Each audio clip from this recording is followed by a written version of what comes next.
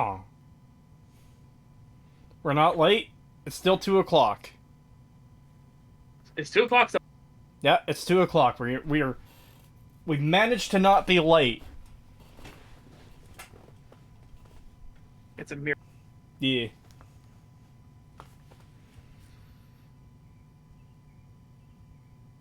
Well, that was a good stream, everybody.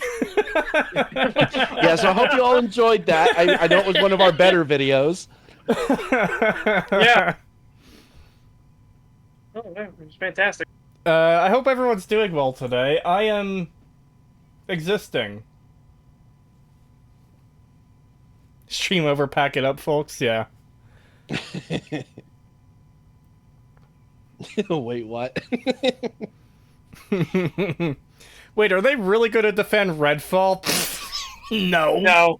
No, absolutely not. I I canceled my wedding for nothing. Oh. You canceled it for something. You canceled it for a 30-second long stag. Yeah. It's well worth it. World record. So, let's get this started off proper, though. Cree, what did you do this week? I existed. I spent the last few days at work and trying to censor a 6-hour-long fucking video. Something, all work, no play makes Cree. I forget how the rest of the quote goes. Cree, a dull boy. All work, Yes. no play makes Jack a dull boy, is what the original quote is. Yeah. That's pretty much how I am right now. And I'm gonna be even more like that by the time part 4 is done.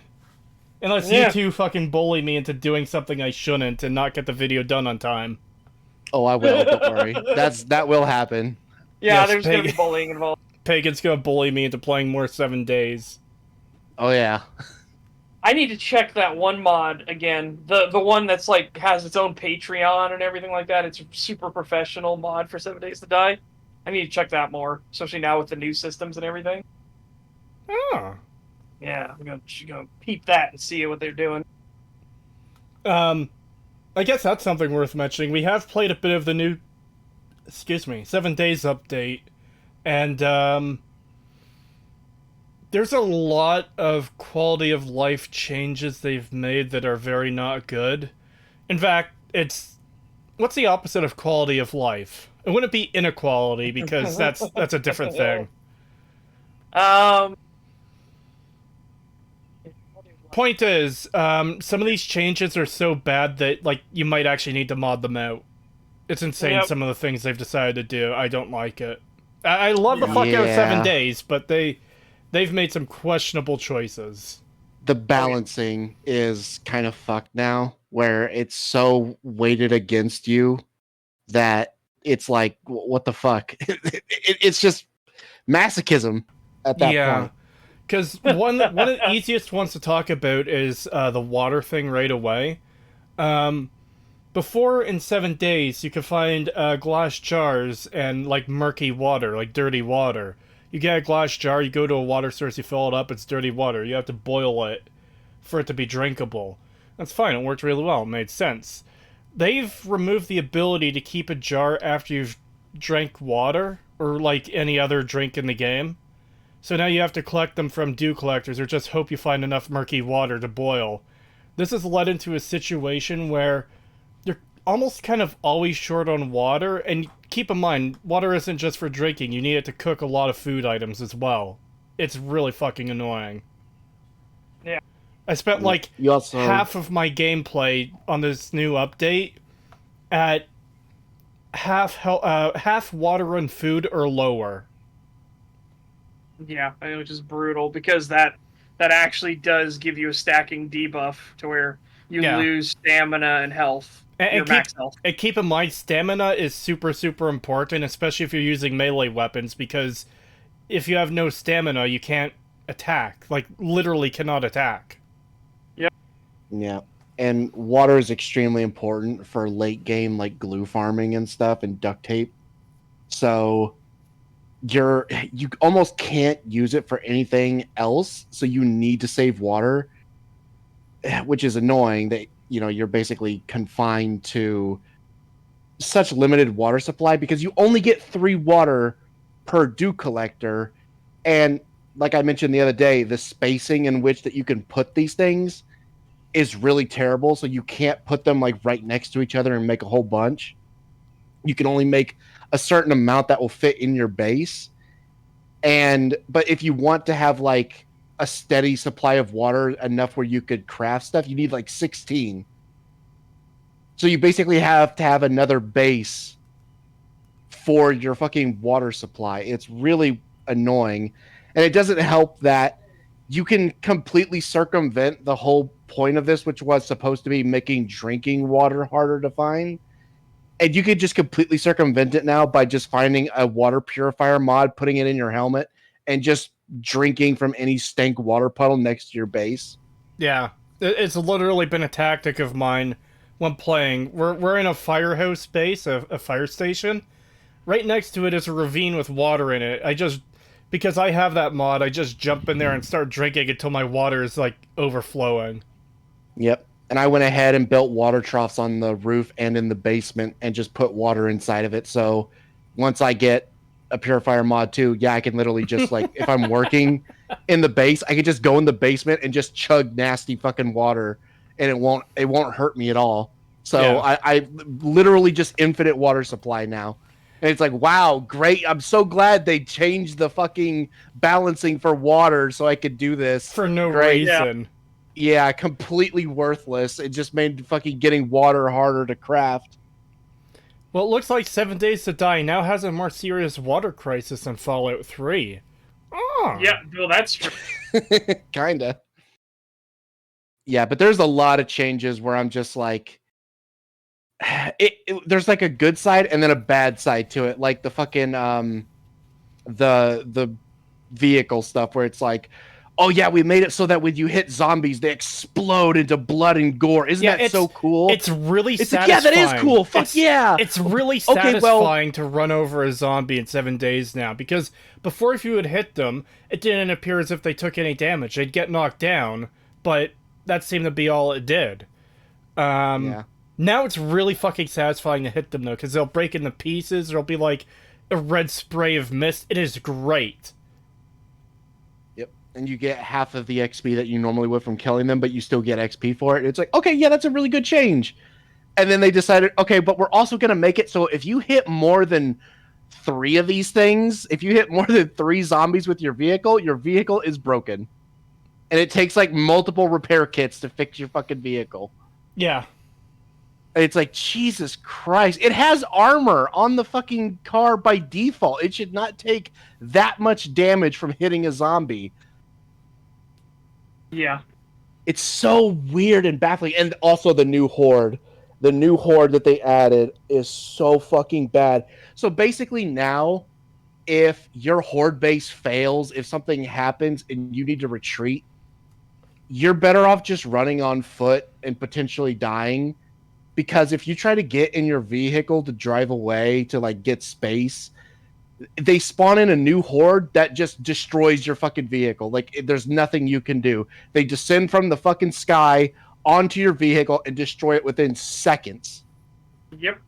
So you're just not allowed to run away from hordes anymore by vehicle. You have to be on foot. Which is impossible because they run at night typically. By default settings, they run at night. I think regardless of your settings, they'll run on a horde night. And it's like there's no chance of escaping. At that point, it's just a cycle of death. Unless you die and just wait for night to pass. Yep. It is not great. And I also really do not like that they added fake screamers to the game. Oh, yeah. Because that is so fucking, like, unintuitive, especially for new players. Like, if you're a new player and you go into a POI and you run into a screamer that's one of the new fake screamers they've added to POIs now, they don't actually summon a horde when they scream. So, you would just assume, oh, it's just another standard zombie type that you kill in POIs and stuff. So if you run into one in the wild, you're not going to know, oh, I need to kill this thing before it fucking screams. because the new players already experienced them. They're not going to think that. But no, if they run into one in the wild because they generated too much heat, it's going to summon a fucking mini horde on them, and they're not going to know that, and it's completely unintuitive. I don't like that they did that. That's such a dumb thing to do, to make fake screamers and put them in POIs. That's just dumb. It is, and mentioning that reminded me about how in our old base on the old world, we were getting screamers at our base all the time, even though we weren't actually doing a whole lot there.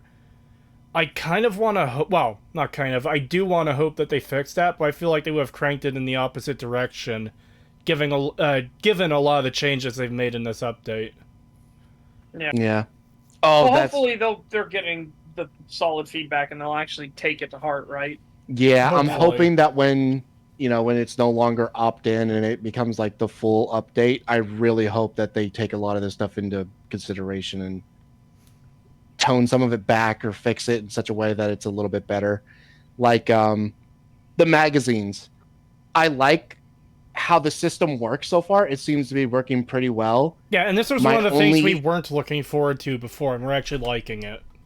Yeah, but one of the things that I've noticed that I kind of have an issue with is once you reach a certain amount where it's like, okay, you can now craft level 5 whatever of this thing, you no longer need the book. Like it's just a waste at that point to like keep reading them because they don't do anything after that, but they still take up your loot table, so you're just stuck with these worthless. Aren't they supposed to give you a little bit of EXP for each one? They do. You have max? Yeah. They do give you a little bit of EXP, but that's like nothing compared to just like killing a zombie is worth like triple that. So it's kind of like Fair. But I don't mind it for the fact that you could sell them. I mind it because you need these things to progress, and if you literally just have like, oh, you need to read like 20 more of these magazines before they're gone from the loot table, can be really annoying when it's like, okay, but I need to progress my other stuff, and the only thing showing up is magazines that I've already reached the limit for, and they're just polluting the loot table now. Now, if they had made it so that you get like a perk bonus for reading all of the magazines, like kind of like what they do with the regular magazines that you read, where once you get them all, you get the set bonus for that. If they did that with the regular magazines, it wouldn't be an issue. Yeah. But the fact that you get nothing out of it other than a tiny amount of XP for doing it, it's just a almost like a soft lock for progression. And I'm just like, that needs to be tweaked a little bit. And then the thing that really disappointed me was the armor update, which I don't understand why they did it. So for like the promotional stuff for Alpha 21, they were like showing off the new armor types and how they're like fixing some of the like issues with some of the armor, like the clipping, and just completely remodeling some of the armor designs. And I was like, ooh, that looks really good. I especially love the military armor redesign. I'm like, ooh, that looks really good. And then, the update comes out and they even have like stands now with the military armor on it that shows the new model. And it's like, ooh, yes, I can't wait to get that. And, like that's what I'm going to look like once I get like my full set of military gear, right? No, they haven't changed any of the actual armor that you wear. All of the armor that you wear is exactly the same as it used to be. No tweaks, no fixes. There's still really bad clipping issues, and none of the models have been updated at all.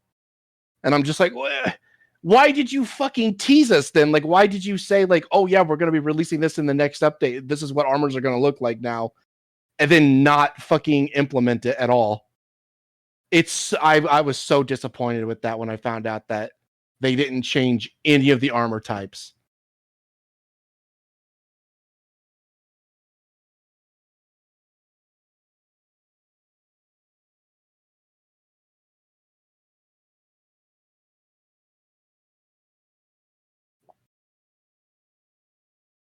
Yeah, I was really looking forward to it. Like the military armor looks so good. I actually liked the new iron armor. A lot of people were criticizing it, but I don't know. I didn't think it was that bad. I kind of liked it. It reminded me of like the Ned Kelly armor, and I was like, oh yeah, I understand that. Like, I get why you would like want to have armor that looks like that in the like a zombie apocalypse.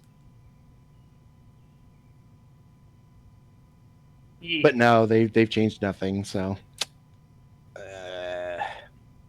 Yeah. also Well, I was apparently going to you're ask muted. No, I know. Pagan what he did this week, but I think we know what he did this week. He played 249 hours of 7 Days to Die. Yeah, so it seems. Yeah, mostly 7 Days to Die, and we also watched Injustice. For whatever reason, it was very random. We just randomly decided to watch Injustice, but Kind of random. I saw a clip on Twitter of it. I'm like, okay, I want to check that out. And I asked Pagan if he wanted to watch it because he happened to be available. I also watched Flashpoint Paradox because people were talking about the Flash movie and how much it fucking sucks. And people are saying, yeah, Flashpoint Paradox is better. Watch that instead. So I did. yeah. Yeah. My week was super fucking busy. Super busy. We had the Steam Next Fest that took place. So Oh. Steam every year will do a Next Fest, and they'll have all new upcoming games. They'll have a bunch of demos, stuff like that, out for their stuff. Be like, hey, this is gonna be us. We're a project, maybe an indie studio, so on and so forth. They put out stuff. So we went through and we just played a bunch of them. So I have 9 of them, I want to say, that I did on stream. No, sorry, 13 of them I did on stream. And we did Hammerwatch 2, which is really good. Starship Simulator, which has good potential, but right now it's a tech demo, and that's basically all it is. Space Trash Scavenger, which is a survival game in space. Oh. And you literally work for a company that's just salvaging old, abandoned like sites and everything. Oh. Yeah, because what happened was humanity went out to the stars and we thought we were alone, and then we got attacked by an alien species known as the Entity, and we tried to fight back, but it wasn't working, so we just retreated back into the safe zone away from the Entity, and now they're slowly sending out like scavenger teams and research teams into the hostile areas. So you're out there having to deal with the Entity every now and then, while also scavenging things. Is this 3D? Yes. Ooh. Yeah, and it actually has fucking interested. Yeah, it actually has proper like space physics and mechanics. Though it also has Mario Galaxy like gravity on different planetoids and everything too. So like you can walk around the little planets or walk around your base that you set up, your salvage platform. Nice. And yeah, so you can just be walking, instead of walking off the edge into space, your character goes, what? And snaps to the next tile, and then snaps to the bottom, so now you're walking on the bottom of it. It's disorienting if you're running, so I always had to slow down when I went around the edges. I Then played a lot of Xenoids. Alien versus Predator, so I'll probably get used to that pretty quick. Yeah. I played Xenoids, which was obviously a reference to xenomorphs and aliens, right? But it was an up to 4-player survival game where you're trying to escape a space station that has a xenomorph thing on it, multiple in fact. And it's all procedurally generated. It is janky as fuck. It's not Slav jank, but it is Russian. Because you would get pipes that would get damaged, and it'd be like, in English, it should say, weld the pipes. In Russian translated to English, it is brew the pipes. Oh. And it's like, what? It's like, how the fuck do you brew a pipe? And my chat goes, well, okay, in Russian, if you translate directly and literally, it'd be like brewing tea to repair. But yeah, no, you just fix the pipes. It's like, oh, okay, that makes more sense now. Can you believe this pagan? He doesn't know how to brew a fucking pipe. I don't know how to brew a pipe. No. Metal pipe dropping sounds. Yeah. Don't make me break out the soundboard. I could do it. I know you can.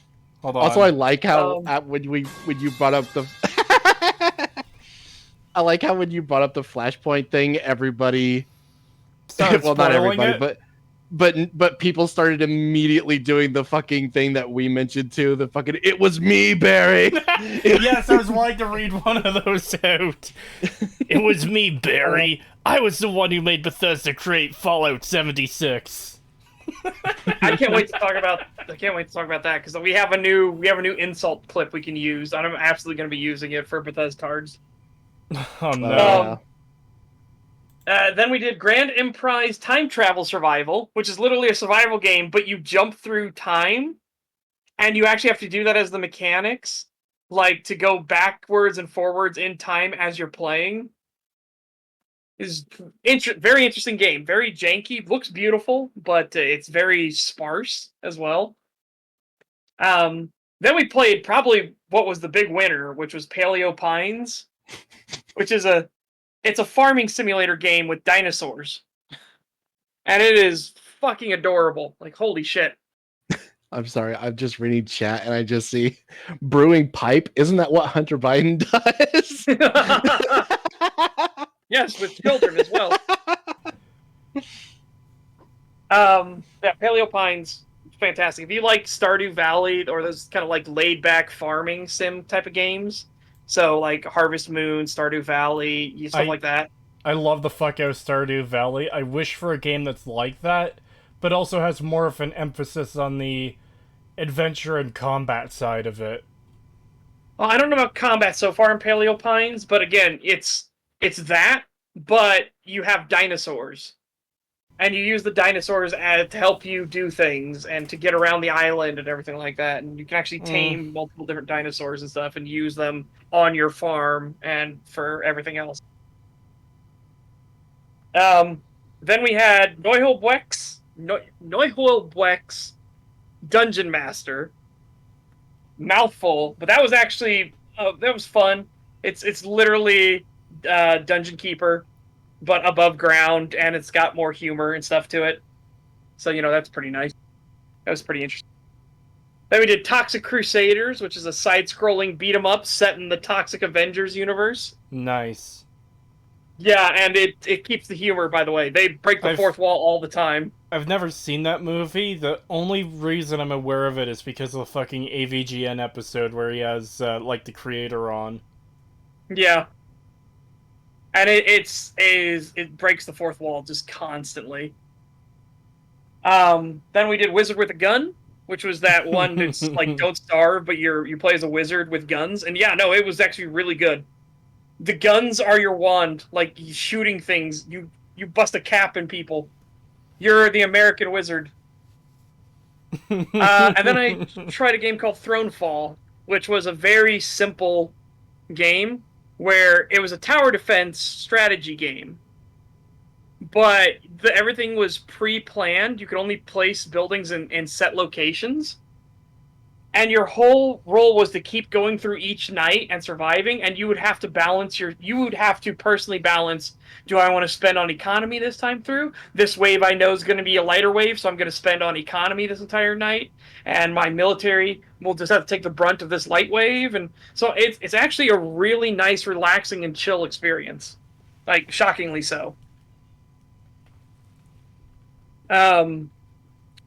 Then on Saturday, my community watched Grabbers, which is a movie I watched with Pagan previously.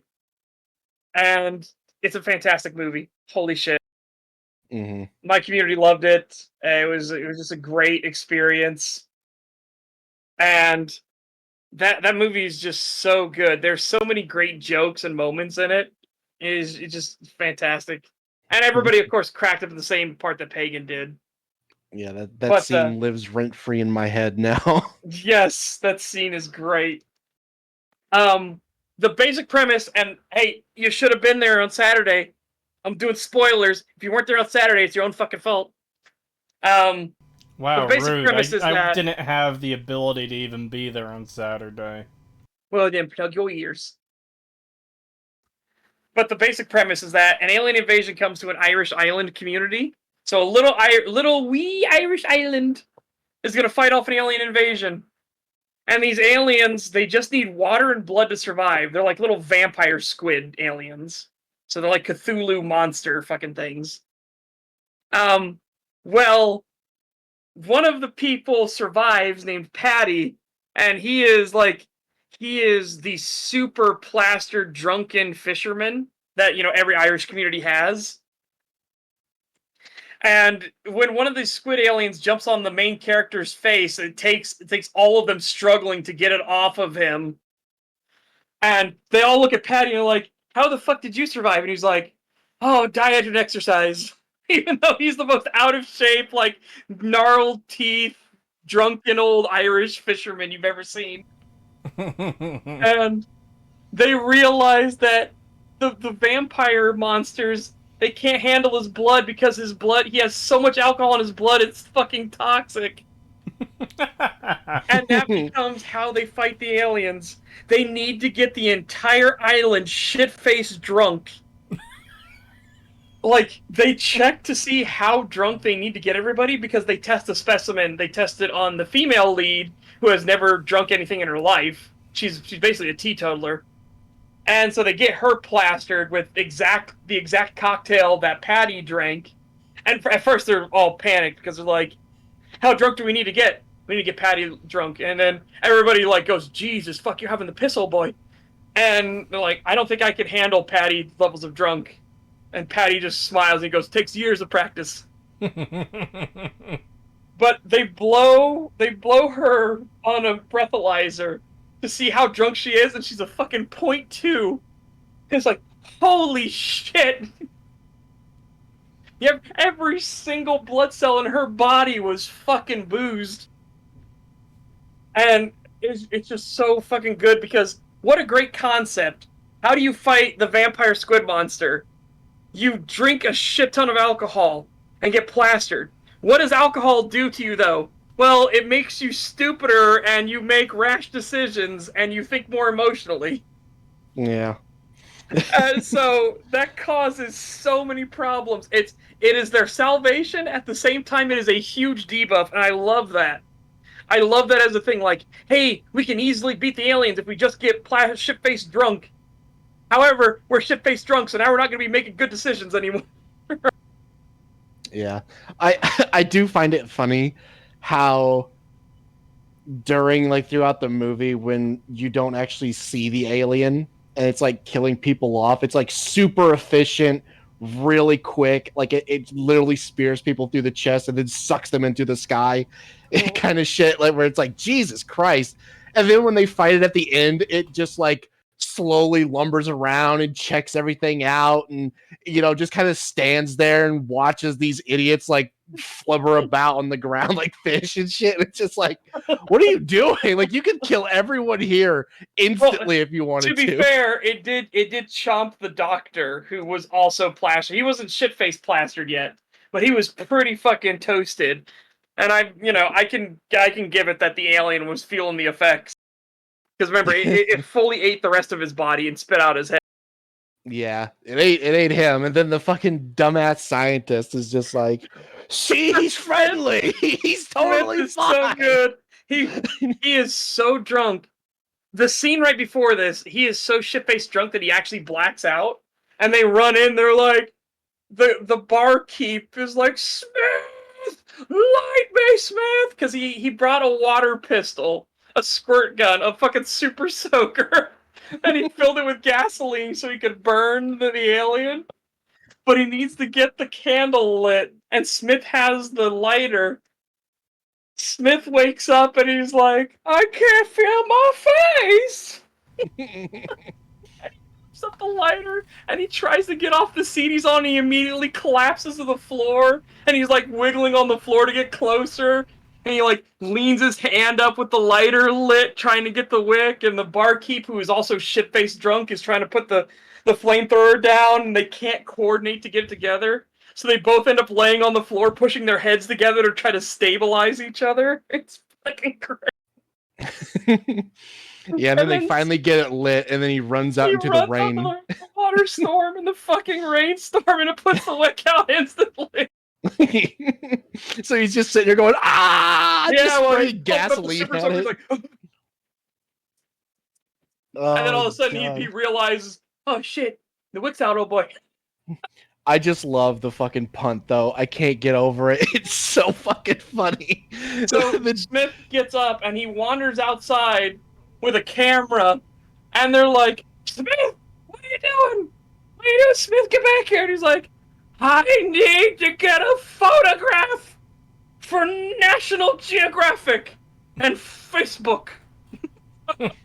So he's like walking out there, like he can barely walk in a straight line. He's stumbling everywhere, and he's walking towards the alien. And he looks at it, and he looks like an autistic retard, lifting up his camera, and he like takes pictures of it while not actually looking through the viewfinder or anything. He's just like shooting it, and he can't keep it steady. And he keeps talking about like, you are so beautiful. And it comes up and it starts like petting him because it can tell he is shit-faced fucking drunk. He reeks of alcohol. Yeah, so it's like it isn't gonna eat him because it knows what'll happen. So it's just like touching him and feeling him, and they're like, he's just like turns around and he's like, "See, guys, you guys are overreacting. It's friendly."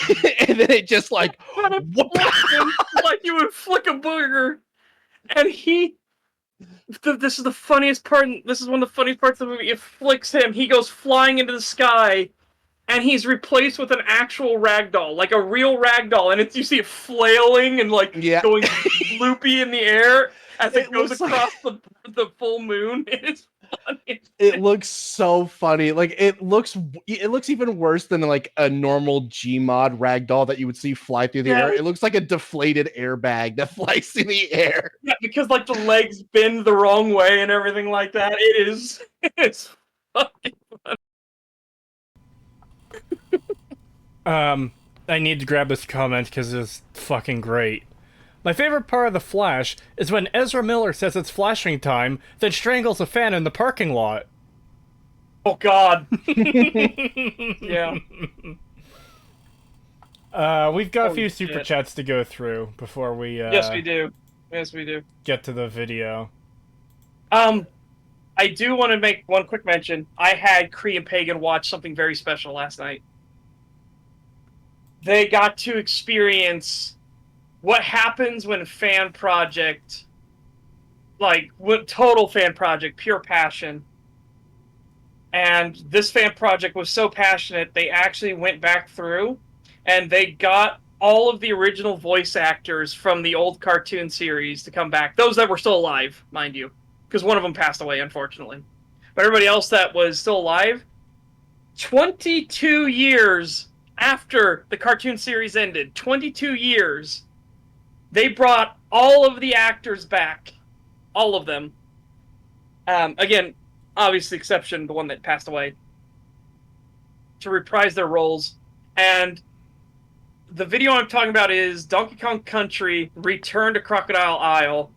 And if you haven't seen it yet, it is stunning how well animated it is, how well put together it is, the production quality, the voice acting, because obviously they brought the actual voice actors back.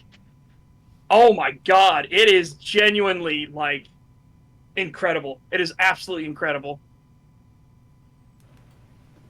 Yeah, it's pretty good. Donkey Kong! Yeah. Oh god, someone mentioned MSS Blue.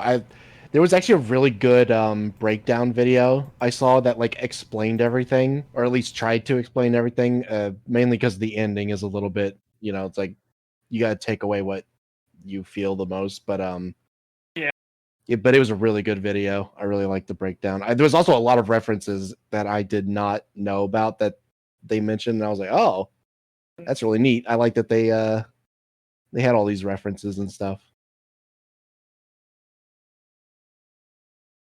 Yeah, especially Blue Soldier, Red Demo Man. But granted, that's one that a lot of TF2 players would know about, that they are actually friends in lore and canon. Yeah. God, MSS Blue was so fucking good, though. Oh my god. It's so good. Ah. Anyways. Chats. Yeah. $5 from Just a Guy from Alabama. Thank you. That article moaning that you can RP as a cop in Starfield almost makes me want to get it, so I can RP a Judge Dredd or Robocop-esque justice dispenser. It might be worth covering that article at some point, considering how fucking retarded it sounds. It is so fucking bad, and it is so funny to me that I just hope that there's just a large number of people who, once they get the game, will just roleplay as space police. That would be so fucking funny, and it would piss them off so much. Please, no matter how bad that game ends up being, please, if you get it, roleplay as a fucking cop in outer space just to piss to piss them off. I'm tempted to do that, but instead of like properly role playing as a cop, like my character will be a cop, but he just like goes after everyone Judge Dredd style without without distinction. That would be amazing. Like everyone is a criminal. $10. I linked that video I was talking about in chat too. If you guys ever want to check it out, save that link for. $10 from Mitiko the Tricky. Thank you. There was once a trooper from Nantucket who said patrolling the Mojave can suck it. With whimsical aplomb, he wished for a bomb. General MacArthur should have dropped it on Vietnam. Sorry, wish for a bomb. General bleh. Okay, whatever. I'm. Nah. Yeah. I fucked up. Sorry. That was the wildest part. It was the fact that we almost went into a nuclear war immediately after World War II. Because during the Korean War, MacArthur wanted to nuke North Korea. And he's like, nuke him! What? And he's like, no! Nuke him! No! Come on! Do it! You're fired! $20 from Terror24. Thank you. Hey folks, it's been a while since I've caught a stream. Can't wait to discuss professional game critics' bad takes. Also wanted to know what y'all think of Starfield so far. I'm currently at a heavily cautious optimism. I am very firmly in pessimism camp right now. There's a few things that looked... There was a few things that looked half decent, but it also raised a lot of fucking issues. I shouldn't say issues, it raised a lot of concerns. The Starfield Direct actually did more to damage my I didn't even have optimism, but it more firmly rooted me in skepticism that it's going to be good. Yeah, that Starfield Direct was really not good. Yeah, I didn't have much of an opinion on it before that, but then watching that Starfield Direct, I'm just like, oh no, there's so many problems just in the Direct that I'm just like, there's no hope for this game. Yeah, the traits and backgrounds, in and of themselves, if we isolate that all, having backgrounds and traits in an RPG is a really, really good idea. Then we saw how they actually implemented them, and it was like, oh, Jesus Christ, no. Yeah, they were really bad. Yeah. Where the background is just like 3 skills that get a boost, it seems, so it's essentially the equivalent of a class. And then the traits were like exceptionally basic things, like, oh, you can get access to this special chest, but you lose access to the universal chest. It's like, okay? How the fuck is that a trait? Yeah. It's really bad. Live with your parents. You get to speak to your parents. What the fuck? Yeah, good stuff. It's like, oh, Jesus Christ. It's so dumb. And the gunplay, which, keep in mind, It looked fucking terrible. The gunplay is awful looking, and it's like, okay, well, you know, this isn't going to be an RPG heavy game. This is definitely going to be another Bethesda shooting gallery game with like mild RPG elements like inserted into it. You notice for a game that's supposed to be an RPG, most of what they showed off was combat and not RPG. Yeah, and the stuff that they did show for RPG was the fact that you could like compliment somebody and then he lets you through a secure area, and the fact that they called bribing somebody a negotiation. It's like, what? No, that's the wrong fucking flag. Yeah. This is in their video, by the way, that's trying to showcase this is the awesome stuff you can do. And they have negotiation. Well, here, what if I bribe you with 10,000 space credits? And it's like, that's not negotiation. That's a fucking bribe. That's a grip. Like, what the fuck are you doing? You know what I can't help but be reminded by? What's that? the one single Whiterun guard that is guarding the door to let you into the town, and how that's the one single character, this nameless guard, is the one character with the most like persuasion options in the game in this one encounter. You can bribe him, you can persuade him, you can intimidate him. I think there might have been another one. This random character for a thing that like you're going to get by default anyways, because you literally cannot progress the game without entering. The only other guard that even has remotely close to that is the one for Riften, the Riften Gate guard. That's it. Right, I forgot about him. Because he tries to make you pay the toll to get in, and you call him on his bluff, and then he'll back off, and then that's it. You never deal with him ever again. That's literally it. Yeah. So yeah, not optimistic about Starfield at all. I'm expecting standard Bethesda sludge. Yeah. Maybe it'll be a situation where it's like a cunt hair better than what we're expecting, and it's gonna be the winner of the past like 3 or 4 Bethesda games just for that fact alone. Yeah, it didn't help that Bethesda was constantly like saying it's going to be the usual Bethesda quality, and it's like if you pay attention at all, you know Bethesda does not have quality. Holy shit. Yeah, that's an indictment of the game, not a fucking. That's not putting confidence in me that you're gonna make a good game. Yeah, it's just gonna be another Bethesda shooting gallery in space with the same usual fucking very basic RPG mechanics, like pushed into the game, like very little, and it's mostly just gonna be a shooter. But the shooting looks terrible, and in fact, they're bringing back the fucking. The Fallout 3 like 70 80 degree fucking bullet like coming out of the barrel shit. Like, oh my god, what the fuck happened?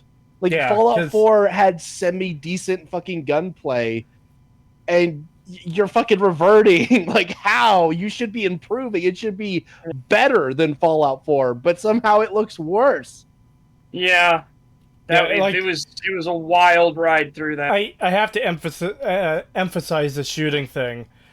Like, the little flashes or sparks that are coming out of the end of the gun, like, they are shooting off, like, to the side almost. Like, obviously not at a 90-degree angle, but it is like a cone of where the bullets can go to from the barrel of the gun.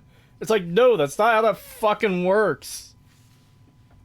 Yeah, the fucking the massive P90 that they have for some reason. I don't know why it's so fucking big, but when he flies up with the jetpack and tries to shoot the dude on the ground, and the gun is pointing perfectly straight forward, and the bullets just go down at like an 80-degree angle to hit the guy, and I'm just like, oh my god, that looks so fucking bad. Oh, and yeah. The fucking shotgun. I don't think they fixed it. I'm pretty sure it's still the fucking square barrel, putting a rifle bullet in it, and it turns into pellets. And then when you eject the shell, it still has the fucking rifle bullet in the shell. Yeah. What are you talking about, Pagan? It's gonna be a fucking 12 out of 10. Oh yeah, totally. It's cyclical. Yeah. $10 from Light of the Twin Lamps. Thank you. Have you seen the Day 1 bug that changed Fallout New Vegas' canon? By Rosen Kruitz? Well-made video, but he makes out like New Vegas fans think the game is flawless and hyper-analyzes one bug. Yeah, I have seen most of that video. He does make a good point about how the, oh god, why am I forgetting their names? Fucking Benny's crew. Oh, the chairman. The chairman. Yeah, the chairman. The chairman. He does make a good point about how the chairman and all the promotional work have a different looking outfit, and then how in-game their outfit looks the same as the Omerta's. So they're less distinct because of that. That is a pretty good point. I don't like the over-analyzing kind of way the approach it's taken to it. And like the guy in the super chat says, makes it like New Vegas fans think the game is flawless. No, I don't think anyone thinks the game is flawless. If they do, they're wrong. Yeah. I don't think I've met like. There's got to be somebody out there, right? Because there's weirdos all over the place. I But I mean, don't think I've there's ever people who met think The Last anybody. Jedi is flawless, so... Yeah, Like, you can but I find don't think someone for I've everything. personally met anybody that thinks New Vegas is flawless. Yeah. Yeah. I don't personally know anyone who's ever said that New Vegas is flawless. I think a Yeah. lot of people who don't like the Fallout New Vegas crowd, they just don't seem to understand that, like, people who like Fallout New Vegas are more willing to give the bugs and stuff a pass because we know the like background for the game and how much they got fucked over by Bethesda, and like what they made was a miracle. So And again, the rest of the game is super fucking quality. So yeah, exactly. And it's like they had so little time while also being fucked over, and they still managed to make a better game than anything Bethesda had made in terms of Fallout. And Elder Scrolls, honestly, like I would say they're better than anything that that Bethesda had made with it since Morrowind. How about that? Yeah. yeah.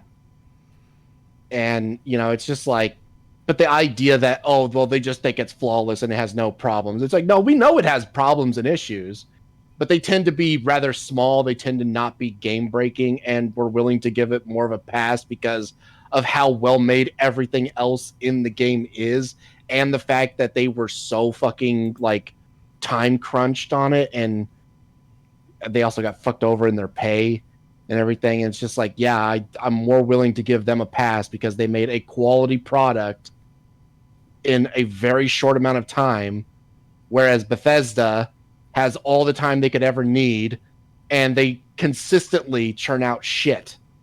Yeah. Yep. Yeah, I will be right back a moment. I need to refill my water, but feel free to continue. Super. Yeah, I'm going to continue. Yeah. 3-month membership message from Bentastic197. Thank you.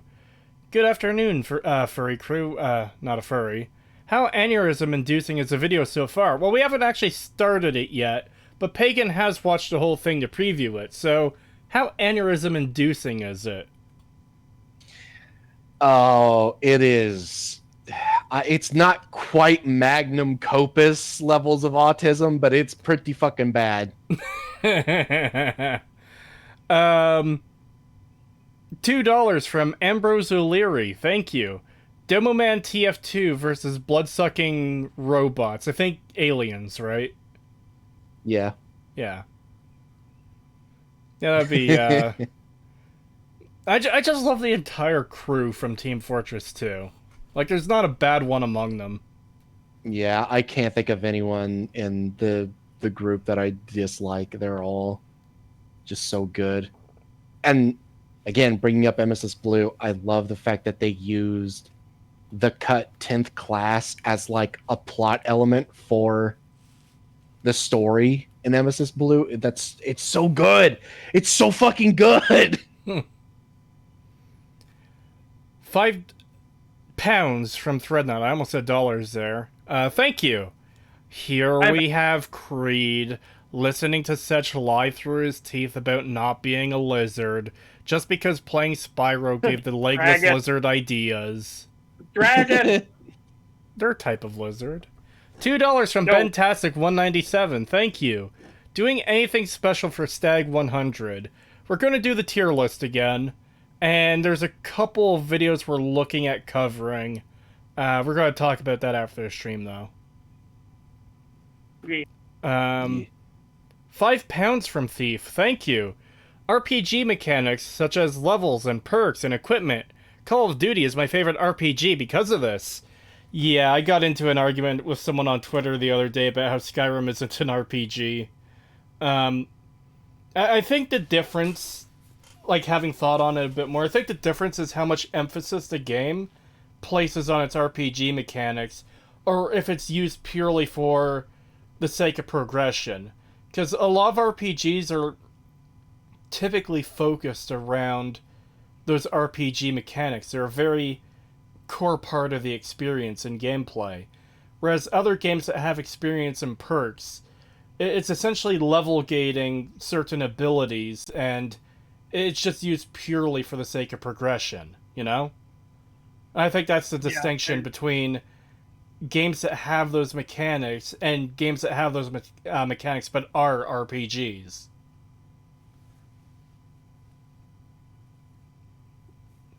You agree? Yeah. Mhm. Cool. I do. $2 from Just a Guy from Alabama. Thank you.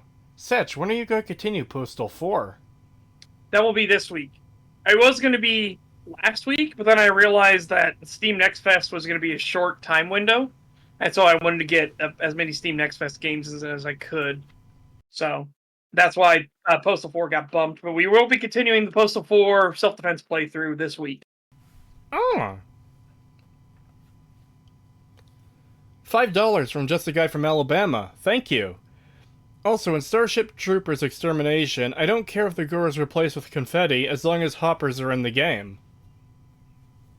I think they will be. Again, tankers are coming. We know that for sure. They've already got the models in. They've got the corpses in. So we know tanker bugs are coming. I would be shocked if they didn't bring in hoppers to deal with obviously the hunter players that can jump up onto buildings and get away from all the bugs. So yeah. Before grabbing that last super chat, I do want to grab a couple comments here. Creetosis, doesn't that basically remove all games such as JRPGs from being RPGs? JRPGs are sort of a separate kind of RPG altogether, so I wouldn't count them in like that discussion. Because JRPGs are different enough from like what we consider normal RPGs that they're basically two different genres. It's the same thing with European RPGs. They are distinct enough that they are their own genre. So sure, they have RPG as their base route, but you can just tell the difference between the JRPG versus a Western RPG versus a European RPG. Hey Cree, do you have any plans to upload the rest of the Stags to the second channel? Absolutely, I've just been procrastinating super hard, because I've been focusing most of my time on video stuff. Go try and upload one of them tonight, though, after the stream. I'm very sorry about not keeping up with that, but, like, I've just been focusing on the video. And last super chat for now, because it's the last one we have. £5 from Threadnought, thank you. I watched the Starfield Direct and came out of it alive and cancer-free, so it's much higher quality than I expected. Still looks terrible, though. Oh. Yeah, it's, what was weird was Bethesda was talking about their attention to detail, and then you could see that they didn't have it, like, in a lot of places, but then they would show, we like food, and then you see, like, their food models are, like, super high quality, something like that. It's like, okay, well, that's all well and good, but why didn't you spend that time, like, fixing any of the other stuff? Like, what are those gun model designs? Holy shit. Yeah. Attention to detail, but let's make ludicrously, weird-ass guns that wouldn't function in any way. Yeah, I really didn't like the designs of most of those guns. Are we ready to start the video now? Yes. Sure. So Pagan already kind of mentioned it, but this is from the Magnum Opus guy. So that already gives you an impression of how this is going to go. Yeah. Like I said, there may be a time to actually drop a special clip in. Oh no. And I will fucking do it. I will memorize the time, and I will put in the thing if we get something that incredibly stupid and self-flagellating for... No, self-flagellation doesn't work. Unless we're talking about him praising. But if he gets super praisey with Bethesda and it's retarded at the same time, we'll go. There's a clip that's going in. Man, I it's incredibly cringe, but I still love the Magnum Opus for how pathetic it was. Yeah. Oh, €2 from Enclave Emily, thank you. You're just a insert system fanboy re. Yeah, Enclave Emily made a video criticizing the Starfield Direct, I believe. And a bunch of, I believe it was, yeah, it was Xbox fanboys came out accusing her of being a PlayStation fangirl for criticizing Starfield. Yeah, It's you're like, just mad because you only have a PlayStation and can't play Starfield. oh, that And reminds me. I play PC games, you idiot. That reminds me. I saw a tweet, I think it was yesterday or the day before, where someone was talking about how this was a PlayStation 5 fanboy, of course, talking about how the Xbox and PC players are upset that they have no games. It's like, motherfucker, what? PC alone has more games than every single fucking console combined. Sit down, you retarded child. Yep. And that's before including emulation. If we include emulation, we have pretty much everything else as well. Get fucked. Yeah, minus the most modern consoles like the PS5 and the Xbox Series X. We have emulators for everything else. I mean, emulators for those are probably in the works right now, though. Oh, absolutely. I guarantee it. The PlayStation 5 emulators and stuff like that are in the works. I hate video game reviews. I've decided it, they just suck. Oh, my apologies. I don't know if chat, it's really quiet for chat. It is super quiet for me, so I'm going to have to turn it up on my end. I just checked the volume. It is maxed out, and it is still kind of quiet. Like, not super quiet, but hopefully chat should be able to hear it. Well, good news is I have the volume control panel for Google Chrome. Oh, yeah, what a great app. Wow, just casually shilling for someone else's Yeah, I'm stuff. shilling for something that's free. Oh, yeah.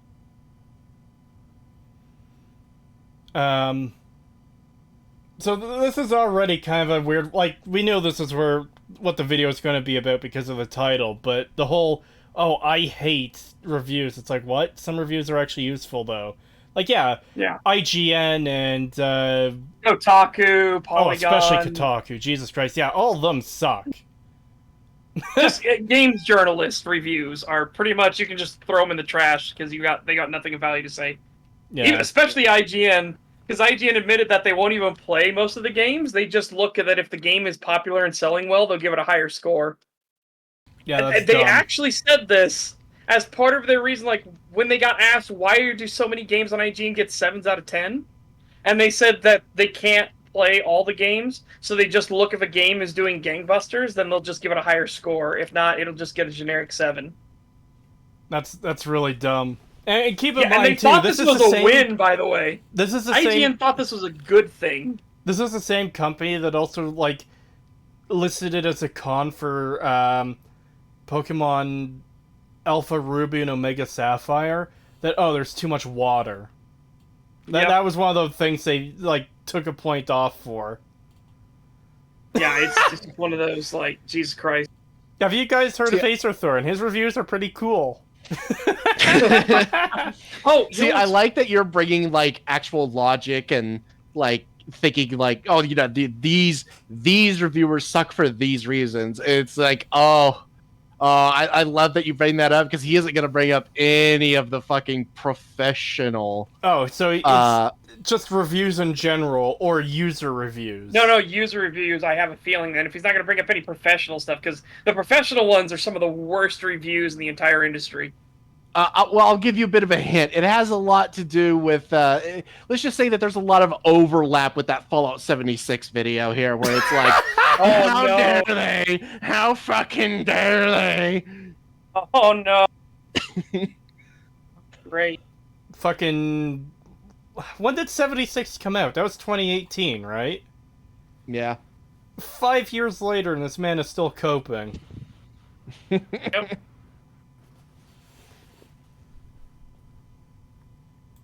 I hate video game reviews. I've decided it, they just suck. I was originally planning on making this video as a big critical video essay, explaining in depth everything wrong with video game reviews. You should have done that. No dogging on you because, you know, from your past work, you're not very bright. But but this is a serious thing. Like, you should have done that. That's what you should do. That should be the bare minimum standard. You need to explain why. Why you hate them. Why they're wrong. What makes you hate them so much. You should actually do that.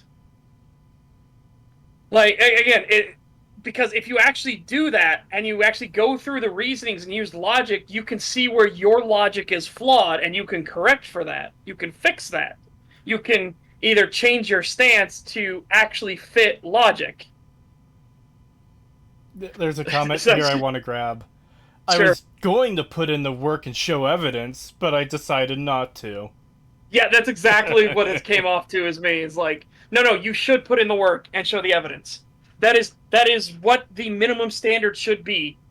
Like, if you claim that all reviews are terrible, now, granted, Pagan is saying he's specifically more referencing towards user reviews and not professional reviews. But if all reviews are terrible, you need to show why. Why? Show the evidence. Explain why it's terrible. Because we can just easily counter it with user reviews and stuff like that are really, really fucking good. Well thought out. They put a lot of time and detail into it. They cite sources and show evidence. But Seth, you don't understand, okay? If he were to do that, if he were to put in the work, all these reviewers would just make paper airplanes out of all of his points. There's no God, I hate the paper airplanes thing so fucking much.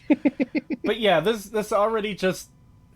Look, I'm trying not to be as much of an asshole as usual. But this that's why I didn't say the one word. I said not very. This already comes across as someone fucking crying because the game they like got negatively reviewed by people. Yeah.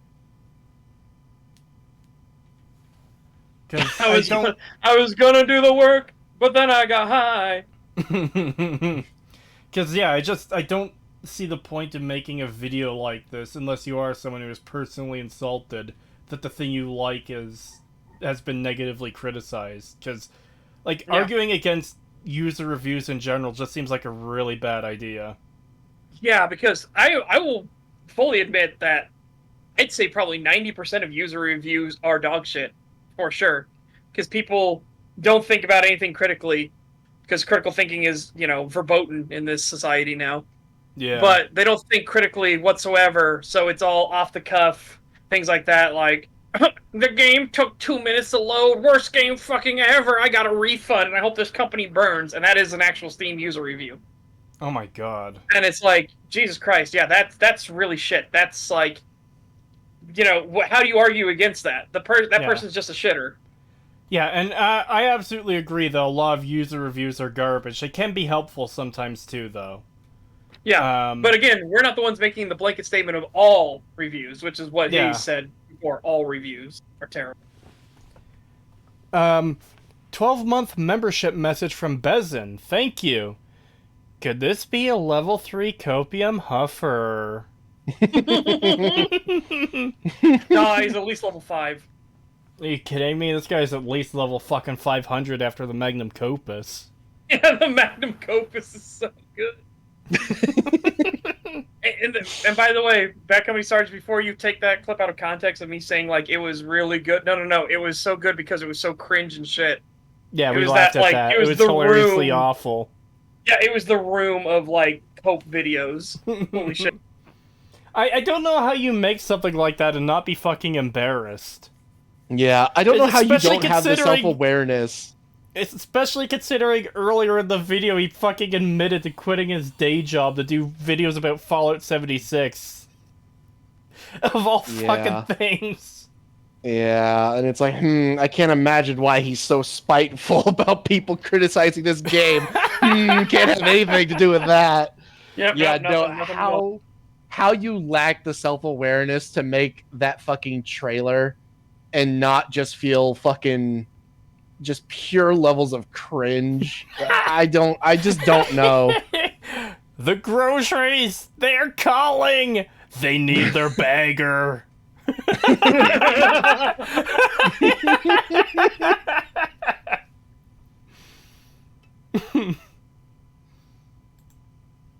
Some proper research to explain it all. Instead, I've decided to say screw it and just have a bit of a rant. Now, I don't know. Again, you shouldn't do that. Yeah, Like- terrible fucking idea. I was Like, there are considering people making that a can well-researched pull and that off. argued point, but instead I'm just gonna rant. Okay. Yeah, there are people that can rant, be incredibly coherent, and be factual at the same time. You can, back up what they say and explain in detail why they came to the conclusion that they did. There are people like that. You are not one of them, Bad Company Sarge, based on your other videos. Like, you need to do the research. You need to show the evidence. You need to actually go in depth and in detail with this stuff. Because remember, the last time we saw you, well, whenever we've seen you talk off the cuff, it has not been great. But the last time you tried to show evidence for your point, it entirely destroyed the entire narrative of your video. When you Yeah. were talking about how horribly toxic New Vegas fans were, and you just brought up people being like, "Well, I was really disappointed in Fallout 4," and that was it. They didn't like wish death on the developers' families. They didn't want people to kill themselves. There was nothing like that. There was no actual toxicity or hatred in that. They're just talking about like, I was super disappointed with this game, or I feel like Fallout 4 is a loved one I haven't seen for a while, but it's actually like a skinwalker or stuff like that. It's one of those. It was the most milquetoast sort of like comments ever. Really tame. A lot of them really well thought out, honestly. And you were talking about like, look at these toxic New Vegas fanboys. And it's like, oh Jesus, no, that's And not. keep in mind toxic at all. too, this isn't a video talking about how both sides of the fandom are bad, and he spends 95% of the video talking about New Vegas fans. Yeah. Yep. Sorry kids, gonna have to cancel Christmas. Dad bet the farm on Fallout 76 vids. Yeah, that was a wild fucking video. I cannot believe, like, he started going into detail, and I'm like, that is oddly specific and sounds like a fucking confession. And then he does outright admit it a few minutes later. Yeah. It's just like, oh god. Can you turn up the vid a bit? I cannot. It is at max volume for me. His video is just really quiet. God, that's weird Yeah. because I have my my audio thing turned way down and it's plenty loud for me. In fact, I had to turn my headset down a little bit. So I don't know why it's so quiet for everyone else, but then so loud for me. Yeah, I had to put the watch together tab at 250% volume. What Yeah, the and I fuck? don't I have that it at, like, ability. I can yeah, raise mine's the at, like, audio a slight bit by raising like the overall the overall audio in OBS. But that'll also turn up Pagan and Setch. That'll make them both louder. Yeah. So let's try that. Just got back. How far in we? 10 seconds? 12? 22. Yeah. 22. It's a miracle. We're at the speed of light on this. we kind of are. know about you, but I pretty much never base my decision of whether or not I'm going to buy a game off of public reviews. Okay, so it During doesn't mean they're bad though. Okay. Like I don't see Yeah. that as a reason to hate them either. Like maybe it's something Yeah. else, but And again, you shouldn't say never. Like, sure, it's like the guy who uninstalled the game because it took 2 minutes to load and then refunded and wished that the developers would never work again. Yeah, that's fucking worthless. But the guy that writes, even in a Steam review, a fucking 10-page dissertation of like all the issues he had and all the pros and cons of it, that's a pretty well thought out fucking review. Yeah. I find reviews typically useful when I'm looking whether I want to buy a game or not, because sometimes people will give information about how, certain things work in the game, or, maybe a mechanic that you were looking at the game for that interested you isn't quite as deep as you thought, so it's like, oh, I guess I'm not going to get that then. Or you look at a review and it's like, oh, hey, this game has this thing in it which is really neat, and it's not something you expected to be in the game. It's like, oh, wow, that's actually really interesting. I think I might get it. Or, Yeah. like, reviews about bugs or story issues or whatever else, I find them very useful. Yeah. Doesn't Yeah. mean I take them all at face value, but they can generally give you an idea of what people think of the game. Yeah, and you can get an overall sentiment too. Like if you don't, out of all context, right? If you see that something comes up on Steam that's newly released and it's mostly negative on the things, and give you an overall thing of like, ooh, I need to look into this more before I spend my money, right?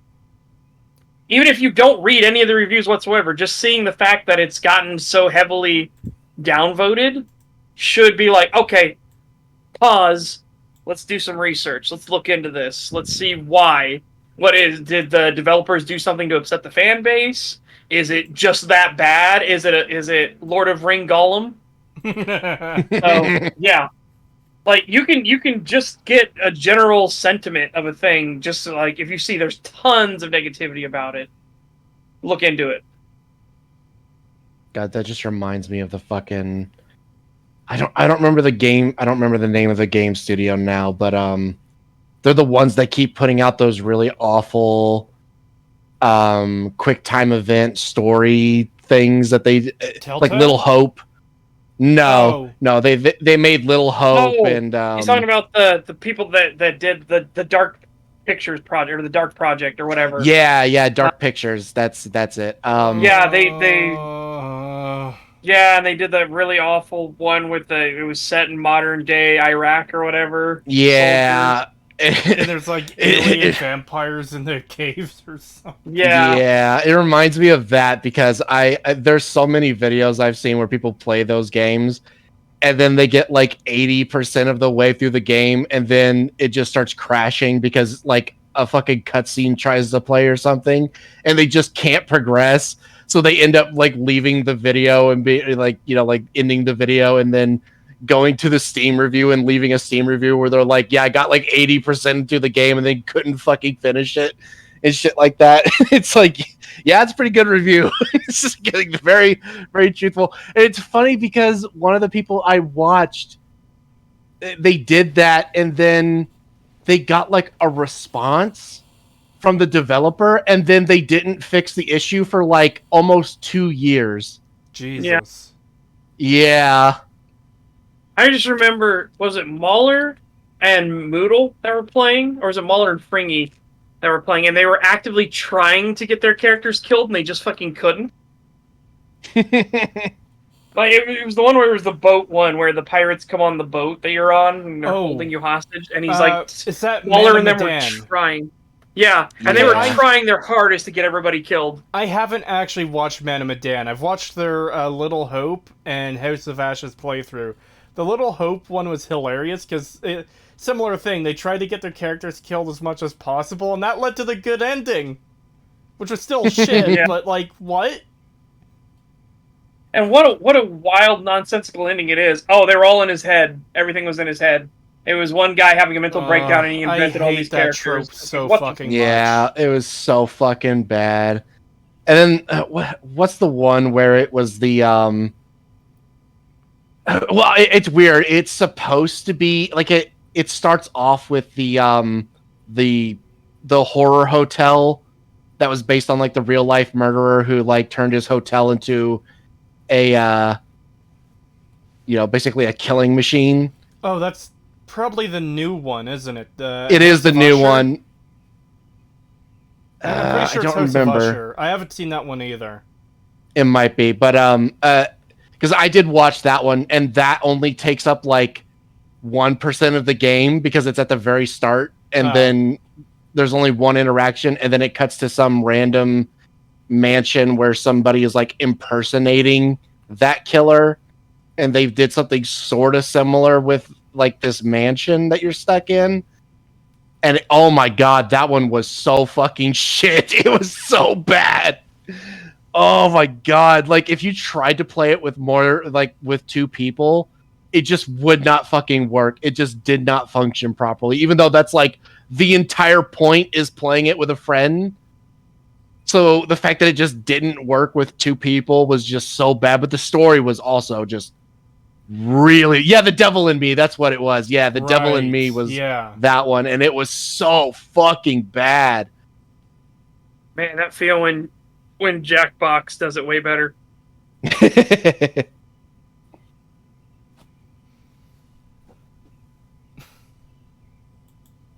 latest recording of the Pitfalls End, which is Cato Genesis's podcast. How do you say his name in plural possessive thing? I don't know. But during that, we briefly talked about reviews and found out that both Jared Gaming and I don't watch or read reviews, but Cato does. So I at least know that I'm not alone in this, but there's going to be some people who don't agree. Fair enough. Personally, though, if I'm considering checking out a game, I'll take a look at the trailers, read the description, and... So you're looking at the That's- marketing material that's Yeah, meant to I'm gonna sell tell you you. on the game, and like Yeah, the very deceitful stuff that tends to not be completely honest and Yeah, omits a lot of the stuff that people have especially an the issue game you're with. currently showcasing, where up until a week before release, or maybe 2 weeks before release, they were calling it a fucking RPG and selling it as an Yeah. RPG, and then they 180'd and called it an action adventure game. Like right before release, after they had already gotten a bunch of pre-orders and everything in, for people expecting it to be a fucking RPG. No, Seth, you can totally trust stuff like Aliens, Colonial Marines. They never lie, okay? No, it's entirely accurate to the experience you would have. Entirely. Like that's not a good thing, Sarge. That is really bad. You should not trust anything a company tells you, because the company is there to make money, and they don't make money if they say, "Yeah, our game is shit. Have you seen Lord of Ring Golem? Have you seen the Sega Genesis era graphics we got going in there?" yeah, no one is going to sell their like big AAA game that costs tens or even hundreds of $1 million as, hey, our game is shit and broken.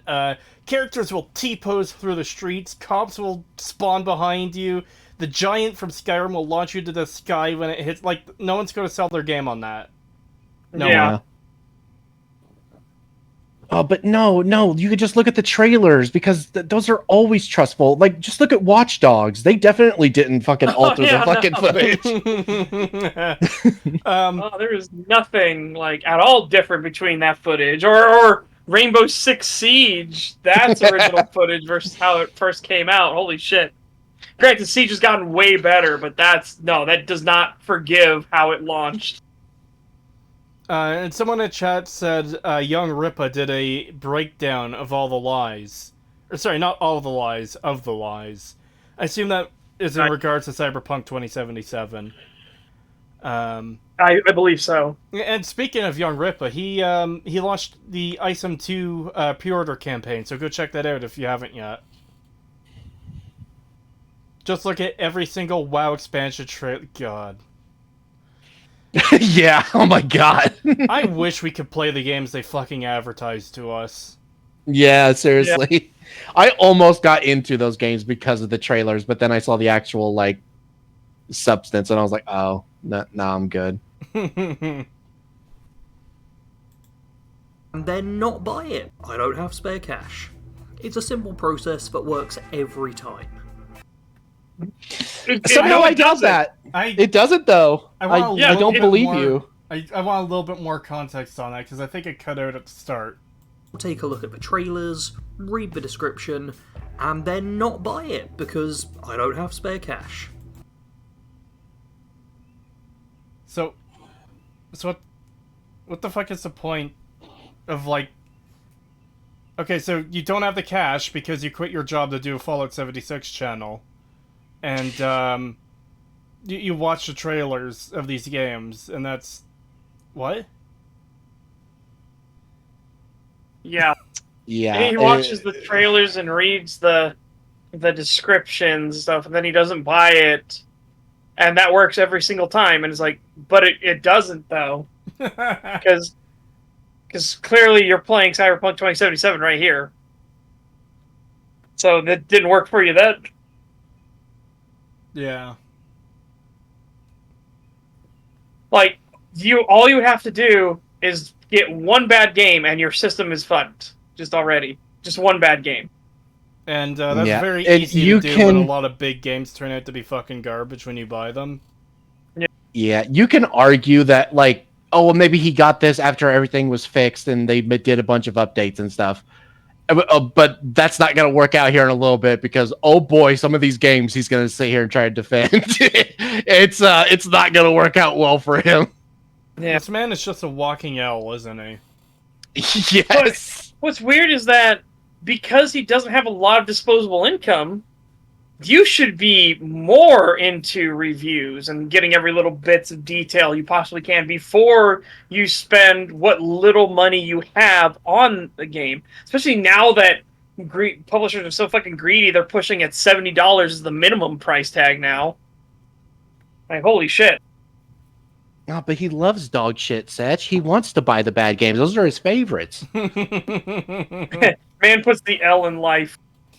The good games he misses out on because he refuses to look at player reviews. Yeah. Yeah, I don't know. If I only had enough money to buy one single game per month, I'd be pretty fucking invested in that game being good. You know? Mm. I would be immensely pissed if I bought a game like Cyberpunk 2077 upon release, and that's my game for the month. Yeah.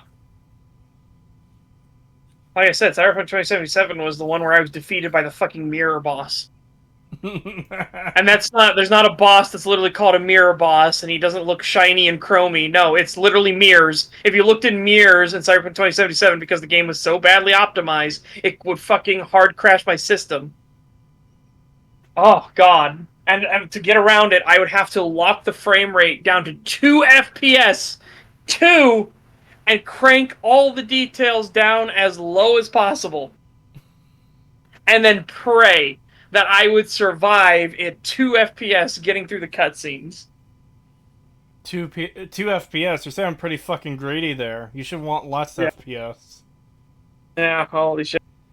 1 per month, try 3 per year, Crete. Yeah, well, I was mostly saying one a month as sort of a standard, because everyone understands if you can buy less games than that per year, then that only intensifies the thing, you know? Yep. But why would an advert lie? Because they're trying to sell the product. Yeah. It's insane how many games, like, you could point to that have misrepresented what they're gonna be. Yeah. So again, this is just a situation of, like, because you have so little income to spend on games, you should be more fixated on the reviews, and as many reviews as possible. And honestly, the user reviews are going to be more... How to say this? They're going to be more well thought out, researched, and with a lot less agenda than any of the actual games journalists. Yeah. I don't know if you guys have seen it, but it keeps coming up on Twitter, and it's pissing me off the more I see it. There's some dickhead reviewer who's playing, I believe it's a new Final Fantasy game, one-handed on a controller while he's eating and looking around like an idiot, trying to prove that, oh, hey, look how terrible this game is, look how absurdly easy it is, blah blah blah blah blah. This man is a fucking cunt. He's got every game journalist mode accessibility thing, activated to make the game as easy as possible. He's not actually playing the game how it's meant to be played. And he's trying to spin it as, like, hey, look how terrible this game is. I hate people like that. They did that because you games journalists can't play the fucking games ever. You guys are so bad at it.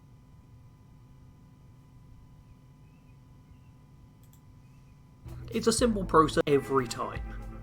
For me, reviews are near pointless to watch because they've got way too many flaws, and I'm going to go through and list all of them that come to mind. Okay, but you're acting like this is a universal thing, like everyone gets the same thing wrong, when you can watch a review on a game from 5 different people, and first of all, one of them might not even be flawed at all, but let's assume they are all flawed. They're going to be flawed in different ways. One person is going to be, you know, a fanboy who's going to absolutely praise and love the thing and not see any issues with it. Another could be a hater who, you know, I love Marvel, I hate DC, so this DC thing is terrible in every way. Just using comics as an example instead of a game. There's going to be the person who doesn't care about story at all and finds no story issues with it.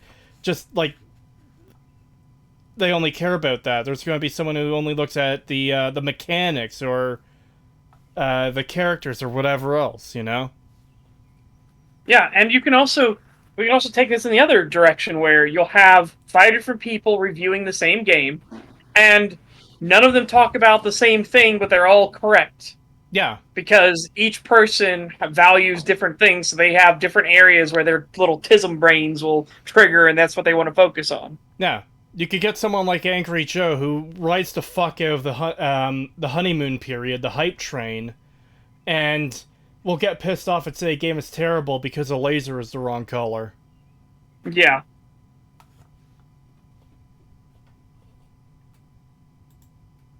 First up, do you like different games? No No fucking shit! My Holy mind mother is of God, blown that's here. why- People like different games? What the fuck? Yeah, Yeah, that's this is why one of you the- take every review, every single one of them, with a grain of salt off the bat. Yeah, this is one of the ones that he mentions that really pissed me off because I was just like, any reviewer worth their salt will fucking be able to identify that they have a bias and work that into the review and be like, yeah, I generally don't like this genre by default. So that's not like a reason for me to take a point off. Like, I'm not taking a point off or anything because I dislike this genre. Yeah. I'm shocked that all people who leave user reviews of games aren't a fucking hive mind. Yeah. Yeah. Crap. Again, that's not a problem. Different people like different things. Yeah. So look at all the reviews and find people that seem to have similar tastes to you, or they're talking about the things that scratch your particular tism. Also, you Yeah, want to know exactly. why this is extra retarded? I don't like Why is racing that? games or sports games. You know what kind of games I'm not going to do videos on? Fucking racing games and sports games. Yeah. Well, and that's the thing. It's like, one, just because you don't like a certain genre doesn't mean you can't do a good review on it. You can. You just have to do the right amount of research and everything. And you should also be able to tell, your audience that you do have a bias against this stuff. Like, that should be you should be open about that fact. But secondly, Yep. if you are a fan of that thing, it should be easy to weed out the fucking reviewers who don't know what the fuck they're talking about because they don't actually play these type of games. It's Yeah. not that hard. We tend to do it quite a bit when we cover videos that try to cover Fallout, and it's clear that they've never fucking touched Fallout. Huggable hipster. Who apparently is continuing the track record and is talking in Halo. I haven't seen the Halo video, I but need to- apparently they continue the track record of not playing the game that they're reviewing. I want to replay all of Halo before covering that video, but that's one we should 100% cover. Yeah. God, I remember showing people the differences between Halo Anniversary and the original Halo on stream, and it's just like, Jesus Christ, the original Halo is so much better than Anniversary. Anniversary is so bad.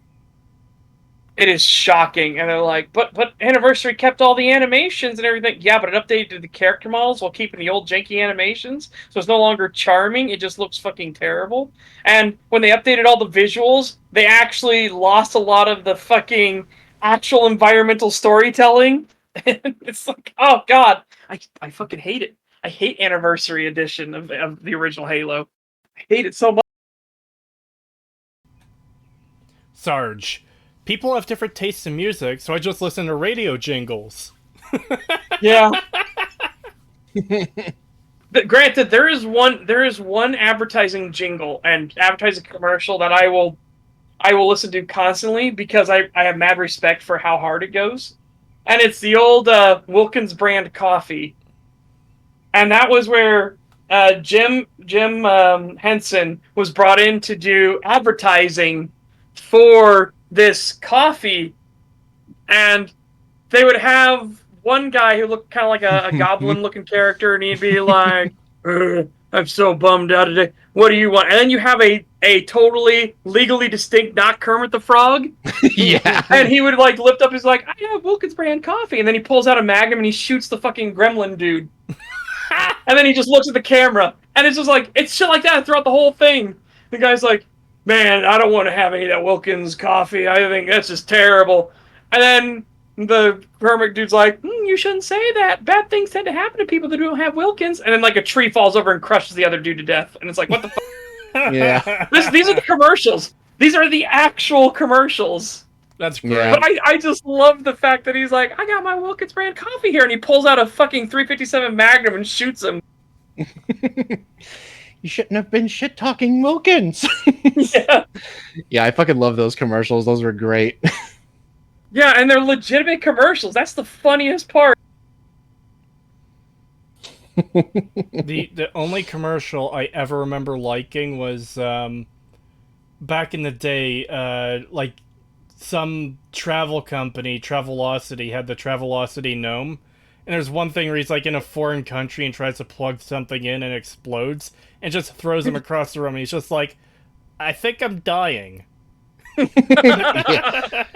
Yeah, God, the old commercials, those older commercials were so fucking good. Like, people have lost the art of making good ads, Yeah. unfortunately, because man, those older ones were so fucking. The Wilkins one was funny because it was literally just buy Wilkins brand coffee or we'll fucking Or kill else. you. Yeah. It's great. Well, yeah, true. We lost art in general. That's absolutely true. Yeah. that come to You mind. just reminded me. Hold on. First up, different. You reminded me of the fucking the comic where they're like they see AI art and they're like, oh man, yeah, I hate this newfound, like, you know, this fake art made by machines and stuff. Yeah, I much prefer human made art, and it's the fucking banana taped to a wall. Yeah. Though, yeah, it is so funny how many talentless hacks are trying to make a career off of AI art, though. And it's one of those things like, how did you think people weren't going to notice that this AI art? And everyone's like, what do you mean? It looks gorgeous and beautiful. And it's like, look at their fucking hands and the fact that they have 3 knees or, you know, shit like that. Or like, why does it have 5 nipples in that bra? Like, what the fuck is going on? It's just wild that, like, AI art is fantastic for quick and dirty, like, I need a concept, I have it in my head, I'm not an artist, I want to get this concept out and do it like this. Like, oh, cool, perfect. We'll work with that from there as like a ground foundation, right? But it's the people that actually try to pass off themselves as an artist, but then they use AI programs to make everything. It's like, oh god, no. Yeah. No. God, have you seen the AI like generated commercials? No, but I've Those seen AI generated YouTube videos, and those are fucking funny. Dude, the AI generated commercials are like a fucking fever dream. They are so fucking weird. Like how everything just like melds into each other and shit like that. It's just so fucking weird. It's like a bad acid trip. Yes. AI art is somewhat bad. AI porn art is perfection. Extra limbs are a bonus. Fucking necromorph looking sons of bitch. Wow. All right then.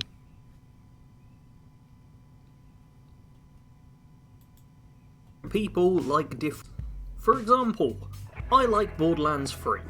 It's a fun first-person shooter that looks really good. Other people?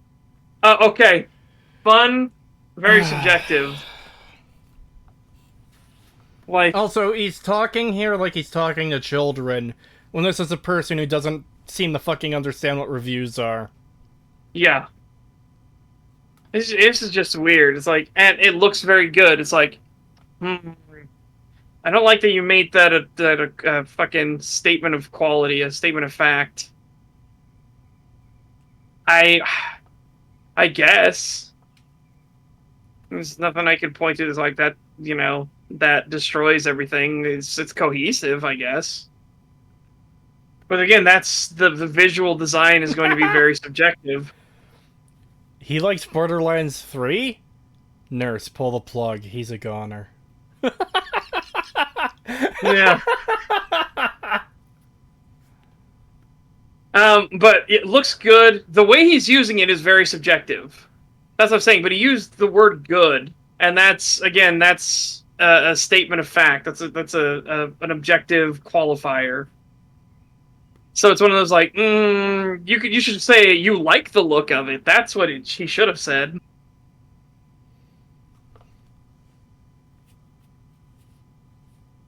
I'm just kind of thinking on this because, yeah, normally when we use good and bad, it's used to determine quality, but I think it can maybe be used in a subjective sense when talking about like that something looks good to you, you know? Yeah. Yeah, but that's what I mean. It's this whole thing though, because it just blurs the line of what's subjective and what's objective again. Yeah, I definitely kind of agree with that because that's one thing I don't like when what people do when you talk about a story being bad is like, oh, it's bad for you, but it's good for me. It's like, well, no, I could show you where it's poorly written, but Yeah, I can legitimately show you how it's bad and in detail and show you with evidence. but that is for a story thing. With visuals, I think it's easier to just to say I think that looks good as a subjective thing rather than objective, you know? Fair, but he said it looks good. Yeah. So he's not qualifying it as a subjective statement. Yeah. He's qualifying it as an objective statement. Yeah. And a good example of like this kind of argument would be like Elden Ring, where you had like some people being like, this game looks shit. It looks like like 12 years old. Like, it shouldn't look like this. And then everyone else is like, the fuck are you talking about? This game looks amazing. The art style is great. Holy shit. Just take people to Leandel and just like this vista. Coming out on the balcony of Leandel for the first time ever and just looking over the city. It's like, oh man. Yeah.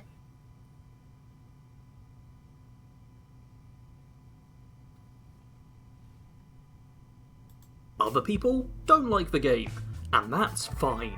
Not every game is fun Is for it? every person. I'm Okay, so you admit that part is the subjective part. The fun part is subjective. But again, so are the visuals. The visuals is subjective here too. Bad Company Sorry. I also don't see the point of bringing this up in an explanation of why reviews are bad. Yeah, like you need to now correlate this to your former argument of all reviews are bad. personally not a huge fan, but that doesn't mean the series is bad, it's just not for me. Talking about it like this, what I'm saying seems pretty obvious. But once it comes to somebody reviewing a video game, it suddenly is a huge deal what the individual reviewer's personal preference is. How? No, it's No, not it isn't. actually. Yeah, Because like that doesn't matter in the slightest. this argument is really stupid because this could be applied to movies too. Oh, I like action movies. I don't like romance movies. So of course, you know, you're gonna like action movies more than romance movies in your review. Okay, but I'm not gonna review romance movies at that point then. Yeah, and Yeah. again, you can review anything that even in stuff that you're not a fan of, as long as you show the evidence of your work, right? Yeah. Yes. Like you're if you say that this story does not work on a fundamental level, like there's nothing of this story that works and the characters don't progress anywhere, but you leave it at that, that's bad. But if you say that and be like, for example, blah blah blah blah blah blah blah blah blah blah blah, that's good. You should actually show that if you have the negatives or even the positives, you say like this character works incredibly well and has a great story arc, and you leave it at that. It's like, okay, no, you need to actually explain like what you mean. And you're like, because of this and the deal with their father and blah blah blah, and then you show because then by the end he realizes he's become his father and that's okay, you know, and stuff like that. And it's like, yeah, that's good. Show the evidence and what you mean. Yes. If you can use objective qualifiers to actually review the thing you're reviewing, whether you like the genre or not should not play a role into it. And again, you can always tell your audience, hey, I don't usually like this kind of stuff. This isn't my thing, but I'm going to review it. And like, I'm going to break down exactly why I have issues with certain things. And as long as you're using objective qualifiers, that's fine. Yeah. Yep.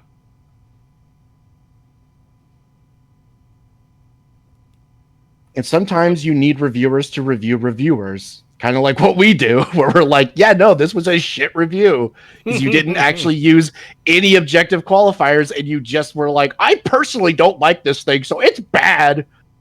Yeah. Which far too many people do. And here's the better part. It was like, Sarge, your original argument is that all reviews are bad. I'm gonna tell you something. The public is more likely to review a thing that they are personally interested in, invested in, and the genre they like. Most people that are normal people and not tism people like the rest of us don't go out of their way to try games and genres they don't like, to leave a review in said game of a genre they don't like. Yeah. So the preference thing doesn't even come up.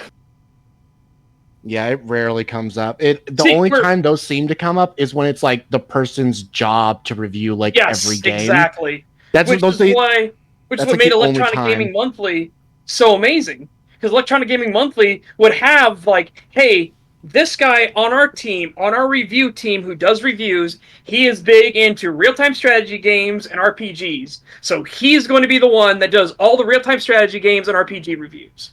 Yeah. And they would say that in the articles. They'd be like, this is your reviewer for this article, and these are the genres that he prefers, and these are some of his favorites in said genre. And then you could be like, okay, there you go.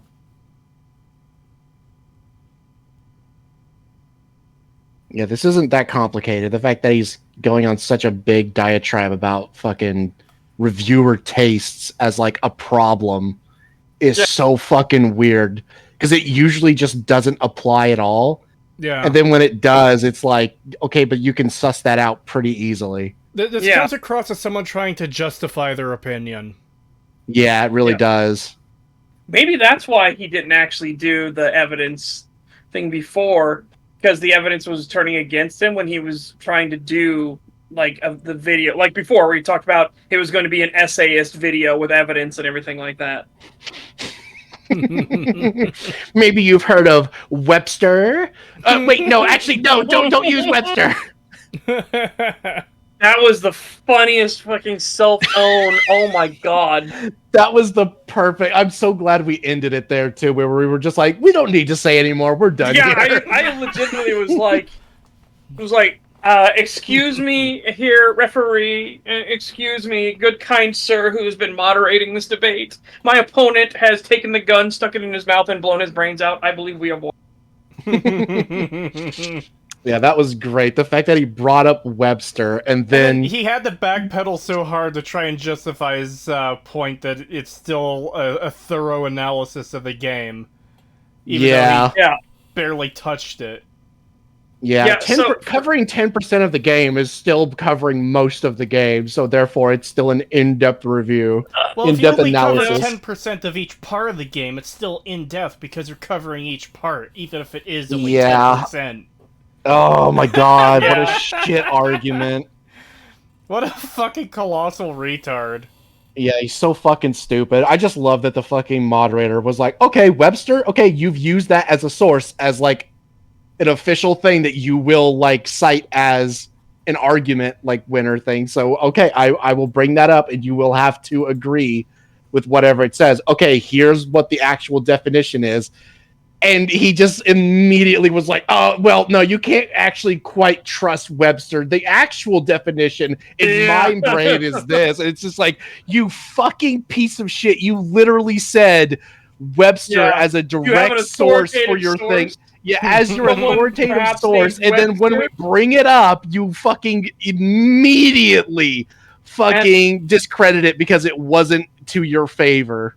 And that was the best part. Well, the other best part was the fact that Patrician came in and told us that the debate he wanted to have was with Patrician, and he wanted Patrician to ban me and Pagan and not actually talk to us at all.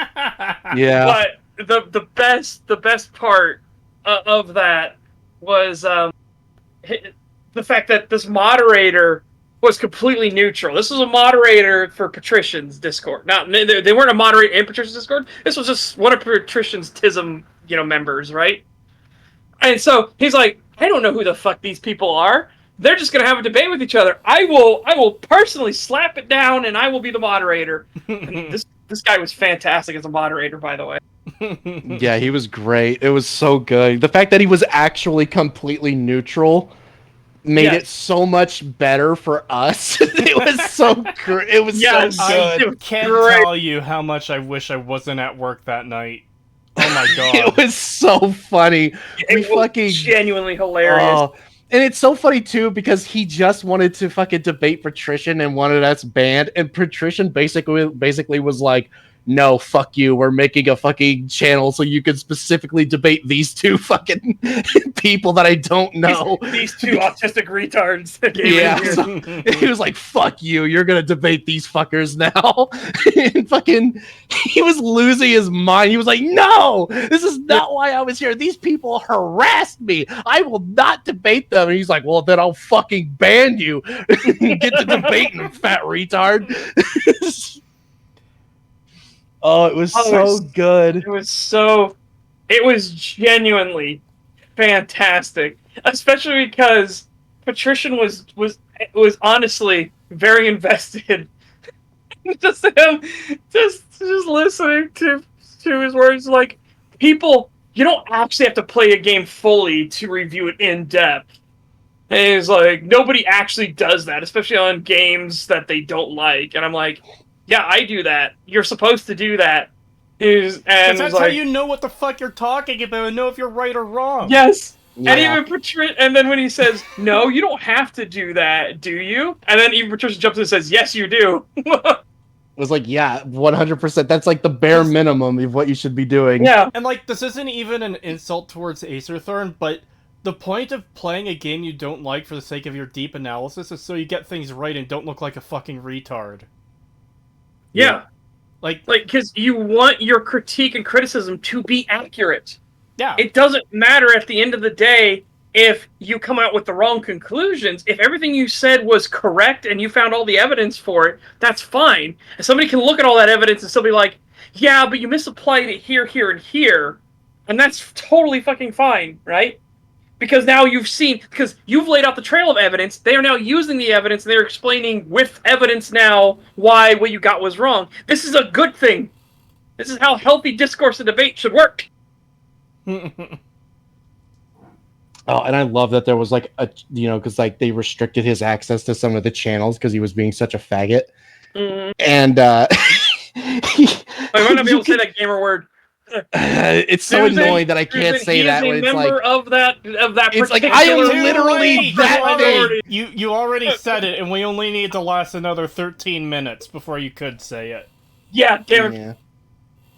It doesn't matter. It's just but it's just funny to me where it's like he got restricted from some of the channels because of how much he was being of a and you can see the chat and Patrician just talking about the fucking the debate, and just seeing their reactions was so funny because they just couldn't believe how stupid he was. And then of course after the debate he started like going into Patrician's DMs and just being a complete piece of shit, and he started sharing the DMs and stuff and just being like, what a piece of shit. And he ended up banning him. He was like, fuck this, get the fuck out of my server. Oh my god, it was so funny. It's just wild that he Pagan and Seth don't demonetize Creetosis challenge if possible. I have been very good this stream. To be fair, I used to say the F word a lot and we didn't get struck by that. This is a fairly recent thing where they've been like, even if you're gay, you can no longer say that. And it's like, I'm literally the thing that I am saying. Fuck off. Yeah. It's like telling a black person they can't use the N word, the not hard R N word too. It's like, oh come on, you're really gonna tell black people they can't say that word? Fuck off. What sparked the section about the Blue Menace? I don't even remember. $10 from just a guy from Alabama. Thank you. I can agree with the vast majority of Volun's points about modern Total War. But I could still play Total War Warhammer, because Hellstorm rocket batteries activates my neurons in all the right ways. Yeah. That's absolutely what it is. It's one of those things like, it doesn't matter. Like, again, your like and dislike of a game should not be tied into your self-worth. So if people point out objective flaws in the game, that shouldn't affect you at all, because you should still like it, right? And if you suddenly don't like it anymore, well, subconsciously, you probably didn't like it that much to begin with. You just convinced yourself you did. And people can't handle that fact. Chat. Oh my god. Pagan. Fuck Creetosis. No! Yeah, we have a Fucking fan ER art moment. of me, and I didn't even come close to saying the thing. Just people assumed I would. We have a fan art of me talking about the CIA glowies. Kree going, no! Pagan slurs. Creetosis. Face.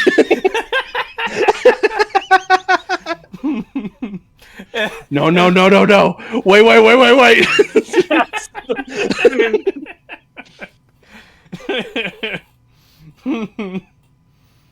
$5 from Thief. Thank you. You can't use definitions. That's bad faith. No true Scotsman fallacy. You're just trying to win. You think your opinion is correct. That's pretty much how he was acting. Yeah.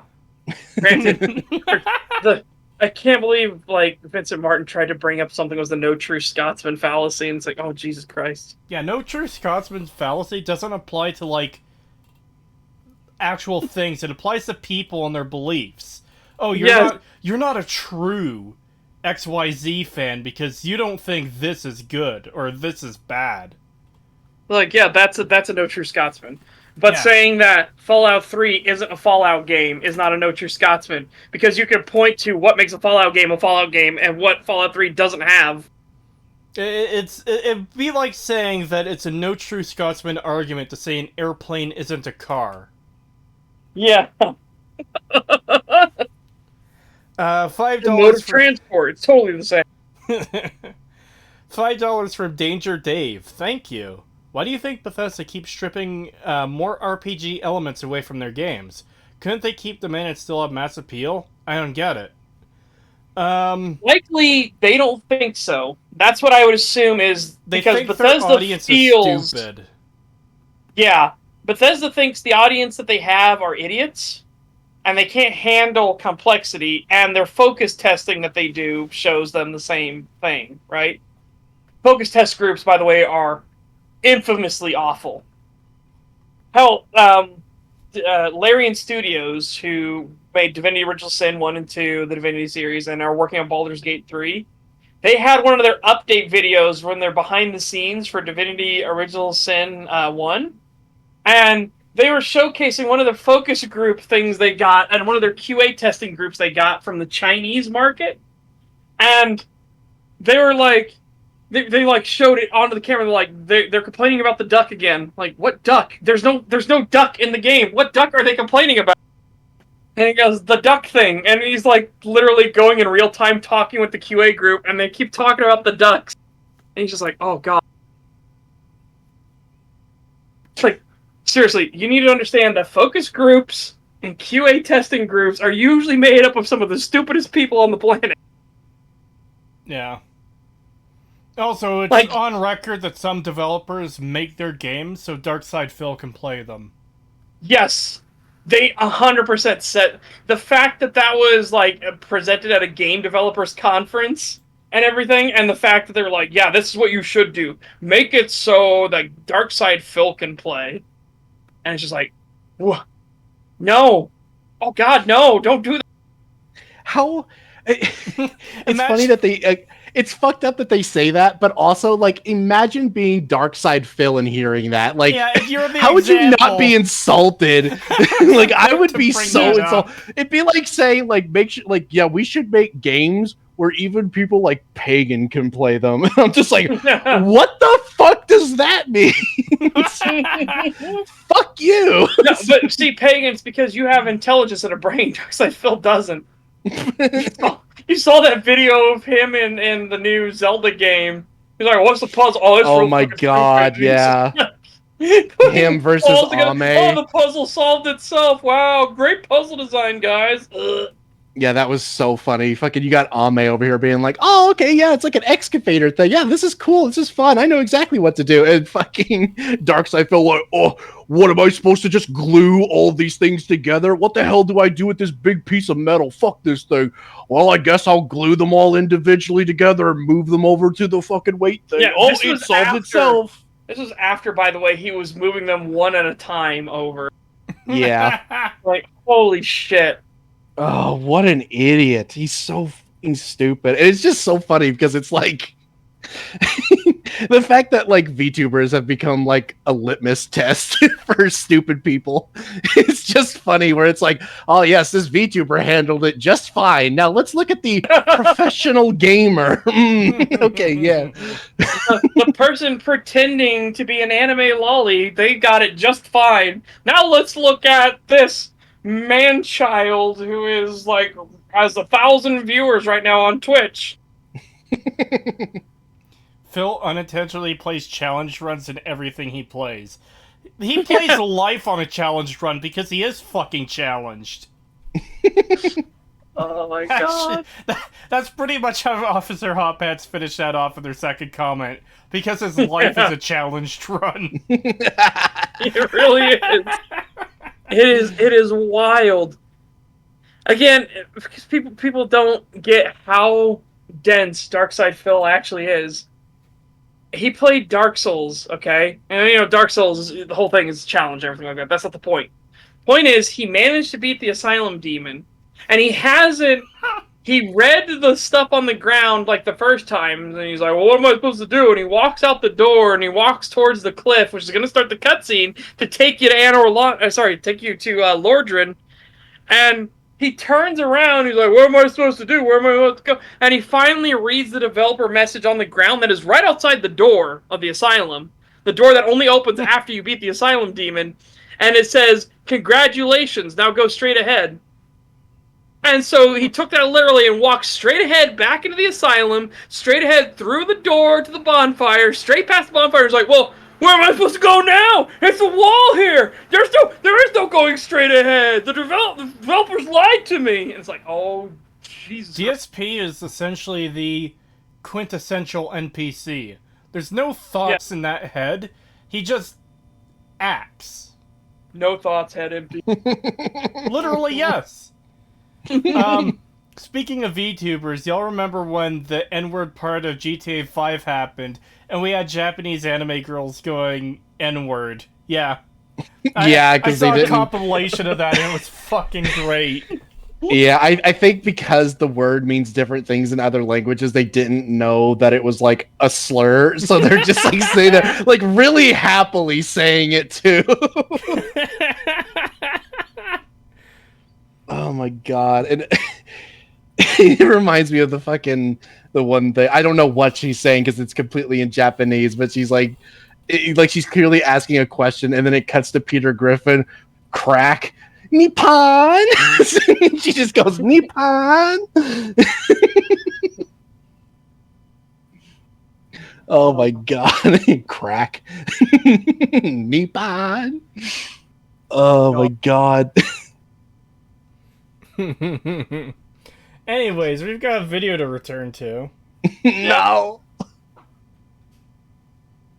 Once it comes to somebody reviewing a video game, it suddenly is a huge deal what the individual reviewer's personal preference is. No, it If isn't. I had to review a Souls game, then I wouldn't know what was going on, would struggle with the third-person camera, and just generally not have a super fun time. So don't review a fucking Souls game then, you retard! Yeah. You are not being held at gunpoint to review a Souls game. Nobody is forcing you to do it. And guess what? Nobody forces the people doing Steam reviews to do it either. They just do it. Again, most people who do, like, user reviews on things do it because it's something they thought they would like, or it is something they like and they want to talk about it. Like, just to use an example, it is hard to get people to migrate to a new site like a Twitter alternative or a YouTube alternative, because asking someone to go their way to sign up for a new account on something is a big ask for a lot of people, believe it or not. Yeah. And that's why a lot of these other sites struggle to get a foothold, regardless of how good or bad they are. Yep. Now, you have these sites to leave reviews, like Metacritic, for example, or... Yeah, there's user reviews on IMDb, isn't there? Yeah. Yes. I Okay, believe so Metacritic and IMDb and any other sites that may exist where users can put in their reviews. That is, again, a big ask for someone to go over to those websites and put in those reviews. And a lot of people still do it anyways. And it's usually because either a game they really enjoyed and they want to leave a review saying how good it is, or it's something that either pissed them off exceptionally, and we see this when review bombing happens, when, like, developer makes a really bad choice and everyone just fucking turns on them super hard, or when a bad product is released, like Warcraft 3 Reforged, or Lord of Ring Golem, or other such things. The fact that people have gone out of their way to make an account on these sites to complain about an experience they had kind of speaks volumes. You're not typically going to get the person who has never played Dark Souls to make an account and go review Dark Souls and say it was terrible because they're bad at it. Yeah. And it's the same thing where it's the same advice that, like, you need to understand games that had forums, right, when forums were really big, the last people you really wanted to listen to were the people that were on the forums. Because the people that were on the forums were the super duper autistic people. Yeah, right? They were the hardcore fans. If you go onto a forum and you see someone who's been there since pretty much the forum's inception, they're like 4 or 5 years member and they've got 20,000 posts, that person's going to probably be very biased towards the thing. Yeah, absolutely. So that becomes one of those dangers too. Is like you can't just focus on them. It's like, sure, it's nice to have them, but you can't listen to them because you got to remember these are people that went out of their way to go to your forums to sign up, make an account, go through the hassle, and it's not too big of a hassle, but it's still a hurdle. Go through the hurdle of setting up and verifying an account to use your forums, have set up their own icons, and given their username, maybe did a forum signature. Like, these people are already so deep in that they're essentially part of the cult. Like, it's a horrible way to talk about it, but yeah, forums, the people that would go on forums, and I was guilty of this too, are people that are so heavily invested that they are walking landmines. Mm-hmm.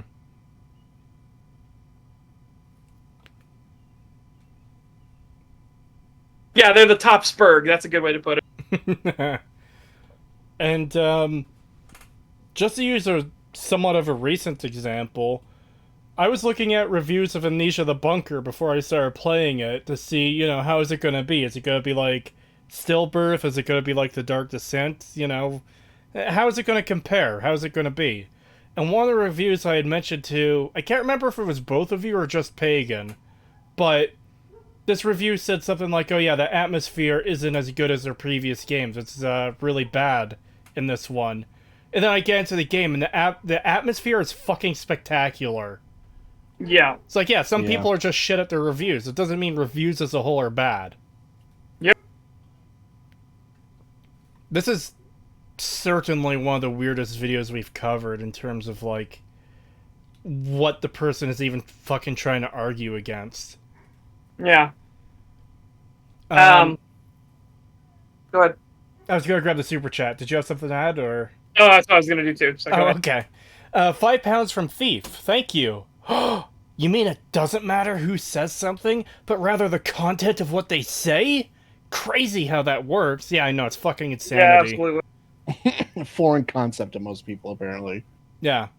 Because, again, that's like, we're very critical of people like Angry Joe.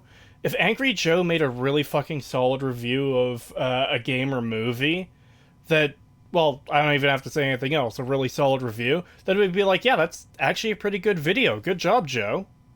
It doesn't matter that he rides the hype train like a motherfucker, or gets upset over petty shit in his other videos because this one potential example video was really solid, you know? Yeah. Hell, we even Yeah. praised Acerthorn during his fucking Fallout New Vegas. On the Shit one thing pile. he got right. The one Yeah, single the one thing he got right. Yeah, the They've, one like, where he we- actually bothered to show evidence for it too. Funny how that worked. Yeah.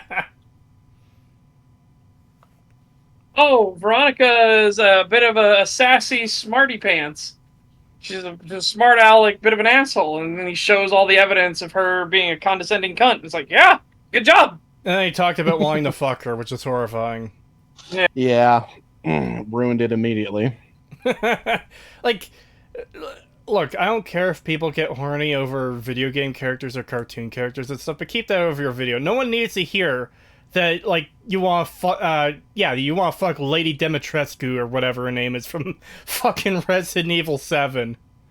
Or With 8 a or whatever that giant was. 12-foot dildo. Yeah, like, we don't need that kind of shit in a review. Talk about the game. No one wants to hear about this fucking character you want to fuck. Yeah. Also, unless you make it funny, right? Like, unless Yeah. that becomes part of the thing of like, oh no, my companion's a mass murdering psychopath. Well, unfortunately, we're gonna have to. Oh no, she's hot. She's hot. Oh no. Yeah, that's Oh no, different I can because- hear my pants unzipping by themselves. What's happening? Okay, that's a bit different because it's a joke. With the Acerthorn New Vegas video, it came off as really fucking creepy. Probably because Yeah, Acerthorn is really fucking creepy. Yeah, Yeah. absolutely. He probably wanted to give her a black eye and throw her Based on a off of what he bed. writes, maybe. Yeah. Yeah, but for anyone that doesn't know, I was referencing Postal Brain Damage, and then I was referencing Remy Down Under when he was talking about Pathfinder Wrath of the Righteous. And there's a character that turns out to be a serial killer, and he's like, "No, that's not okay, and I'm gonna have. Oh no, she's hot. She's hot. Well, continue your ritual." But yeah, Tonal's a good example of that because, you know, it's like the EFAP has covered so much of his stuff, and you know, it's always negative. And then he does something really well done, and they celebrate it. Like, oh my god, good job, everyone! Go over to his channel and praise him for this and shit like that. You know? Yeah, So because when he makes more some of the- genuinely good videos, and he also did the cooking videos, which were great. You could tell Yeah. it's something he really has a passion for. Yes, absolutely. Holy shit! And then he got a little too enthusiastic about one of his cooking videos. Yeah, and hurt himself. Yeah, I love how that comes back as like a constant like thing. And he's like, and now we get the mandal, and he's just like, whoa, and it zooms in on it, and then his eyes go wide and plays like the Dark Souls like music. I just love the fucking. God, what even was that again? It's something. It was with the God of War one where Oh, the fucking clown baby thing. throwing Poseidon around like a little clown boy. Yeah, little clown boy. That was funny. I love how it's like I genuinely hate clowns. Like I fucking hate the fuck out of them. But I love how that's become a running meme in EFAP as the little clown boy. Oh no. $5 from Ambrose O'Leary, thank you. Acerthorn. Times I could have sued. The countless women who refused to go out on dates with me. This is something Acerthorn actually said in a real court document. In a court document. Yeah. In an actual court document. In an actual court document. As a way Yeah. to refute the idea that he sues everyone ever for anything he can. Yeah. I wonder if he actually thinks that he could have sued Veronica for not dating him in the game. I mean, the fact that he listed that as a thing in a court document seems to imply that he thinks he could have sued them and just didn't. He decided Yeah. not to. He opted out. Yeah, I could have sued this video game character, but I didn't. No, it's just the fact that he just did that anyway because a woman decided that, no, you're not my type, was sue-worthy, which unfortunately has now become a standard. Thank you for that so much, courts. I need to grab this comment. Kill Justa. That is an unreasonably funny video. Okay, I know we've been tangenting a lot. We need to get back to the video, but I need to explain this. When Vinny was playing his Skyrim playthrough, which, despite how much I hate that game, I really enjoyed his playthrough of it. He played a video from this comedian who, there's a show, this comedy show, and they're doing a skit where it's a call-in show for like an RPG adventure thing where you'd call in and like give a direction or a command, and they would act it out. And the lead guy had this jester companion, and she's all happy and bubbly, and the guy who calls it is just like, kill Jesta. But she's our friend. She's here to help us. Kill Jesta. So she just kind of awkwardly gets on her knees, and the guy, like, obviously not actually killing her, but like puts his hands like awkwardly around her throat and kind of does a very gentle shake, and then she just lies down on the ground. It's funny. I'll have to show you guys after. It is great. Yeah, I want to see this. That sounds hilarious. Kill Jesta. Kill Jesta.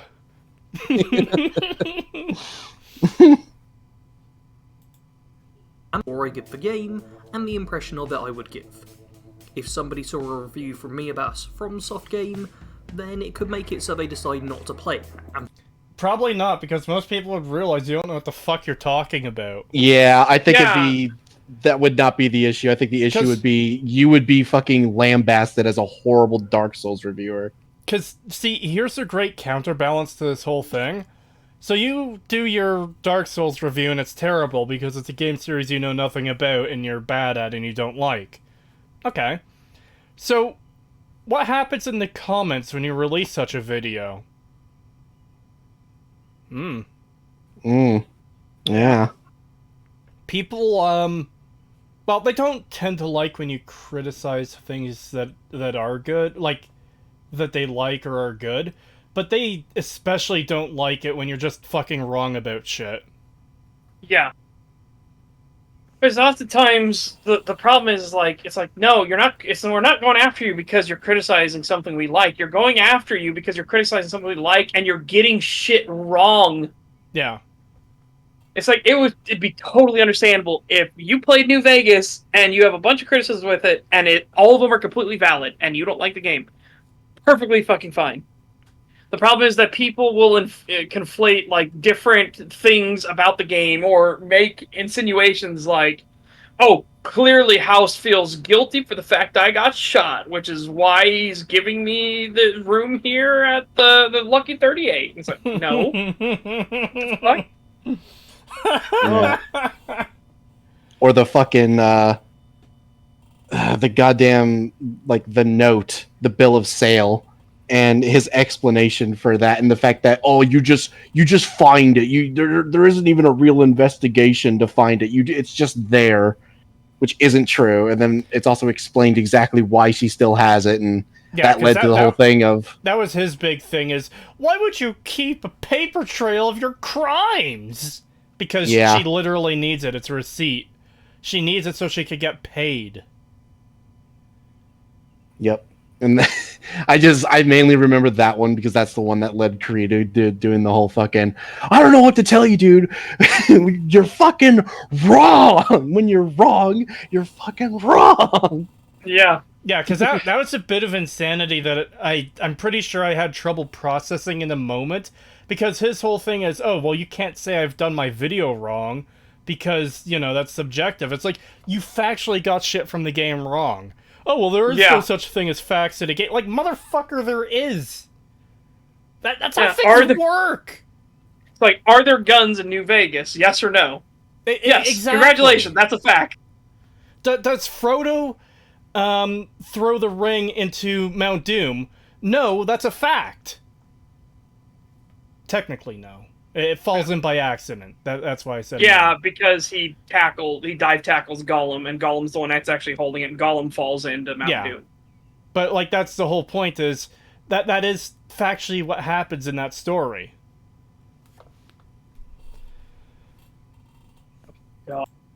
and think that it's bad. Really not the truth. But I love me a good FPS that's also an RPG. Just throw letters at me and I'm a happy chappy. As such, send me a half-decent game of the genre, and I'll review it real favourably. Even a half... That's a you problem. Yeah, I'm sorry, but That's... no, you're talking about if you, because you're saying half decent, and now you're going to review it real favorably. But what if it's only half decent? What if it is literally a 5 out of 10? You shouldn't review that real fondly. You should give the facts to the review. This is essentially admitting that you can't put aside your it's not confirmation bias. What is it I'm looking... Oh, I guess it would just be regular bias. You can't... Yeah. You can't put aside your bias to review a thing, even though the point of doing a review is to put aside your bias to give an as accurate, I guess, take on the game as possible. Like, if it's for an actual review and not an analysis, then obviously you're probably not going to be spoilering big story things, so... Yeah. Yeah.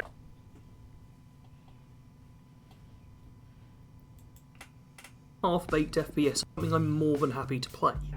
But if I slap on a high score to it, then people who'd play it based off my review might be upset, just because they're not as into the specific genre as I am. Yeah, that's a you problem. That's literally No, your yeah, problem. that is a you problem. If you're unable to, like, curb your own biases when reviewing a game, then don't fucking review games. You're not cut out for it. Yeah.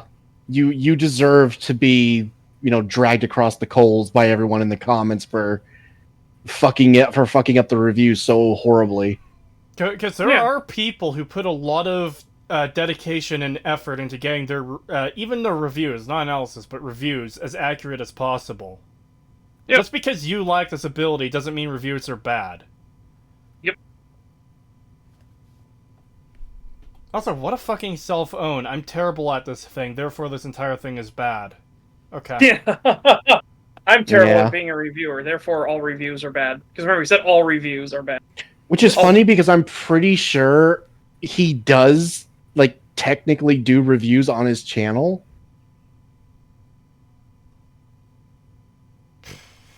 So he's basically just admitting that his own reviews are fucking shit and you shouldn't listen to them?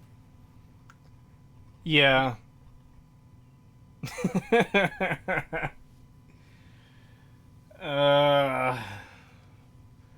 5 pounds from Threadnought, thank you. In the movie Setch, yes, he tackled him. In the book, Golem was dancing and tripped over the edge. The movies are the best adaptation, though. Yeah, I agree. This is striking me as someone who can't see anything from anyone else's perspective. He thinks because he does things and acts this way, that everyone does. Well, no, because he said earlier that, well, I guess the way he specifically said it was that somebody else does the same thing he does, so therefore he now knows he's not the only person that does it out there, rather than viewing it as like his other friend does still look at reviews. Did you ever ask your other friend why he still looks at reviews? Well, what I meant more was, I don't like Souls games, so I'm probably going to review them poorly. I like FPS games, so I'm going to review them favorably. So, because I think and act this way, then everyone else probably does, too. Yeah. Because that's what's coming across as to me. Yeah, that's what I'm getting to. He thinks he's the main character in this epic story. I'm sorry to break it to you, Bad Company Sergeant, but Christopher Lee was the main character, and he's out of the story now, and now the shit's gone downhill. Yeah.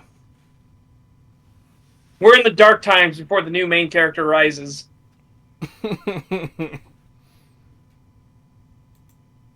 While it is possible to review as likes and dislikes, and how closely they align to your own personal preferences, this takes a lot of time and will never be a perfect match. And chances are, if you're out looking for a review, most people aren't going to have an in-depth idea of what the person reviewing it is actually like. Again, that doesn't matter. You don't need to know what the person that's reviewing it is actually like. You just need to see, hey, they make a claim here. Do they back it up with evidence? It's all. It's not a hard litmus test. Yeah. I don't know, maybe it is for him because he doesn't seem to think that you need evidence to prove something, so he just doesn't know which reviews to actually pay attention to because his own like beliefs in how things should be done just don't work.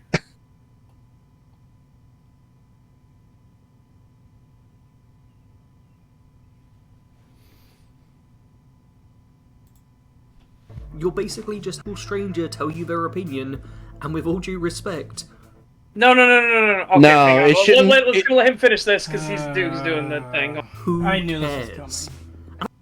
Okay. Who Again. cares? Okay, so it's not supposed to be opinion based. It's supposed to be it's supposed to be based on fact-based. facts and evidence. Yes. Yeah. Like, and again, the people, like, if you get people that actually review based on facts and evidence, a lot of fucking people care. As Yeah. Mahler is an example, as Cree here is an example, a lot of people fucking care. Thank you. Well, I was gonna say like- you didn't get to 16.5K because nobody cared. Yeah, fair.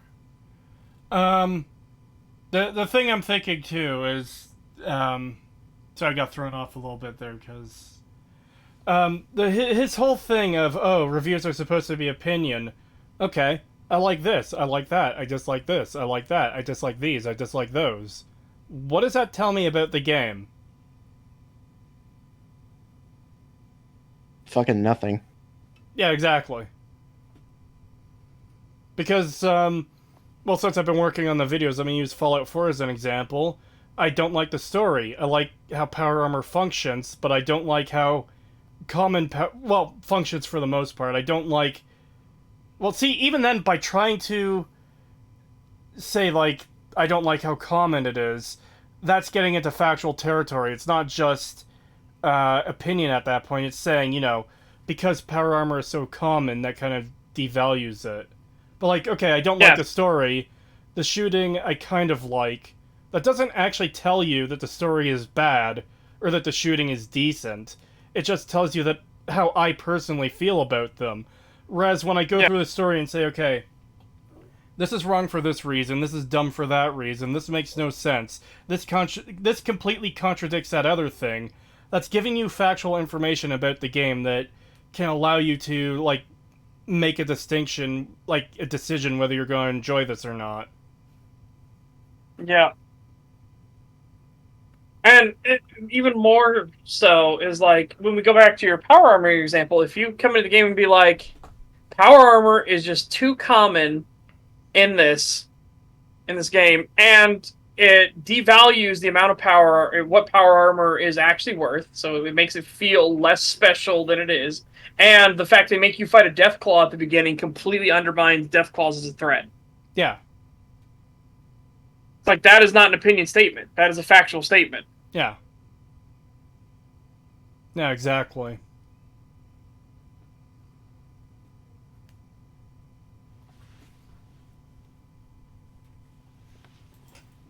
and I say this as a who is telling you their opinion right now. You have your opinion every is right shit. to... Yeah, okay, see, the difference is you're going based off of a rant and opinion with no facts or evidence backing up behind it. In fact, a lot of stuff you're saying doesn't make any logical sense when you think about it for a bit longer. You don't need to know the preferences of the person reviewing the game in a Steam review, for example, because only a person who is interested in that genre would have bothered to buy that game in that genre and then spend the time to go out of their way to make a Steam review of it. Yeah. He's also definitely throwing out the opinion shield a lot, and it's pretty fucking lame. Because again, the opinion shield often acts as a way to not be responsible for the things you're saying. And it's very annoying. Because just this example here, oh, well, it's just my opinion that game reviews are terrible. Well, okay, but that doesn't change the fact that you're making arguments for why game reviews are bad. And we can still talk about that. Like, these are things you're saying that are pretty fucking dumb. Yeah. Again, you could say it's your opinion that 2 + 2 = 5. That doesn't mean it's correct or it can't be criticized. Yeah. Because obviously 2 + 2 is 4. Reminder, this is a 40k plus sub channel. It has 2 videos with 5k views across the past 6 months. It has a total of 150 videos for that time period.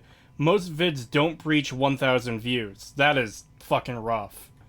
And Yeah, that is pretty rough. Not to be an asshole or anything, but I've got less than half of his subs, and my last 3 videos all have over 5k views. Yeah. The Saints Row video is currently sitting at like 7 or 8,000, and I just released that again on Friday. The Fallout 4 Analysis Part 1 has 24,000 views last I checked, and the Bebop Flicks video has over 60,000 views. Yeah.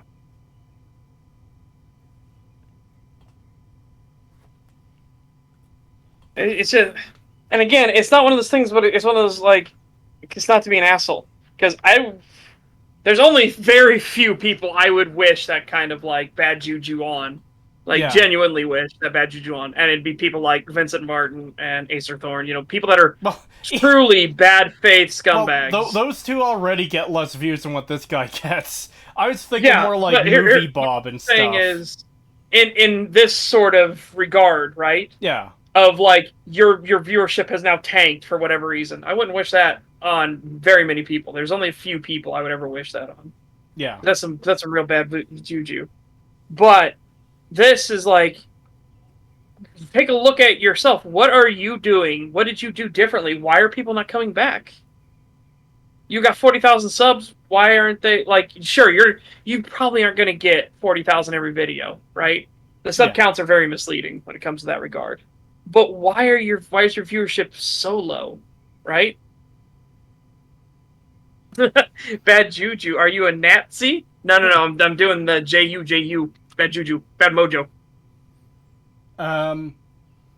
It could be some of this wishy-washy, oh, this is just my opinion type shit, too, because I know that's, like, a very common defense anytime someone is critical of something that other people like, but in my experience, a lot of people don't tend to like that from what I've seen, because it does come off as wishy-washy and not very sincere. Like, oh, keep in mind, in this review, this is all just my personal opinion type thing, So it's like, oh, so none of what you're saying actually fucking matters at all. Okay, cool, next video.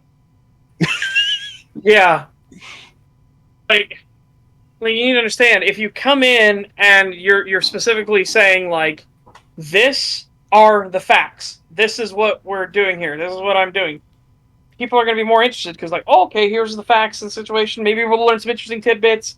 He'll have maybe some evidence to back it up and everything. But if you come in just constantly like, in my opinion, this is just my opinion, and just my opinion, guys, people get very tired of that very quickly. What video of it was Mahler showcasing where someone said, in my opinion, or a variation of that? Like, it was something like 12 times or 15 times in a 10-minute video? I don't remember. I think he might have shown that clip in part 1 of his TFA series.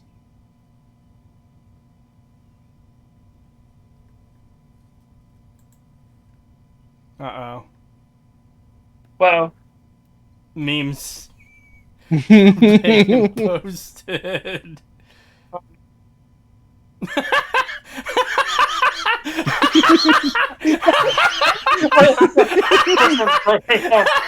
Yes, that second one. That second one is amazing too. I'm going to show that second one right now. Oh god, what did I do? Hold on. Well, that kind of gets the thing across. Not what I meant to do, though. I meant to copy link. Uh-oh, where's... Okay, there that is. I wish I didn't take so long to get the image up. This is fantastic. Yeah, that's great. Those are genuinely fantastic.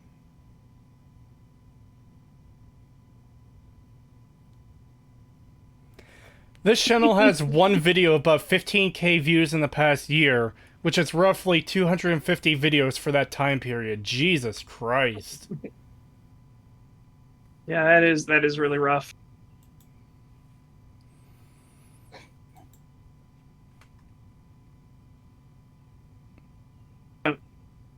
Creetosis with the unhinged laughter. Wow! My laughter is completely hinged. Pagan is now officially the main character. He isn't held back by NPCs.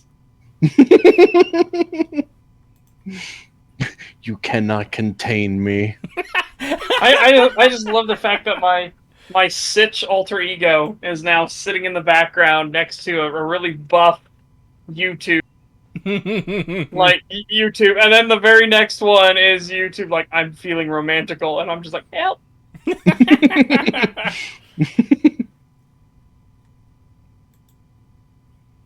Daddy YouTube about to get the belt. Oh no. God, that first one though is so good too. Holy shit. Both of those are fantastic. Yeah, I'll show the other ones as well. Copy link. Because, yeah, they're pretty good. Bethesda is great! Starfield will be good! Live set reaction. God, that show is so bad, by the way. The one that meme comes from. Oh my god. Autistic Doctor Show? I haven't heard good things about it. It looks retarded. Yeah, it is really bad. Pun not intended. Yeah. And here's a sequel to the first image.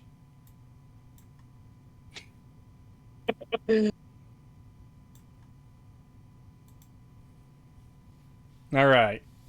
Live lizard reaction.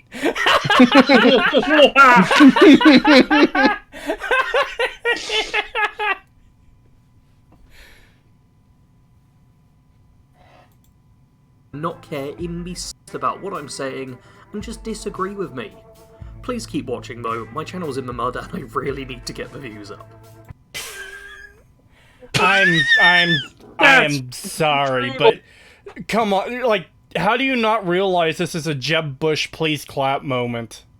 Yeah, Yeah. that's pretty brutal, my dude. Did you ever stop to think maybe the reason why your views are down and you're not doing so hot right now is because people are starting to become aware of how awful your channel is? Maybe it's a you problem. Maybe you're the one that needs to rethink everything. Oh, hold on. I think I can help solve his problem slightly. There we go. They clapped. They clapped. No. I was trying not to be an asshole, and I failed utterly. Yeah. I don't know. That was just the thing we were talking about, because we were talking about the views and everything like that beforehand. And it's like, okay, so this is where you have to reflect and look on, like, what are you doing? What's the issue that you are currently doing? Why is the audience that came to you to begin with and subbed, why aren't they there anymore? What's changed? What needs to be fixed? Yeah, if your channel, which you've decided to quit your job for and make your livelihood, isn't doing so well, you should maybe try to figure out what's going wrong with it, not begging people to keep watching your video even if they disagree, because, like, I'm sorry, dude, but that comes across as really fucking pathetic. Yeah, Yeah. that's just sad. We are covering this as part of our own show, and it makes me want to turn off the video right here and end the show. Don't worry, Kree. I could be even more of an asshole. Oh, no. Yeah, No. this is his current audience. I will get the anvil!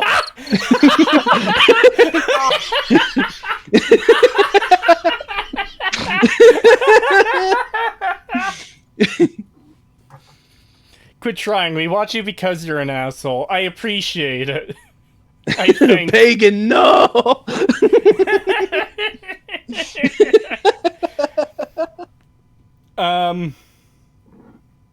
Yeah, like, sometimes you do kind of have to make that jump where you just make different kind of content that I don't know, because if I'm trying to give actual advice to this guy, what you're doing right now clearly isn't working if you're begging people to keep watching your videos. A change of tactics or approach might be worth it for you, but I genuinely don't know if you're even the kind of person who can make those changes, because this does seem like the kind of person who is very milquetoast. He doesn't want to say anything like too controversial one way or the other, it feels like. And Yeah. that's not going to do well for most people. Some people do kind of get away with it, but not really. Just to give an example, as from Heel versus Babyface, his channel was completely World of Warcraft centric at one point. And as the game got worse, he started liking it less and less. And he couldn't play it anymore. He didn't want to make those kinds of videos anymore, and he had to do something else. And he knew it was going to be a leap for him, and he realized that he might have to return to, like, the workforce. He can't do YouTube anymore if it doesn't pan out. Now, luckily for him, it did. But that is something that this guy might have to deal with. He might have to look at, okay, maybe I won't be a Bethesda-centric channel anymore. Maybe I'll cover more things. Maybe I'll stop dropping the opinion shield. Maybe, you know, something that is more appealing to a wider audience rather than whatever the fuck he does now. And shit like the Magnum Opus. Don't do shit like that. That is actually embarrassing. Yeah. Yeah, that's definitely, like, don't ever do that kind of crap. That's really bad. There's like a 0% chance of him ever watching this, and I know we're kind of being assholes right now, but, like, clearly what you're doing is not working. You need to change. Yes. No, he doesn't need to change. He just needs to spam community polls. And the whole thing, too, with me, like, I had to go through a similar thing, too, because, like, a big time, a lot of my income and everything came from doing Warhammer Online and the streaming of that game. Like, I was getting tons of viewership for, well, I say tons, but we're talking like 80 viewership average, 120s, stuff like that. So it was doing really, really well for me. But playing it, I was miserable because I was so angry all the time. And it was just, I just got so tired of being angry all the time. Because I got sick of what the devs were doing. The devs weren't paying attention to anything. They were all egotistical pieces of fucking shit. And, like, I just couldn't handle it anymore. So I knew it was going to be a big problem that I was going to switch off and become a variety streamer. I was like, I need to just play to more enjoy myself. Because otherwise, I'm not going to keep streaming. So I need to change something. You know, something's got to give. And so I gave up because again, that was stuff that was getting me, that was going to get me partner and everything. And I gave up that to go become a variety streamer, but I was a lot happier. And I had a lot more conversation with the chats and everything like that. I could focus on the chat and everything. And it's bounced back pretty well. Not great. I'm nowhere near where the averages were before. But like today on Rumble, the average was 38 viewers. So that was really nice. So it was just nice to experience that. It was a leap of faith, and I knew it was going to hurt because you're not going to get everybody to come over because a lot of people were there to see Warhammer Online and the PvP and everything. So you're not going to get those people if they're there specifically for that. But luckily, a lot of people were there to listen to me. Creetosis being real quiet. Such was talking. Has stuff in the past, you bird brain. They're just so used to you guys talking over each other that when it doesn't happen, it's genuinely surprising.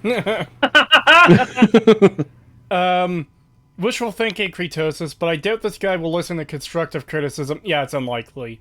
If he thinks comments like, I don't like what Bethesda did with Fallout is fucking toxic haters, then yeah, this guy probably pretty fucked in the head, to be fair.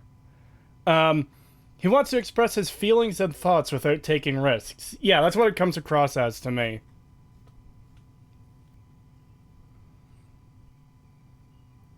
Wow, Cree, you let your slaves talk over you? I'm being kind to them. The beatings come after the show, okay? No, Daddy Cree, not again. No.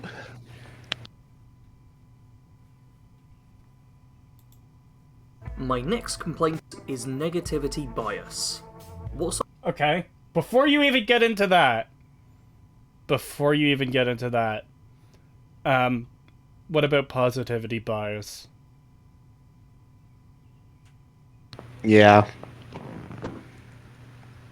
Because that's a thing, and we've experienced it quite a bit. Yep. The beatings will continue until morale improves. bias? While someone who reviews games professionally has the incentive to post a review no matter what, for your average Joe, they have no real incentive to post a review. And because of that, most people who are just having a decent time will not post a review of a game they like. They'll just have a good time and then move on with their day, even if they had. No. Again, No, that's not true at it's all. both ways, right? For people that really like a game and people that really dislike a game, you can get both camps. Again, you've got to get people to go out of their way to do it, and there are people that will do that, and the vast majority of them will be people going out of their way positively. That's just how it always is.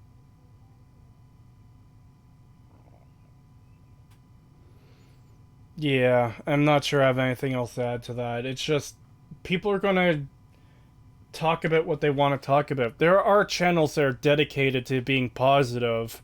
I'm not even talking about the toxic positivity people. There are channels of people who just talk about the things they like. There's people who don't even do YouTube as like a regular thing. It's just someone who will occasionally, from time to time, make a video and be like, yeah, this is a game I played and I really like it. It's pretty cool. Blah, blah, blah, blah. Oh, fuck.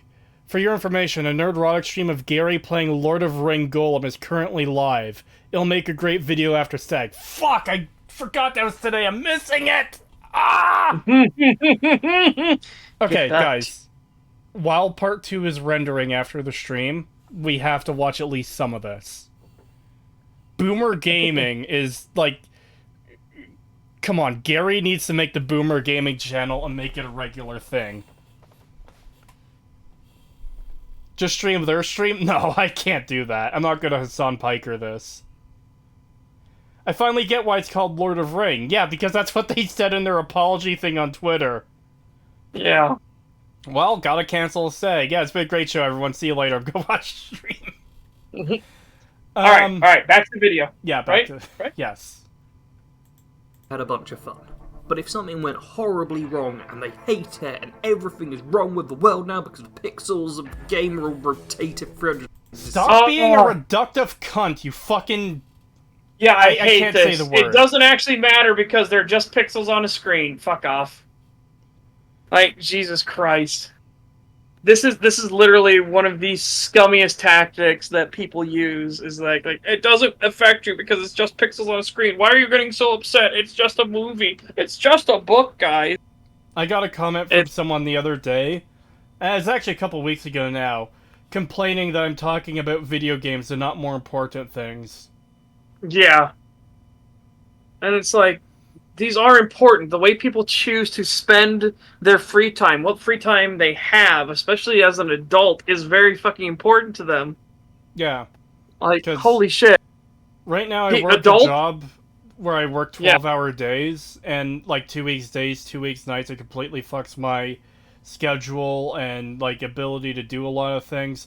When I do get a chance to sit down and play a game and just relax, I want to know that that's going to be a good game. I don't want to go out and buy a fucking game to find out it's Fallout 76. Probably not the best example to use on this guy because he apparently loves it. But you know what I mean. I don't want to sit down to a Mass Effect Andromeda. Or... yeah. What's another really terrible game that came out? Like, not one that was bad and got somewhat fixed like Cyberpunk, but was a really real, like, stinker that came out. Okay, that one got fixed eventually. Fallout 76 would work as well. Okay.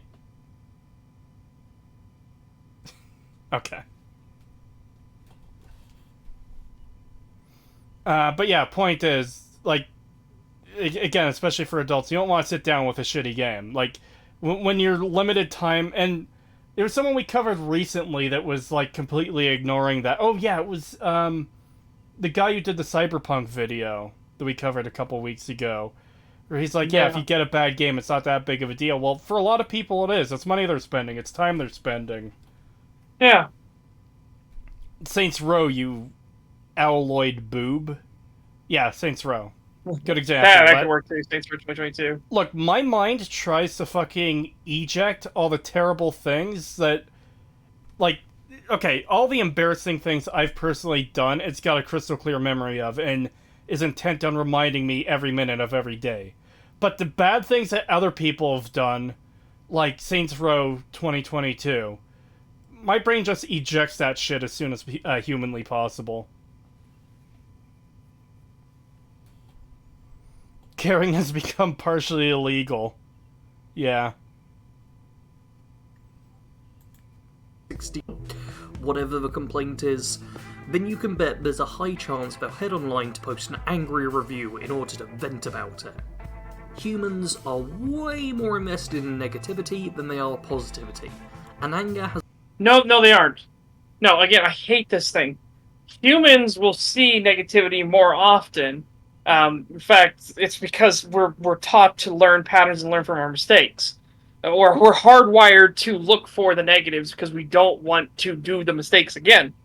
When you stick your hand on a hot stove, you're going to notice that you're going to remember that fucking happened. That's part of what the hardwiring in our brain is good for. Like, it's people aren't more invested in their negativity. It's that you notice it more. And I hate to break this to you, Bad Company Sarge, but toxic positivity is a thing, and people are more likely to go out of their way, especially back in the old forum days, to make forum accounts if they really, really liked the thing. Yeah.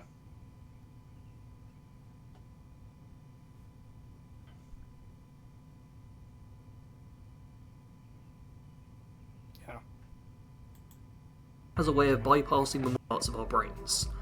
As such, from a psychological standpoint, you could expect public... No. Don't start talking about psychology. Jesus Christ. Psychology, in and of itself, is a fucking sham field. So, I don't need to hear this pseudo-intellectual psychological nonsense from somebody that isn't even in the field.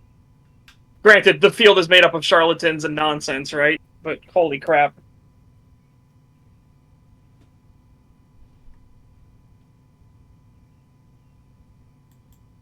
Reviews to lean slightly side over time. Obviously, it's not a huge alteration, but it always sticks in my brain that this is a thing. Plus, the internet is really stupid. I've been talking about things on an I can agree there. That's pretty based. Well, until he's going to portray it as being the people he doesn't like, which yeah, are the people who exactly. are critical of the things he does like. Like, if you just say the internet is stupid as a flat-out statement, it's like, yeah, I fucking agree. Yeah, I was going to say that this video is a good example of that. Exactly.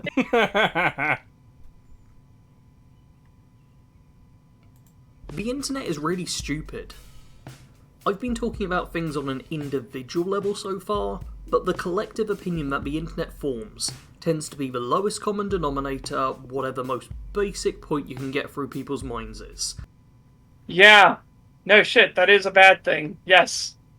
It is. And you know what else is a bad thing? Is people know that, and they actually cater to that, which is why they say things like Cyberpunk 2077 is actually really fucking good, and they try to make a hive mind around it, make an us versus them situation. It's nonsense like that.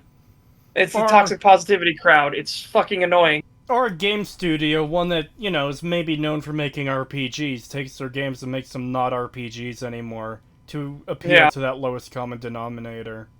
Really strange that. It's unfortunate we can't have, you know, maybe like a fantasy game or a post-apocalypse nuclear wasteland type game that's an RPG that's still good. I don't know, though.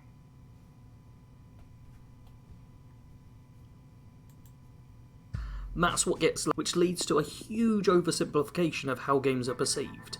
Two recent examples of this can be found with the most recent Zelda game and with Redfall. The Zelda game, Oh. Yeah, Oh, here we no. go. I hope you're ready. Is it? Am I gonna get it ready? I've got the video queued up. I am gonna get it ready. Oh no. You might be able to use it here. We'll see. Well, we'll see. We'll see. We gotta see if it would be blind Bethesda or arcane praise.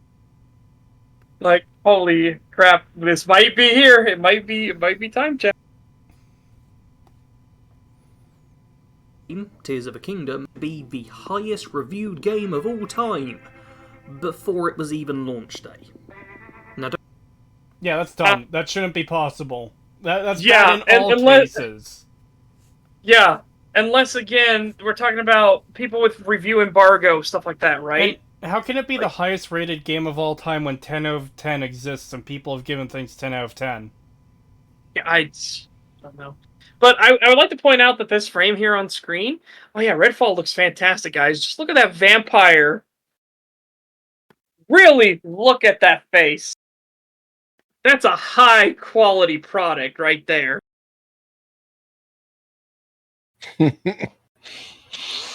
Oh man. But otherwise, yeah, if he's talking about user reviews, yeah, that shouldn't be possible. That's dumb. But if he's talking about like critic reviews, that was going to happen because the critics are going to get the game ahead of time, anyways. And again, it's stupid.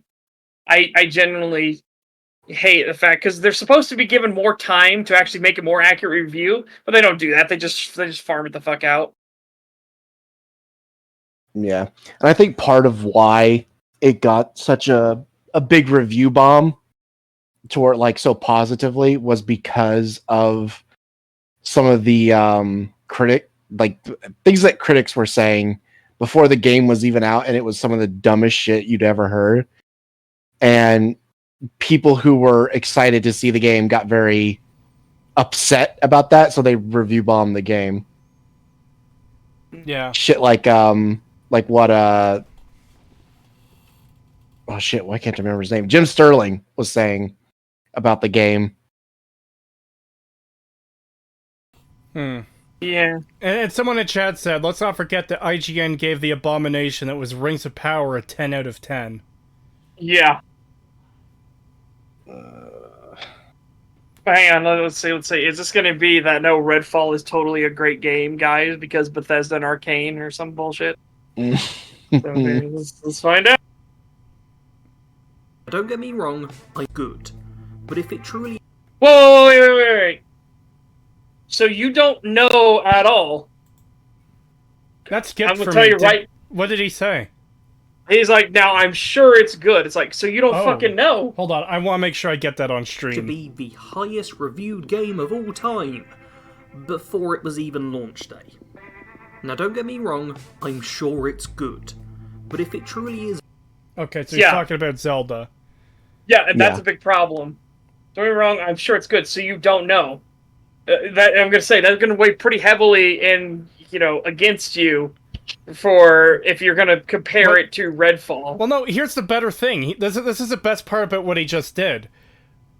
What you just said, Bad Company Sarge, is, like, surely is the exact thing you're fucking complaining about reviews being bad. You haven't played this game, but you're sure it's good. How are you sure?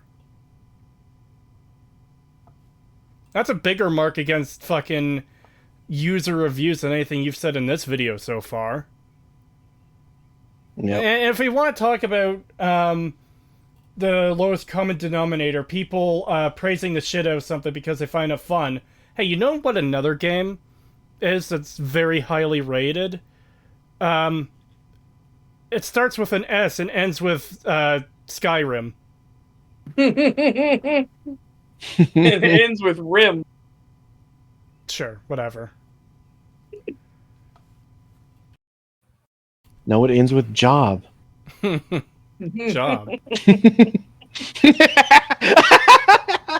The fact that you just repeated it because you didn't get it is just even funnier to me. Hey, Pagan, it's like in the People movie are pointing Grabbers. out my fuck up. Yeah, Pagan, it's like in the movie. It's like in the movie Grabbers. What's this? Is Dead one of those? I don't get it. What's not to get? What's this? Is it Dead one of those?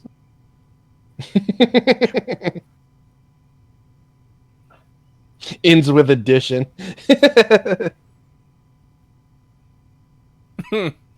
Yes, I do like the games edition. But anyways, yeah, Skyrim is a game that's praised out the ass, and guess what? It's not very good.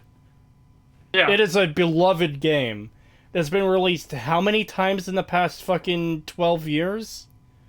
At least like 6 or 7 times. At least. Yeah.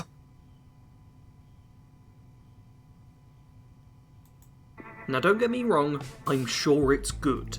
But if it truly is the greatest game ever made, that's a bit debatable. Not saying... What? Again, you don't know. It Like- could be the greatest game ever made. It probably isn't. Yeah. Can Yeah, only be one you- greatest game ever made. Yeah, what if this turns out to be the one that will be that what takes that crown forever, right? But here's the thing: is again, you don't know at all, Sarge. That's the issue. Don't bring up an example you don't know about.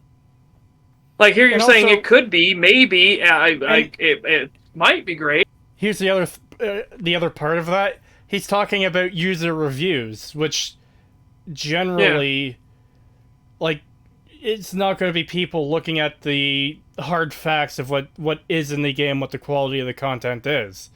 Like, Yeah. This game being the highest rated game ever made doesn't automatically mean it's the best game ever made. Those are two very different things. Well, also keep in mind that usually when they give the accolade for highest rated game ever made, it's usually they only look at the critic review. Yeah, exactly. But that's what I'm getting at is highest rated, like by critics and users, doesn't mean best. Just means it's the highest rated. Yep. Yep. is the greatest game ever made, that's a bit debatable. Not saying it Because it's clearly Fallout 76. Sure. can't be your favourite, but the near unanimous decision feels much more to me like the internet at large doing the standard good game has to be the best of all time, and bad game has to be the worst thing ever. Which is what happened to Redfall. Redfall had I hate to break it to you, dude, but it's not the worst game ever, but Redfall's really, really bad. Yeah, no, it deserved everything it got. It was a shit game. Just look at these animations and character models and everything you're showing on the screen right now. Yeah, this is not impressive video. Like, gameplay. Like, sure, you can say that the internet needs to stop being super hyperbolic and be like, it's the worst thing ever, it's the second coming of the end. It's like, no, because, again, the worst thing ever, the best thing ever, there can only be one of those ever. Like, that's the entire point of being the best or the worst. But this, like, some games just deserve it. Again, Zelda deserves the accolades and praise it's getting. Redfall deserves the scorn it's getting. Fucking Lord of Ring Gollum exists. Okay? Warcraft 3 Reforged deserved the hate it got for how Yes. shit of a remake it is of an absolutely beloved game.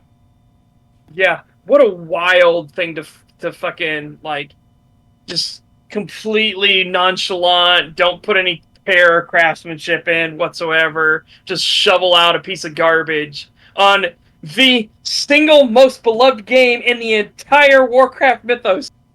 Yeah. Holy crap.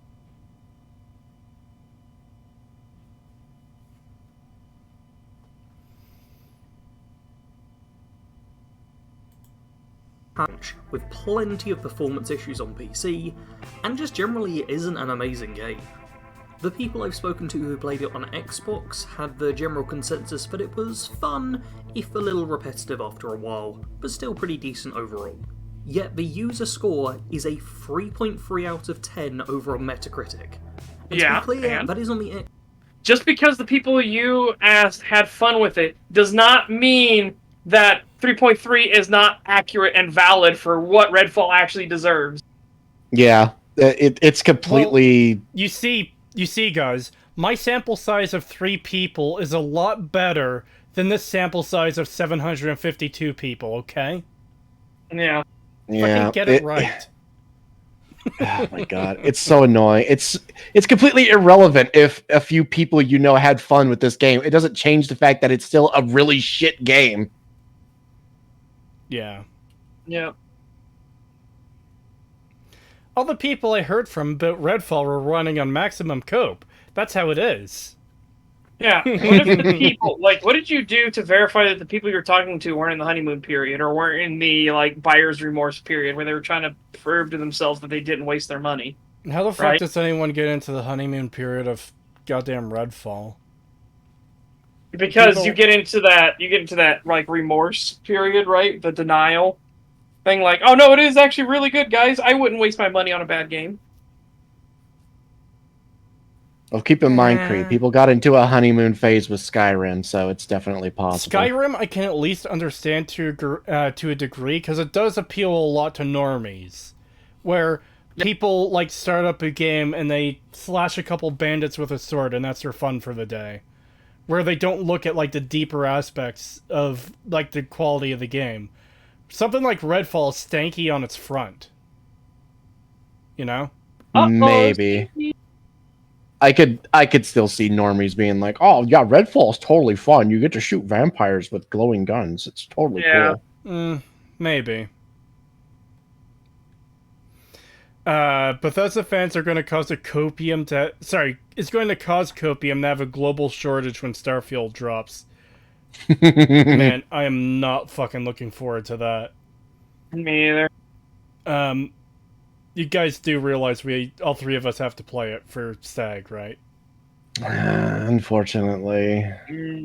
Just get Game Pass and play it on that. Yeah, I'm gonna do the Game Pass method, 1000%. Because there's no reason to pay $80 for this fucking game. Yeah. Or no way. Alternatively, find a alternative means of playing the game. I'm not advocating for anything. Xbox version is down at a 2. While the game certainly doesn't deserve to get a really high score, the critic reviews are more in the middle of the line at around. Okay, so here's the thing with critic reviews. Break out to you. A lot of times critics. A lot of critics are going to give a safer review for the sake of their fucking job.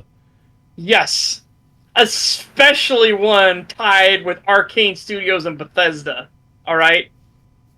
Holy shit. Again, there's a reason the 7 to 10 scale is the fucking meme that it is. Yeah. Like, holy shit, dude. Do you not know this, Bad Company Sarge? Do you not know that these companies, these reviewers, cannot be trusted? Games journalists are completely untrustworthy. Yeah. This is kind of reminding me of a video EFAP covered.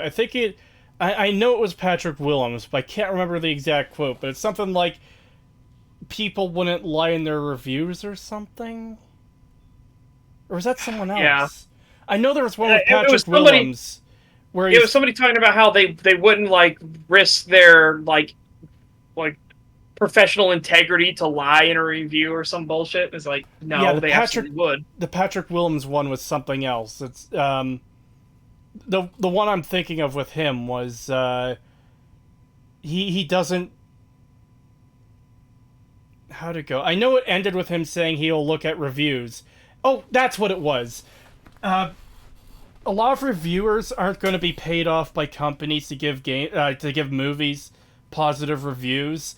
And then a few minutes later, so before going to see a movie, I'll check to see what the reviews are, to see if they're saying it's good or not. Yeah, but even better, it's like that review company, it is actually paid off, not in hard currency most times, but in the we just won't give you the next thing. Oh, you want access? No, you gave us a bad taste last time. We're not going to give you access. There's a reason they're called access media, for God's sake. Yeah. Like, holy crap, that's how they pay off the review companies.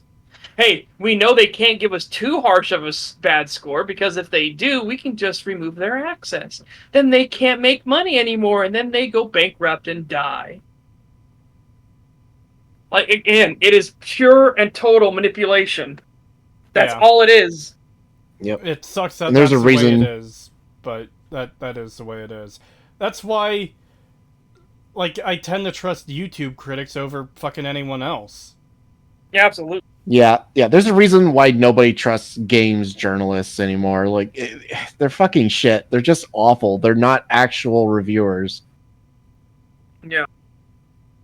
The worst part is they couldn't just leave it alone at that. They had to do this whole political pushing bullshit that Kotaku and stuff do as well. It's like, Yeah. hey, you really want your fucking profession to die, don't you? Oh yeah, they really do. God, Kotaku is so fucking bad about that shit. I'm shocked that they're still around. What the fuck are they doing to still get money? I don't know. Just, like, Kotaku are almost universally seen as a joke now. And the only people who do seem to take them seriously are weirdos like Movie Bob and Jim Sterling. Yeah. I wouldn't be surprised if they literally just had like some dedicated following that supports them. So they just constantly look at like the ads and stuff on their website just to feed them money. Maybe.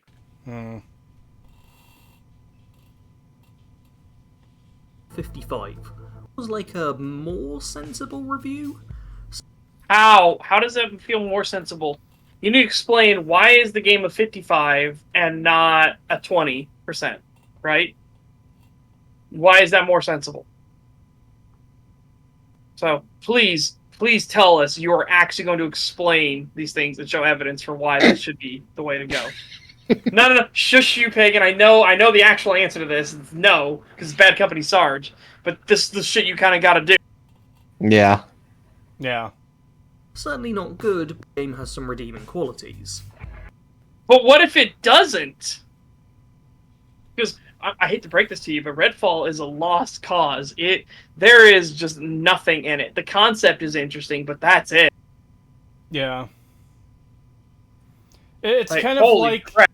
it's kind of like Saints Row 2022. That's a game that cannot be redeemed. There is so much wrong with it that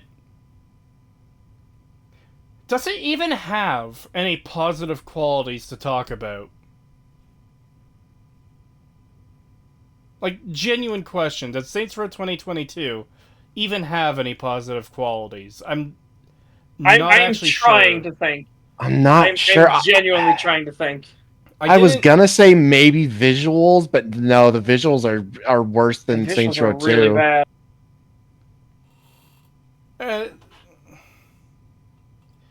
I didn't engage with their, like, perk and level up combat system for melee combat, so I don't even know if that's half decent or not, but, like, you don't even need to engage with that system, so it's basically worthless. You know? Yeah. Yeah, maybe. I don't know.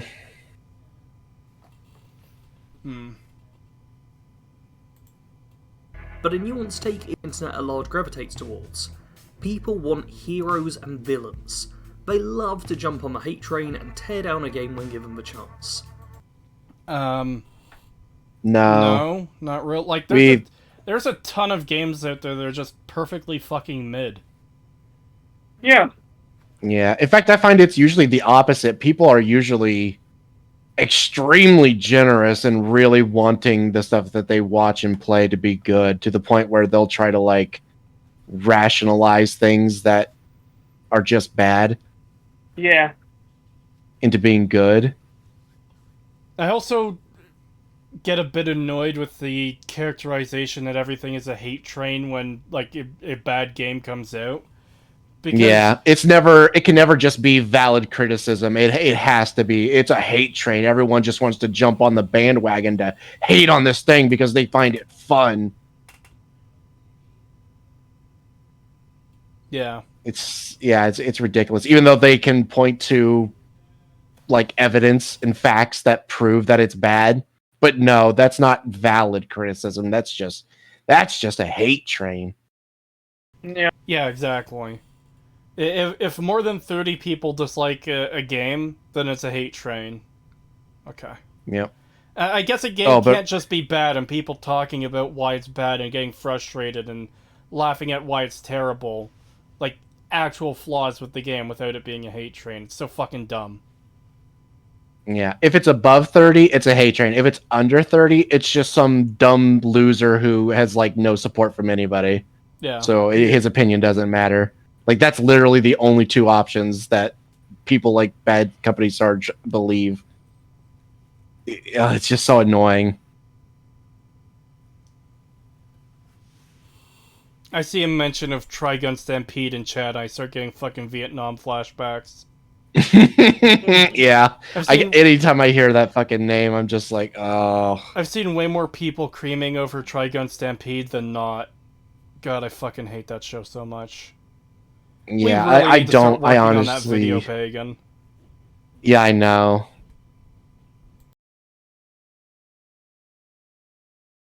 It seemed to become the bottom line, with people going from an initial "the game really needed more work and isn't worth buying" to then people fully just seeking out the devs to harass them and being dicks. Oh, Bullshit! shut the Bullshit. Bullshit! up. Evidence, or it didn't Evidence. fucking happen. Evidence or it didn't happen. I'm so sick of this being the thing every time something fucking bad comes out. Oh, everyone's just harassing the people who made... Shut the fuck up. Shut Yeah, up. that's a fucking lie. Yeah, that's bullshit. Nobody's gone after the fucking developers. And I love even better when people point out, well, the developer said it's true. Oh yeah, fucking show me some fucking citation then. Show me some fucking receipts. I don't believe you. Because it is- every single developer on the planet now uses it as an easy get out of criticism free card. Fuck up. Yeah, it's a get out of jail free card for criticism, and it's being used all over the place. Remember when Obi-Wan came out and it got heavily criticized? And then the actress who played Reva shared like 3 messages that were kind of mean to her. And that was the basis of, oh, look at all this hateful racist backlash. Like, Yeah, it's, every like, time, not every even fucking close. time, oh, the people who made it are being harassed. Are you sure that these people aren't just thin-skinned little bitches who are seeing genuine criticism as harassment? Like, hey, this game sucks for this reason. Not everything is, you know, I'm gonna send 30 pizzas to your house and fucking firebomb your house. Yeah. Yeah. And the fact that this is coming from Bad Company Sarge, the person who literally cited comments that are just like, oh yeah, I was really disappointed with Fallout 4 as being toxic and horrible. It's like, yeah, that's not a good track record already for this kind of thing. I'm just so fucking sick of people claiming, like, the people behind bad pieces of media are being harassed as a deflection for all the genuine criticism for shit fucking content. Yeah, I'm so sick of it. This may be shocking. We've got a very limited time on this fucking rock flying through space. I don't want to waste all that time watching and playing garbage because the people who fucking make this shit don't give enough of a fuck to make it good. So I'm going to be critical of it. That criticism isn't harassment, you brain-dead fucking cunts.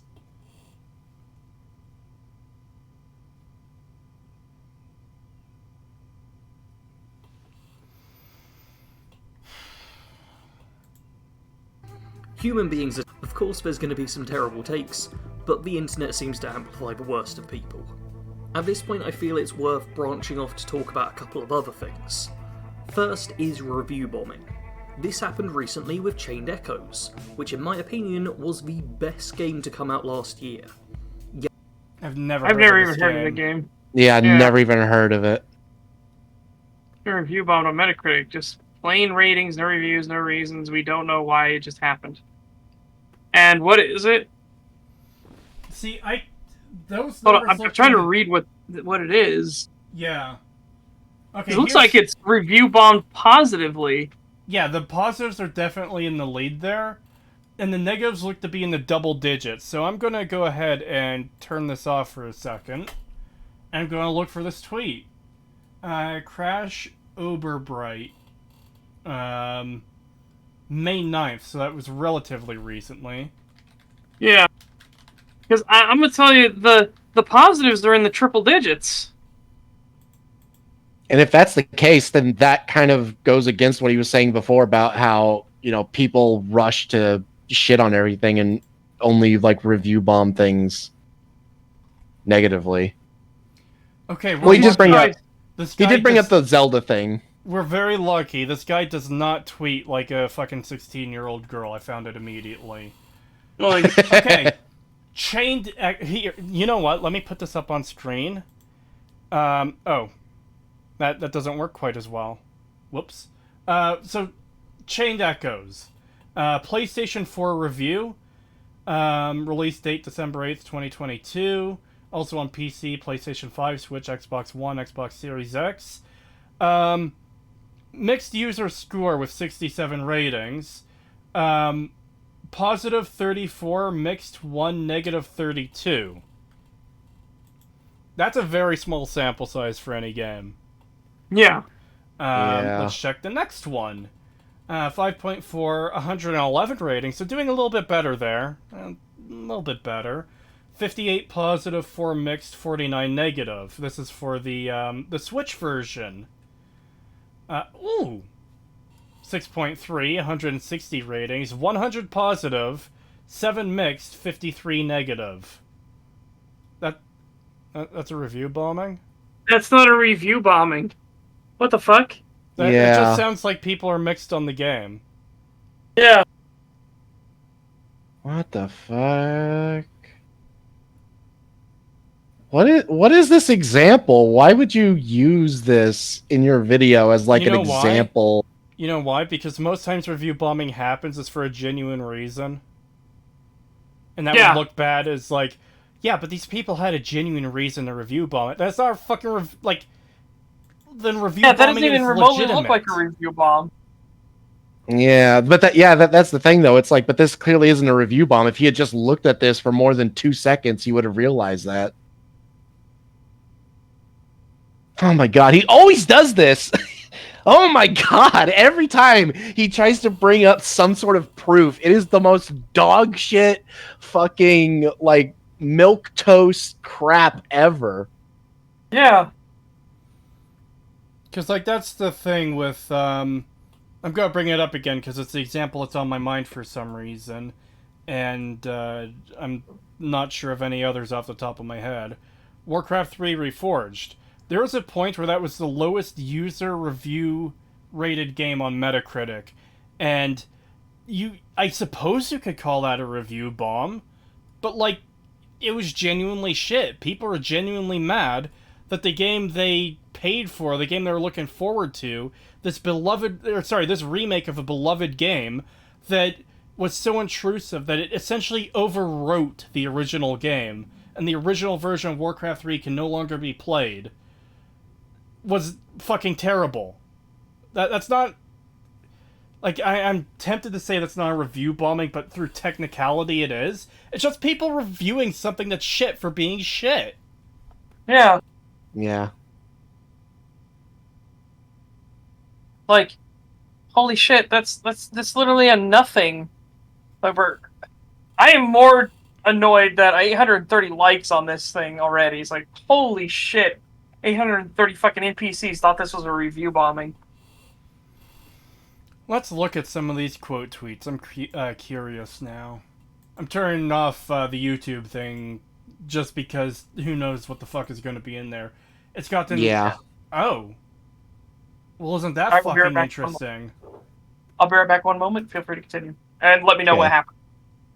That is actually genuinely weird. What? Okay. I have to bring this up actually to show on screen what the problem is. So here's the tweet.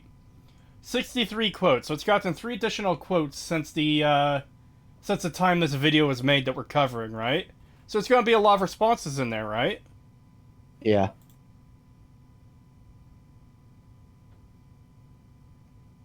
No quote tweets yet. What? Yeah, I don't get it. How the fuck is that even possible? I don't know. I've never seen this before. Not once in my life. What the fuck?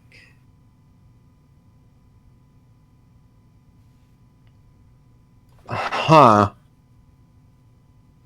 Also, I think this is the reason why I disagree with the phrase review bombing, because review bombing implies that you're giving something negative reviews because of something that the developer has done, like in general, rather than necessarily fucking over the game at the center of being review bombed.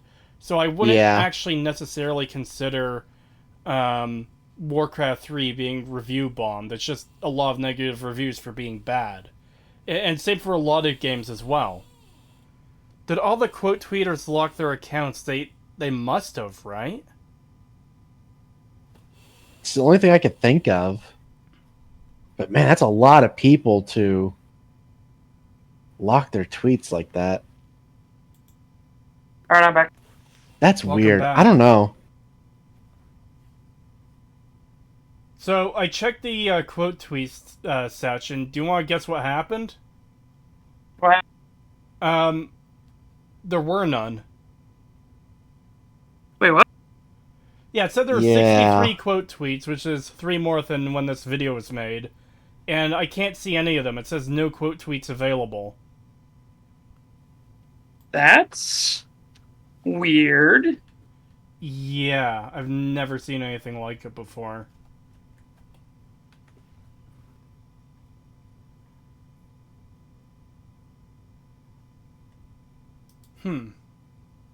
Alright.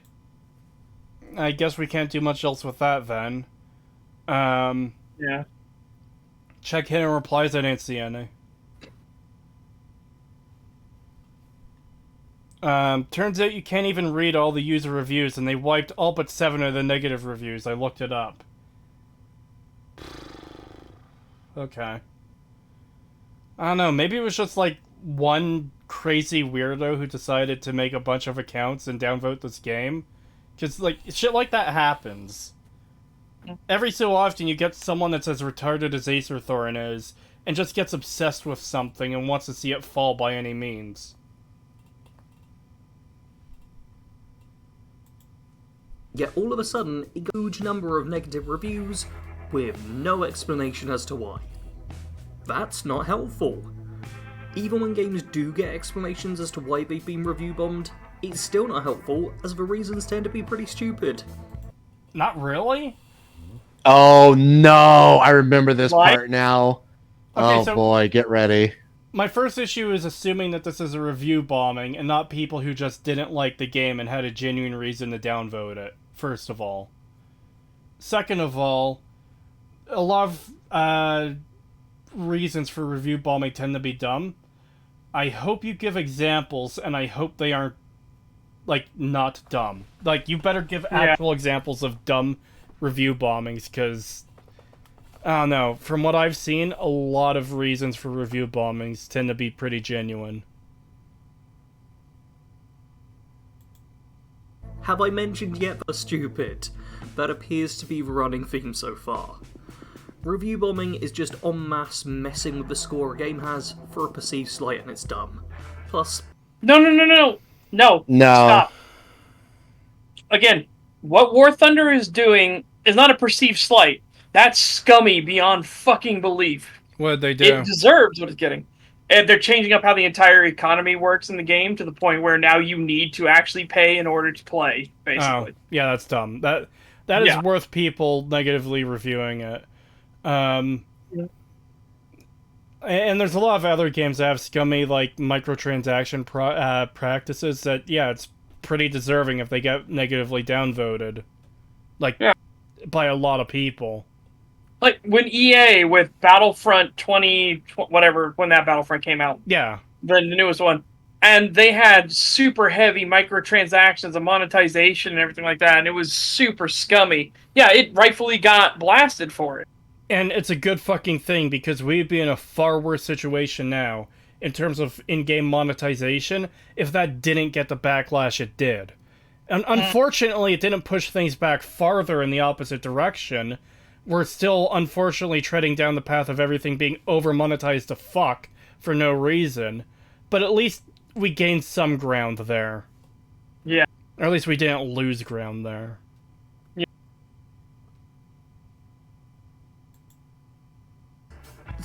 it's like, oh, there was a woman in the game. Oh, what is the Oh, fuck off, you disingenuous fucking faggot. Fucking evidence, because I call bullshit on that. This shit pisses me off. I'm so fucking sick.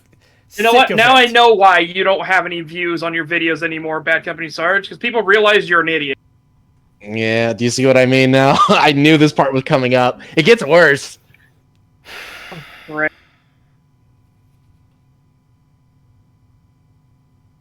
wokeness of art? Yeah, woke is a problem.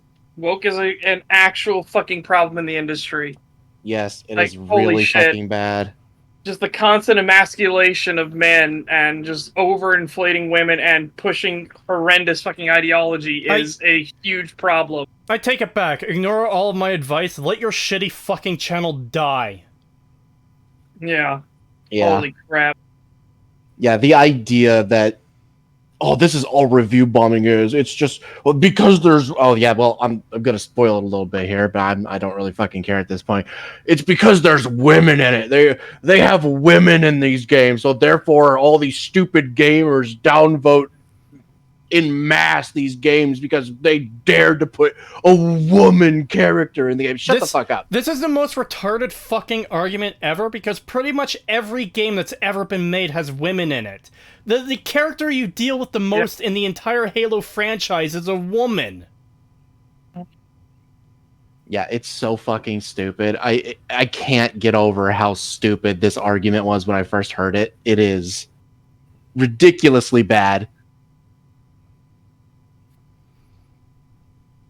$5 from Lethargic/Kitten. Thank you very much.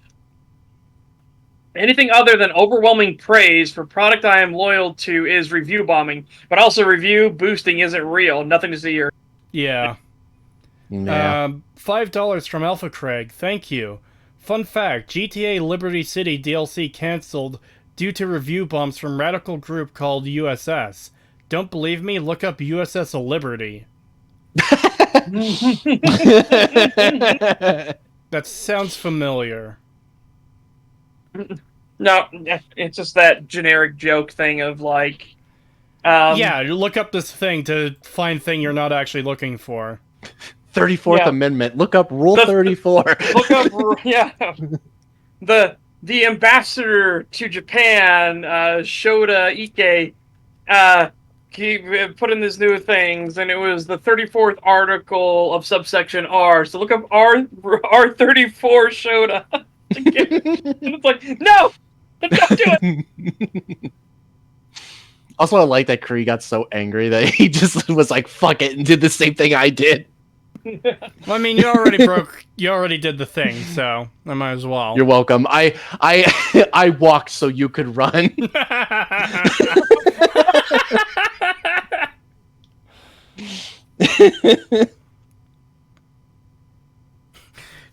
Did you hear the same thing happened to Mortal Kombat? Look up MK Ultra to find more.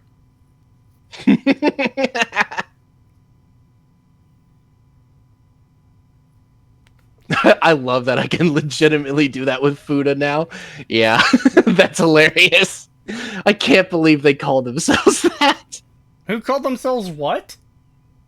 There was, I don't remember exactly what it has to do with, but there was like some group or like something that had like literally the abbreviation is Fuda. Oh. Yeah, and it's like, oh, you. It's some federal like aid program or something. Well, it yeah, makes sense that something from the government would be named that because you know they're gonna fuck you. Yeah, some California tax shit. Yeah. Federal Unemployment Tax Act. That's right.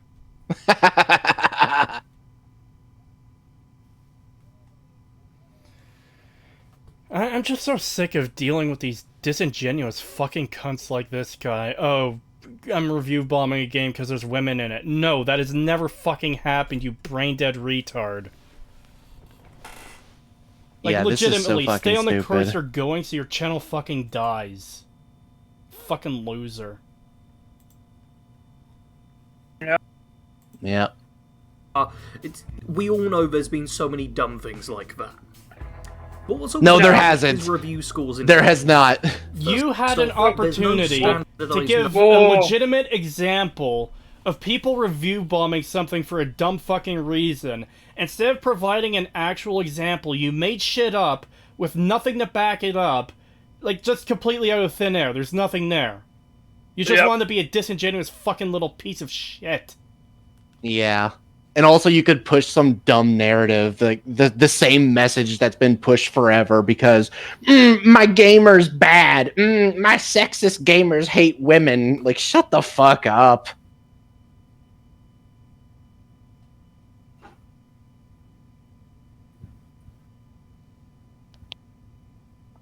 We all know there's been so many dumb things like that.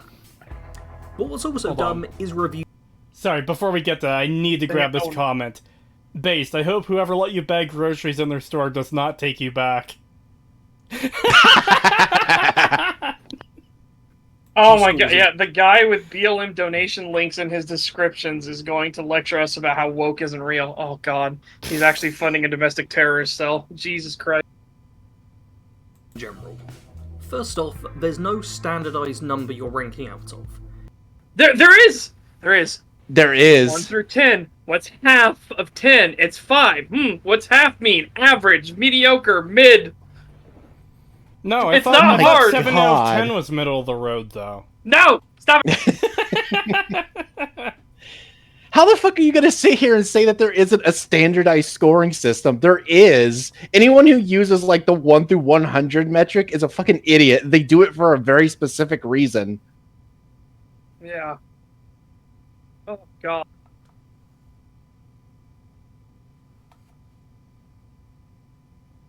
Nope, that was insane. Yeah. You know what? I think this does deserve the clip. Well, I'm gonna play that clip when this is done. I think boy. we've gotten there. Yeah, after the fucking review bombing for dumb things like there's a woman. Yeah, fucking. You deserve your channel dying, you fucking loser. Something out of 5 to something out of 100. This means a score of 5 out of context could be the best game ever, middling, or the worst game ever. No, that's not how that. usually show the fucking scale. You absolute blithering fucking retard. Yeah, Holy 5 doesn't shit. mean No one anything if you says- don't know where. No one Oh says my this God. game is 5. No one says this game is 5. They'll say 5 out of 5, 5 out of 10, fucking 5 out of 100. No one just says 5. Yeah, that's insane. What are you talking about, you absolute idiot? Nobody does that. They will state what their fucking number system is. They'll say 1 through 7, 1 through 10, 1 through 5, 1 through 100. They don't just say some random fucking number and leave it at that. Does your Only such- diet Oh, Does your diet consist of glue and fucking lead paint chips? only Seth Zintak does the fucking random like bullshit, and it's meant to be a joke because he isn't Yeah. actually reviewing the game.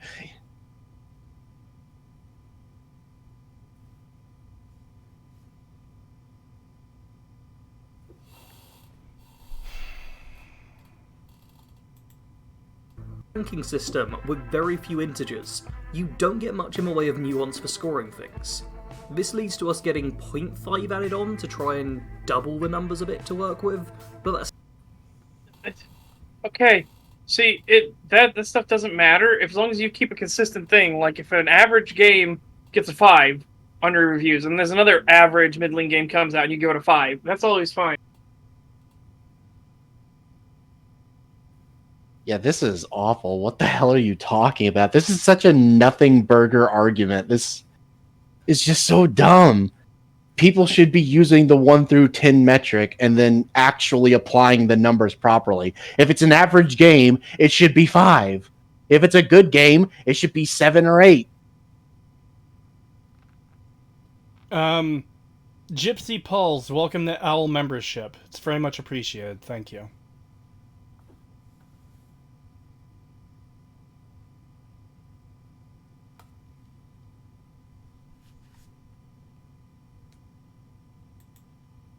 That still doesn't leave a ton of, but when you are ranking out of 100, then you have all the wiggle room you need. And so you get the inverse problem. What differentiates a game ranked as an 82 versus a game ranked as 83? You're just You can being explain it. a fucking pedantic loser. Jesus Christ. The person can fucking explain it. Like, holy cow, that's what the rest of the review is for. Like, you're not supposed to just look at the number and the number only. The rest of the thing is supposed to be there. That's why I don't like when I make review videos, I don't do a number score. If somebody asks me what I would give it, I can come to a conclusion. But I'm not going to put it in a fucking review because I don't want people just going to the end, getting the number, and be like, I'm done. Yeah, exactly. Yeah. That's why whenever we do the number thing, we always like really go into it of like why we feel this way, and sometimes we'll go back and forth between numbers and stuff, and we'll explain why. Good God. Granularity exists, therefore your review is invalid, 5-head. Yeah, apparently. This just comes across as someone making an issue out of fucking nothing.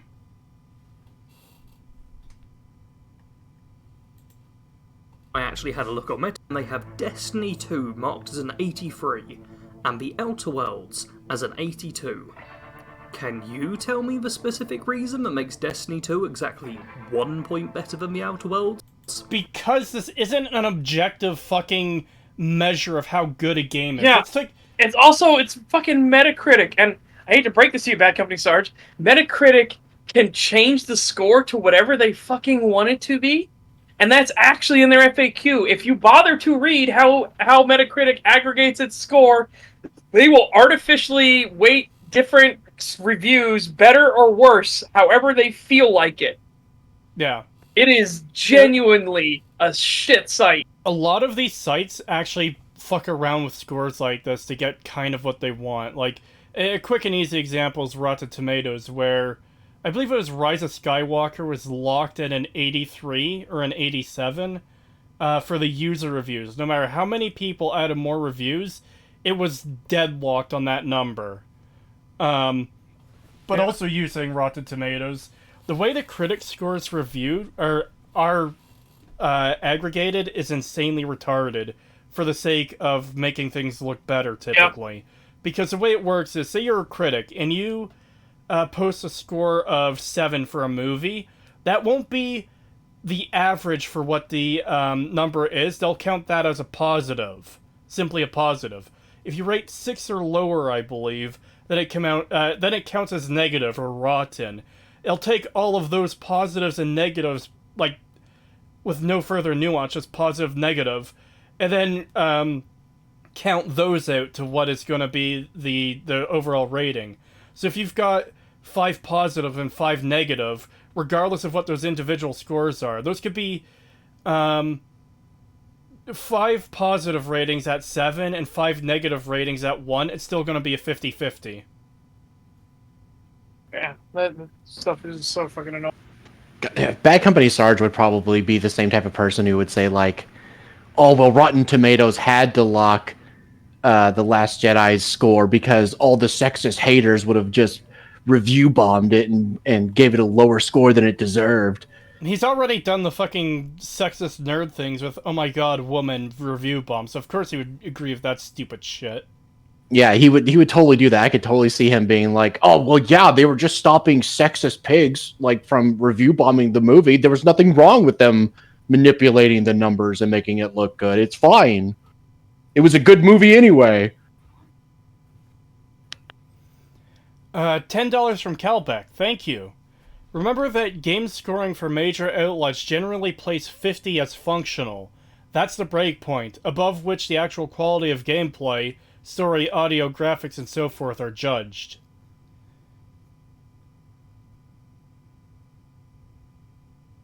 So anything over 50 is functional is what I'm getting from that.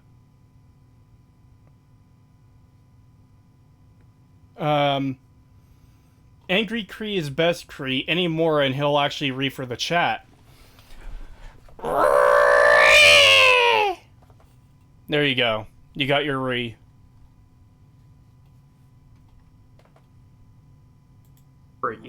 And the Outer Worlds as an 82. Can you tell me the specific reason? There's also a different amount of critics. There's probably different critics that value things differently. Like, again, this is not an objective measuring stick of how good a game is. It's general user consensus on what they think about it.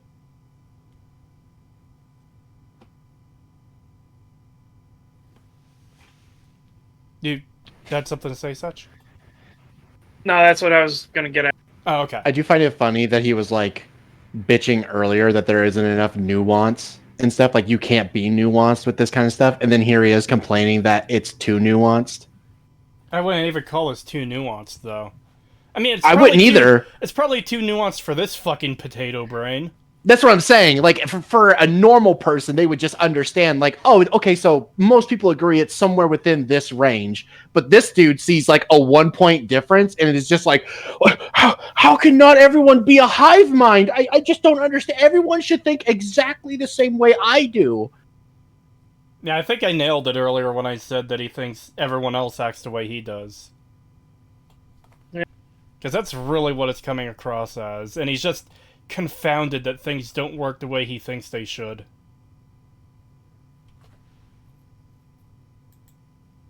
Exactly 1 point better than the Outer Worlds? Because I can't.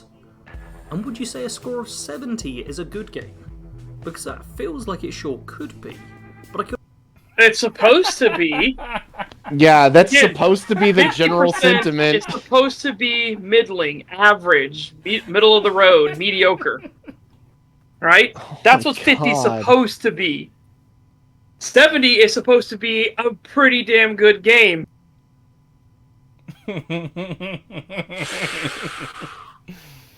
Wow. This is completely unrelated, but I saw a tweet from someone earlier complaining they're trying to dunk on the Hogwarts Legacy again because they can't let that go. And they showed the Steam charts of how there's only like 13,000 people playing it all these months later. It's like, goddamn, that's actually pretty fucking impressive. For a single-player game? For a single-player game. Because the 3 games I looked up, the Dead Space remake, the Resident Evil 4 remake, which is fucking beloved, and the new Star Wars game are all way below that. Like, less than 5,000 each, I think. I don't think the Resident Evil 4 remake is beloved. No?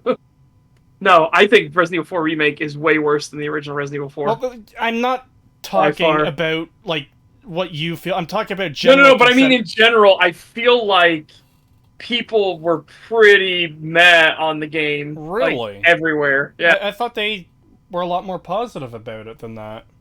I didn't hear a lot of positivity for RE4. I heard a lot of mixed stuff where people like would say like, oh yeah, I really like this a lot more, but then they would also like have something else that would come up and they'd be like, but I don't really care for that. Yeah.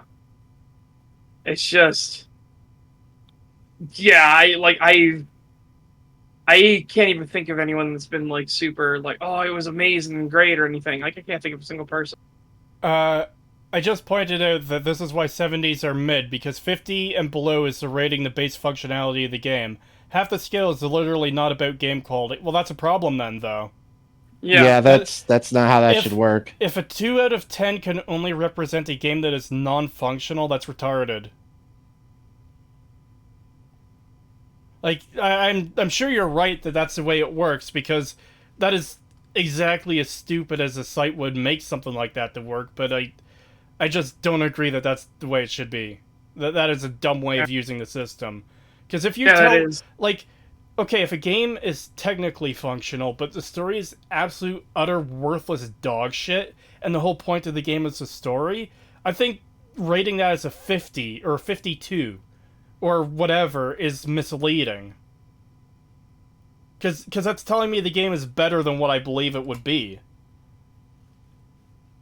2 out of 10 would be a game that crashed constantly, sound is poor, graphics are hashed, and so forth. Yeah, I disagree with that system. That's a terrible system. That's an incredibly stupid system.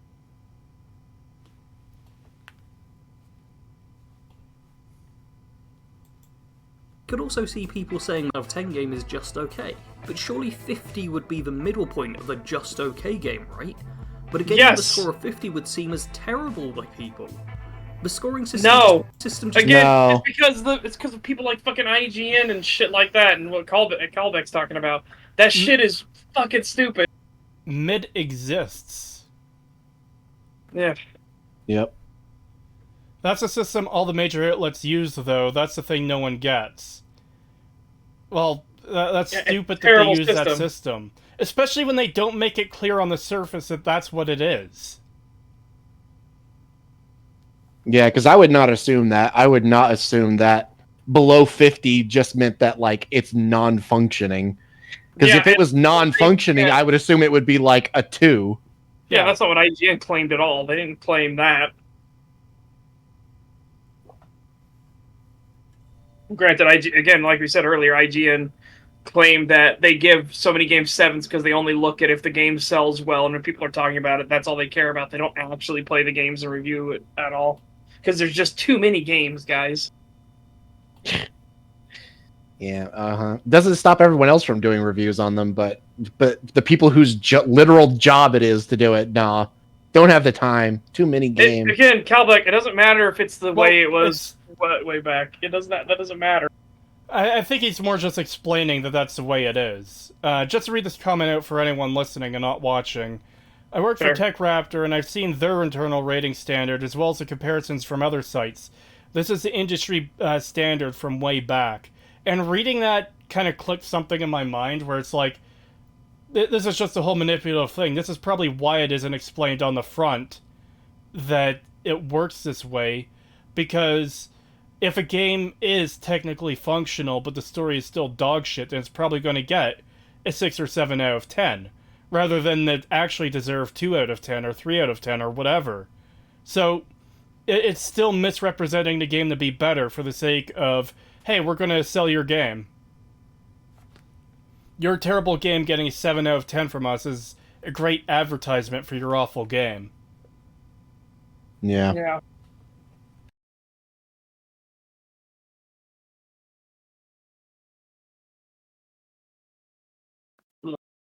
Ugh. Yeah, that doesn't make sense. Just rough numbers to give an individual's ever-fluctuating opinion about a game which will probably be different if they play it in a year's time. No! Oh, Jesus Christ. Not all opinions are ever fluctuating. Sometimes you play a really shit game, and, like, it's gonna stay shit, typically. Yeah. This was one of the other things that I mentioned before about this video, was his, like, take on the fact that he believes that that when people review a game, and he just finds it so weird and so wrong that the reviews that come out before the updates would still be allowed to stick around and people can still read those and influence people to buy the game or not, is a huge problem, and they shouldn't be doing that. It's like, no, they absolutely should. People should know about the shit about, like, Fallout 76 before all the updates. People should know about that shit. Yeah, absolutely. $2 from Alpha Craig, thank you. The Last of Us 2 is rated like 90 plus in bad story. Yeah, that should not have a 90 plus. Yeah. Holy shit. I mean, I realize Last of Us 2 is more than just story, but for rating on story alone, that should be at most a 3. Yeah. Yeah. Did you see his reply to Waylay? No, I haven't. The only videos of Bad Company Sarge I've watched are the ones I've seen here, like, that we've covered on the channel. He does not have a good track record so far. No. Yeah. And again, part of that can be... what we always have to stress is that can be just, viewed bias, right? And that people are only recommending the videos of his that are really shit. However, it's his opinions and comments within the videos are super, super fucking shit. So it's hard to imagine that he only has this really bad takes and shit brain in these videos and not in any of his other videos. Like, again, viewership bias is a thing that happens. Like, if you... Okay, I'll take The Secret World as an example. Okay, there's a game called The Secret World. It's all about secret societies that control the world. You as the player can join the Illuminati, the Templars, and the Dragon. Those are the 3 factions you can join. And oftentimes you get sent to an area where there's another faction called the Orochi Corporation that is having problems. So the player base has come to associate the Orochi Corporation with incompetence, like can't do anything right, lacking technology, poor safety measures, and everything like that. When the reason you go to these areas is because shit has broken down through, a lot of times, no fault of anybody's own, or because of the machinations of elder gods and everything, right? But the whole community thought this is the way the Orochi Corporation was. But then they suddenly got blindsided when you go to an area of the Orochi Corporation that's still functioning at full force, and they're a really credible threat, and they have really good security measures, and they're really dangerous foes. And I'm like, what the fuck? That doesn't make any sense. Like, no, it makes perfect sense. Our faction leaders are only sending us into areas where shit has gone south. We don't get to see where stuff is operating normally.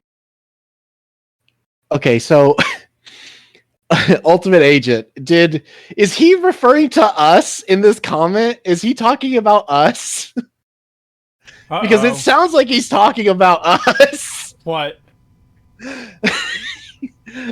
Hold on, I'll send it to. Uh-oh. Because this sounds like Waylay referred to us, and then once he checked us out, was like, "No, fuck you. No, I'm not gonna tell you whether it was fact or opinion. Fuck you. I don't care. If you ever come back to my channel, leave." All right, let's just read this out for chat. Yeah. I was going to spend some time breaking down certain things with this comment, going over the differences between fact and opinion to try and make clear where I'm coming from. But I decided to check out the channel that you mentioned first, and now I don't think it's worth it. I am happy to say that my channel is one I think you won't enjoy. I am 100% fine with you never watching any of my content ever again. What a little bitch. I know. And I'm just wondering, was the thing he referred him to one of our videos, or was it just something else in general? I'm curious. That would be amusing. Yeah, that's...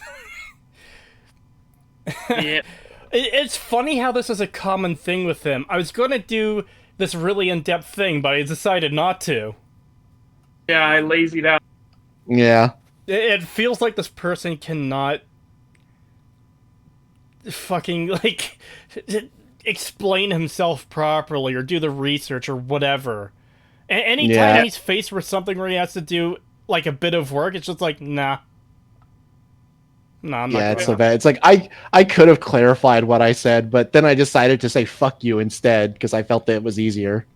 I could have made, a well-rationed, argued, evidenced point, but instead I'm just going to say don't watch my stuff anymore. Okay. Good job. Wow, he wrote another magnum opus.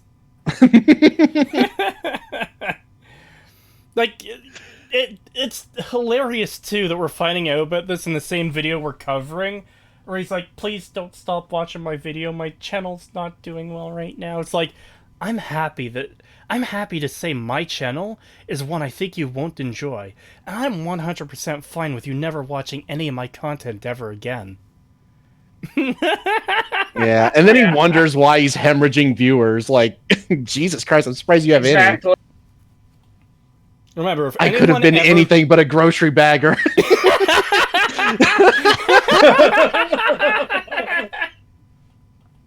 I could have been anything, so I became a fucking loser.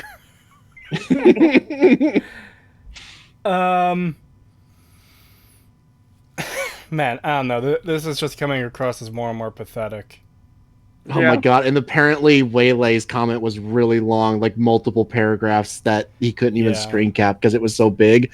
And this was the response he got. It reminds me a lot of my thing towards Vincent, where I wrote this basically this essay that explained everything he was getting wrong and where he could improve in parts of his video.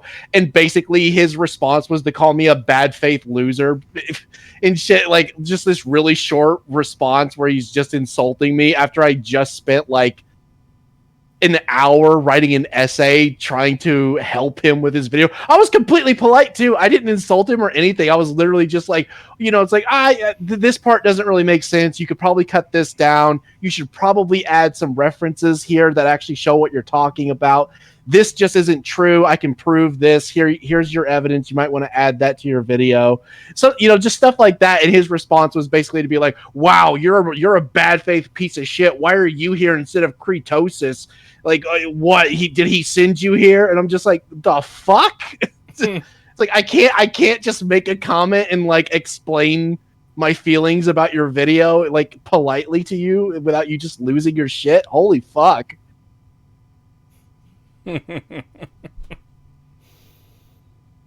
There's definitely a lot of weird losers out there, and this guy definitely seems to be one of them. Yeah. Waylay was also civil. Well, yeah, those are the worst kinds of people, because you don't realize this, but the civil people are really super uncivil, okay?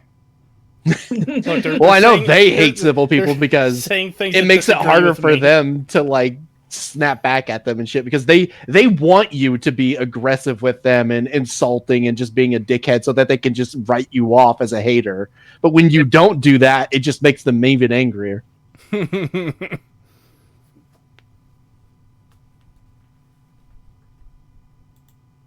Because we're not done yet. I want to complain about the fact that professional reviews are done for a game at or just before launch. This means that, at best... Sorry. As opposed to doing it fucking 2 years before launch or 2 years after. Like, yeah, most reviews are going to be done around the launch time. What the fuck are you talking about? Yeah, why would you ever not do a review at launch time? Viewers are probably going to team after the first patch, maybe. But in the modern age, we're used to playing games that get patched over and over and over again. Oh, Which we no. shouldn't be. Oh, Yeah, no. you Is he shouldn't- going where I think he is? Yeah, I mean, look what he's showing in the background. Yeah. Oh, no, you do not want to go down I this told path. you. This is not a good thing, Bad Company Sarge. The fact that people got used to, we're going to get a broken, shitty-ass game, and then they're going to patch it, and patch it, and patch it, and patch it, and patch it, and patch it. That's not good. Yeah, that's... There used to be a time in the far-off ancient ages, fucking thousands of years ago, in, like, the early, like, 2010s, Yeah, maybe 2010. 2000s. Pre-2010, where most times you would buy a game, and that was it. Sometimes they would release an expansion, but that was typically it. This modern age bullshit of we're releasing a $50, $60, $70, $80 game, and you need a fucking 30 gigabyte day one patch to fix all the fucking problems with it, is not good. And it's, like, exponentially worse if there isn't the day one patch, and it has to come over the next several months or years. Yeah. Yeah. One, it's just not a good thing, and two, it should not override the initial review, even if it does improve the game, which... I'm sorry to break this to you, Bad Company Sarge, but reviewing the game way later down the road after all the patches and everything, and somehow that makes the game a lot better. Oh, I'm sorry to break this to you. I know this is your favorite game, but Patrician did that. I'm sorry to tell you, the game's worse than it was at launch now. Go fuck yourself, dude. Yeah. You picked the wrong fucking game to stake your career on. Is this guy's entire channel just coping about one bad decision he made? I think so. I mean, that's what it seems to be, basically. Because I remember all the way back when we covered him and he showed those Fallout 4 videos, or those Fallout 4 comments, he was playing Fallout 76 in the background and talking about Fallout 76 a lot, too. Yes, he was. So I think it's just, that's basically just his entire channel.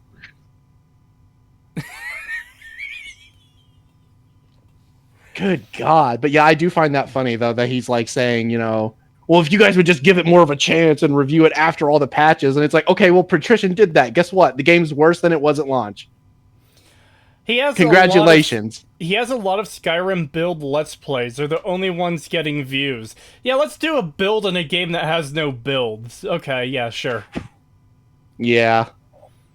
God, the Magnum Copus it's peeking its ugly head back out of the fucking cesspit of which it crawled out from. Yeah, I was definitely right earlier. This man is a walking fucking L.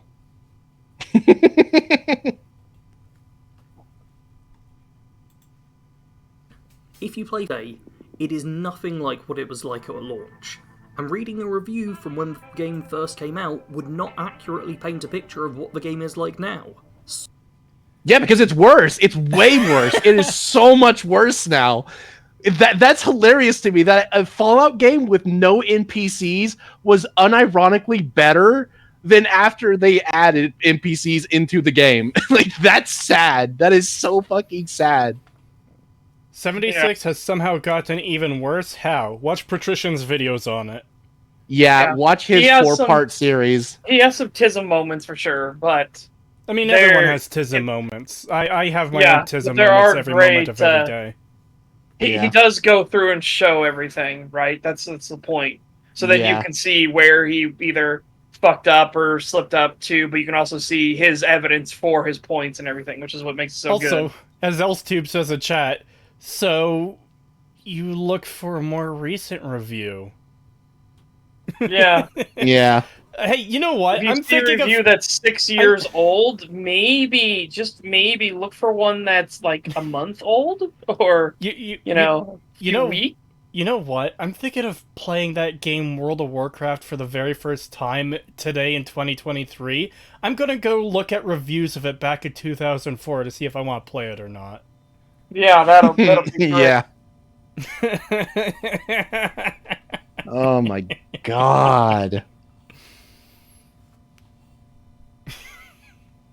God, this poor man probably doesn't even know who Patrician is, or that he released this video, and just how utterly it destroys his argument of, oh, but come on, guys, they patched it, they updated the game, and it's like, they really shouldn't have. Yeah. So many modern games as time goes by, but the reviews from launch stick around, weighing the game down to the start, and not adequately informing potential new players of what the game is actually like. Hey, yeah, everyone who makes a review, it is you're honor bound, it's your duty to always update your reviews on terrible games months or even years after they've released. Oh yeah, no, not just that. They need to delete their original reviews as well and write completely new ones that don't reference anything from the launch stuff, because that's in the past. People don't need to know about that stuff anymore. Everything that happened before this very moment is in the past, though. Yeah, exactly. That's why it's so fucking stupid.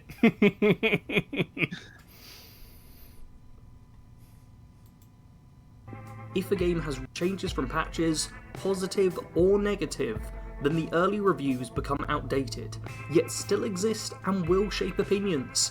And that frustrates me to no end. I mean, boo-hoo. It's not a universal thing. Like, if a bad game is released and updates over time and becomes better, then usually the newer reviews of that thing are what you're going to get first, right? Because, like, No Man's Sky is an example of a game that was terrible on launch, and it is a genuine redemption story. If I were to search it up right now, I'm pretty sure Internet Historian's video would be the first one to come up.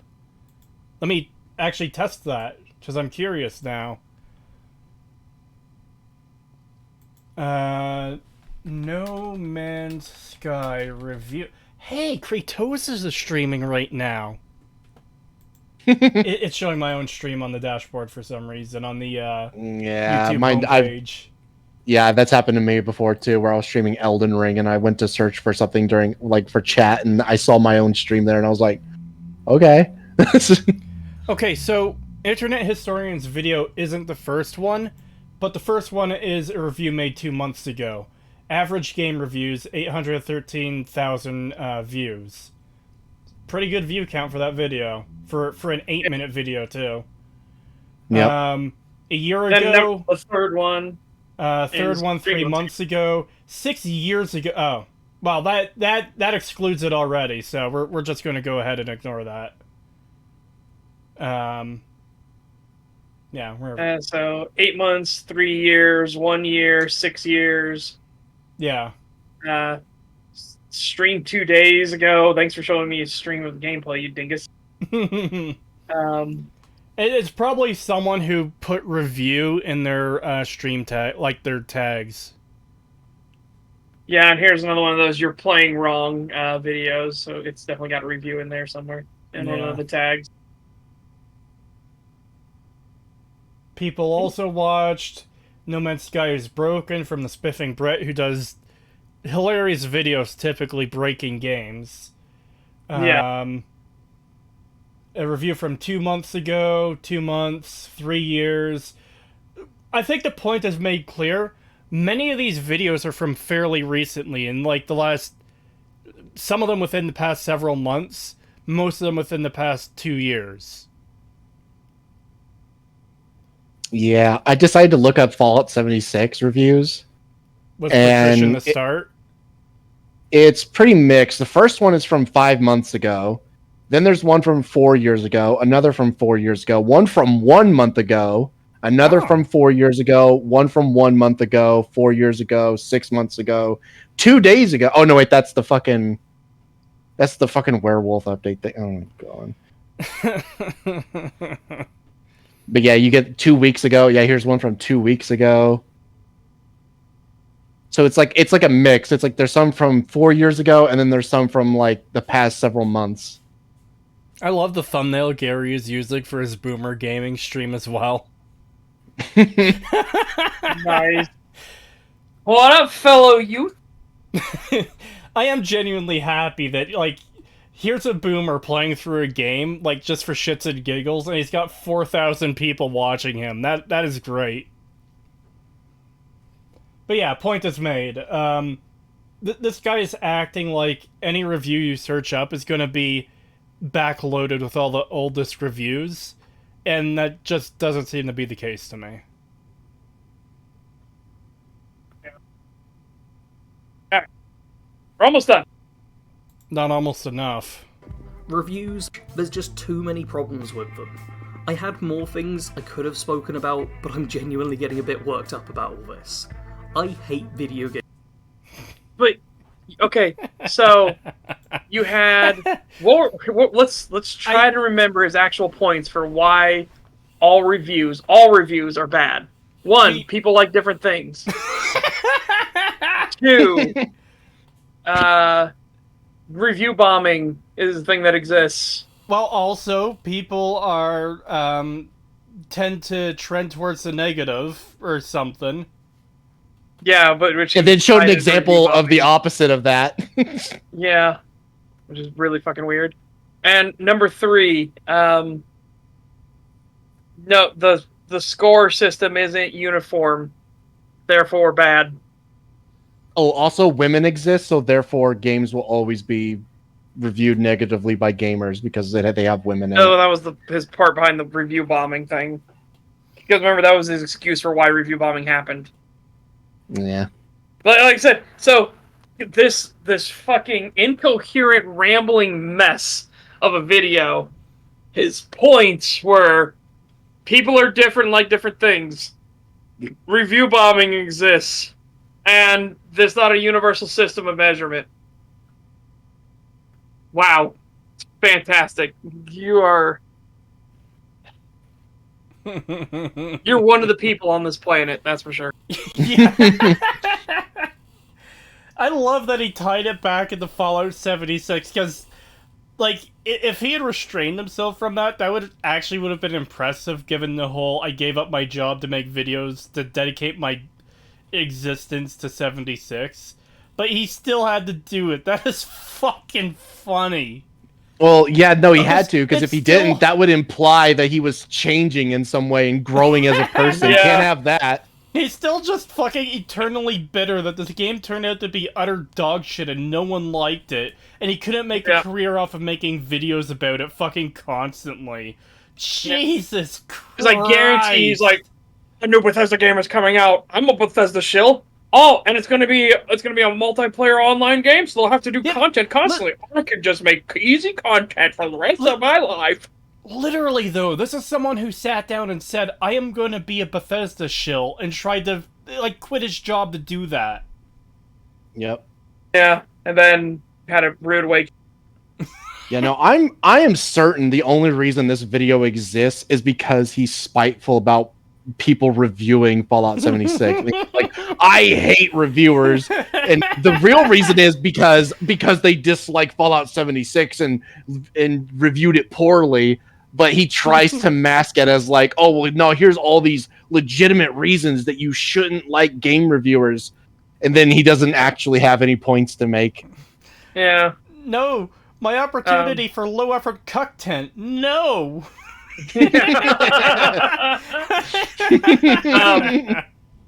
Cal, this is a complete change of gears, but Calvec says, to be perfectly fair, Postal was Uwe Boll's only good movie. Yeah, because Uwe Boll was trying to make a bad movie. That's what he does. He intentionally makes bad movies to go with the German tax loophole. That has now been closed, by the way, which also might be why you don't hear about Uwe Boll movies anymore. Are you sure it's been closed? Because Lord of Ring Golem was made in Germany. No, it's been closed. You can't do the tax loophole anymore in Germany. Oh, they must not have gotten the update. They didn't know. Yeah. And he tried to make Postal bad, but he like made the perfect Postal movie. Yeah, because Postal is a shitpost movie. Yeah, you can't. The way to make Postal a Postal movie bad is to like not make it insane. Yeah, and he made it insane and nonsensical, and that's like, yeah, that's Postal. That's what it's supposed to be. Like you kidnapping a midget isn't like shocking or anything. All right, that's Postal. Yeah, because Postal 2 literally has a midget shooting at the police with fucking Gary Coleman. Yes. and again, you have there's that interview, and so many people bring it up because it's when Uwe Boll's on stage, and he's like, I always get nervous in front of the crowds. It just makes me so horny. You know, with all the people and the children. Oh God. And the interviewer goes, "Are you fucking kidding me?" Everybody uses that reaction clip as like a thing. Again, yeah, that's what he did. He put himself in the movie as like a weirdo German film director. Oh. And that is the line he actually said. Oh. If you've never seen the Postal movie, we should watch the fucking Postal movie. It's a wild ride. At some point, yeah, that is one I actually do want to watch. That's I remember you talking about how you're going to watch it, and I looked up. It happened to be on Steam for some reason. I went through the screenshots. I was just like, oh yeah, this 100% looks like it's going to be completely accurate to the game. And it obviously doesn't follow the storylines of the game. Not the story, but like the general feel of it. There was a fantastic line when you knew this movie was actually going to be genuinely good, which was when Postal Dude wakes up and he's coming out of his trailer, and then his neighbor next to him says, "Y'all need to keep it fucking down, or I'm going to complain to the thing." He's like, "What are you talking about? I never do this thing." "Yeah, yesterday, it was so fucking loud, I could hear you banging your woman all night long." And he goes, "Ha, well, the joke's on you. I wasn't even home yesterday." And the guy smiles at him, and he's like, "Fuck." What happened? Later on in the movie, that neighbor and the two police detectives end up banging his wife. Oh my God. They bang the bitch. Yeah. Oh my God, it is fucking amazing. But I just love that moment of him realizing that he just self-owned himself so fucking hard. We are almost done with this video, and it sounded like he was going to get salty again, so I'm going to wind it back just a bit. Yeah. But I'm genuinely getting a bit worked up about all this. I hate video game reviews. There's so many better ways to get an opinion on a game. How? How? How? If How you in don't the- have reviews, you can't get an opinion on a game. Not just Yeah, that, but unless like you it buy puts- it, and at that point you're already fucked because you shelled out the money. Not just that, but let's fucking Thanos snap reviews, like the concept of reviews out the window right now. So, someone plays 76 on release, they think it's shit, they say so in their stream of it, and this is the only source people have for their, to hear what other people think of 70s. Well, that leads to the exact same problem now, doesn't it? Huh. What a fucking idiot. Yeah. And, by the way, I'm gonna give him extra negative points if he doesn't come up with an alternative for a review. I'm almost certain he isn't going to. Yeah, it's like, how? How can you possibly do that without reviews? I hate eating. We should find other ways to help my hunger. Yeah. Oh, God. Here we go. Ask your friends some recent gameplay videos of it. That's basically a Ask review. your friends, watch recent gameplay footage of it. Oh, my God. Sweet mother first. Oh my god. Okay, what if none of your friends plays that game? Oh well, then I guess you just can't get that game then, huh? Watch a recent playthrough of it. Gameplay footage. It's like, so a review of it. Thanks. Yeah, exactly. Real time. Yeah, a real-time review of it. Okay, it's literally just a review, but it's happening in real time. You fucking idiot. God. I also like the idea that, like, just asking your friends what they think is a suitable replacement for reviews when... What if one of your friends is, for example, a hardcore Elder Scrolls fan, and of course they're going to say Skyrim is fucking amazing. Yeah. Yep. Oh, you want to know if Starfield's good? Well, you better ask your friend who is a complete Bethesda shill and will always say everything that they play is good. Yeah, I'm definitely playing the clip after this stream. Holy shit. Or not the stream, after this video. We're definitely doing the fuck. Kind of like a socialist trying to come up with something to replace money, and end up describing money. Yeah. Wait for it to be a while or something before playing it. Oh, and also don't buy games at launch. Oh my Just in God. general, it's not worth it. Wait for games. Yeah, no shit, because they're so bad, and part of the reason is because of people like you who fucking shill for it. Oh, it's fine for them to release it in a broken state. They're gonna patch it. We're used to it these days. No, bad. The fact that he even said don't buy games on day one release, it's like a clock being, like a stopped clock being right twice a day. Yeah. Oh, have you seen that meme that went around? No. You know how the meme is always like a broken clock is right twice a day? Yeah. Oh yeah, and then the Yeah, and then communist somebody clock. shows the communist clock where the hands Yeah. are falling off and are laying at the bottom. Yeah, I saw that. That was great. His video was almost that until he just kind of said something right. But don't buy games at launch. I do absolutely agree with that. But yeah, it's insane to me that, like, oh, the games, they need their patches, the review should be updated after the patches, blah, blah, blah, blah. How do you not realize what the fucking problem is? Like, you've acknowledged that they're bad on release, so why are you not criticizing that?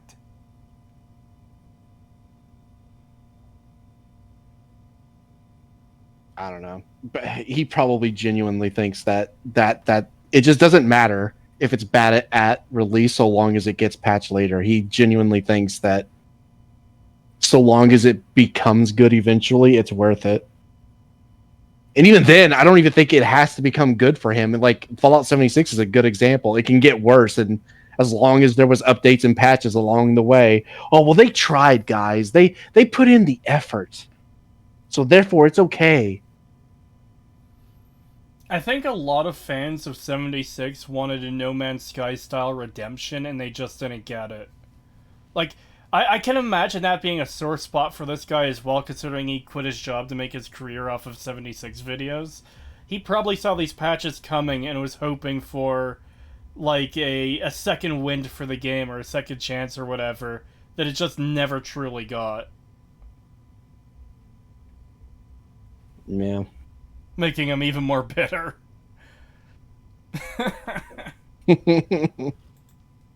To get patched, and then spend your money. Exceptions made for stuff like Game Pass, as you're already paying for that, but in general... Well, again, that should be the exception just in general, because Game Pass is insanely good money to value ratio, right? Especially if you get on the Game Pass, like, stuff is like, hey, you haven't used Game Pass in a long while, we want to tempt you, how about $1 for a whole month? Holy shit, yes please. Yeah. Are you kidding me? Just make sure you cancel before the end of the month. I enjoyed Fallout 3, 4, and Skyrim, but I've always agreed all of them have problems. Sometimes those problems even made me angry. Guys like this have utterly binary good/bad views. Yeah. Yeah, that's what I'm getting from this too, is he doesn't seem to think mid exists at all. It's just either like good or bad. And really good or really bad, seemingly. That's what it feels. Will stop. That's another rant to have though, and I should wrap things up here. I'm sure you'll let me know your own takes in the comments. I'm just happy to have got this off my chest. Gonna be a few different types of videos coming out over the course of the next month, as I try and work out how to tread water before we get some Starfield news.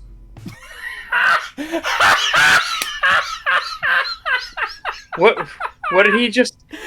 My brain just about had a total shutdown. Holy shit, I need to hear that again. Hold up. I'm gonna try and figure out a way to tread water until we get some Starfield news. My God. Oh my god. Yeah, he literally is just a Bethesda shill then. Like, I can't do anything else in the meantime. It has to be Starfield. It has to be Bethesda Videos coming out over content. the course of the next month, as I try and work out how to tread water before we get some Starfield news. Hopefully you'll enjoy them. Oh Holy my god. mother of God. Yep, This I'm doing... guy is fucking desperate for Starfield to be a knockout hit. Yeah, also the fucking thing about, like, I'm sure you'll tell me your opinion in the comments. Yeah, they'll tell you, and then you'll say, leave my fucking channel and never come back ever again because your opinion didn't align with mine. Yeah. It's fucking happening, chat. It's happening. Feel free to turn up the volume. The volume is maxed, my dude. Yeah, give me a second. Oh, it fucked up on my end. Yeah, Oh, me no. too. I fucked up on my end. Your silly lizard video ended immediately. Yeah. Opinions exist. This Bethesda bot is a face.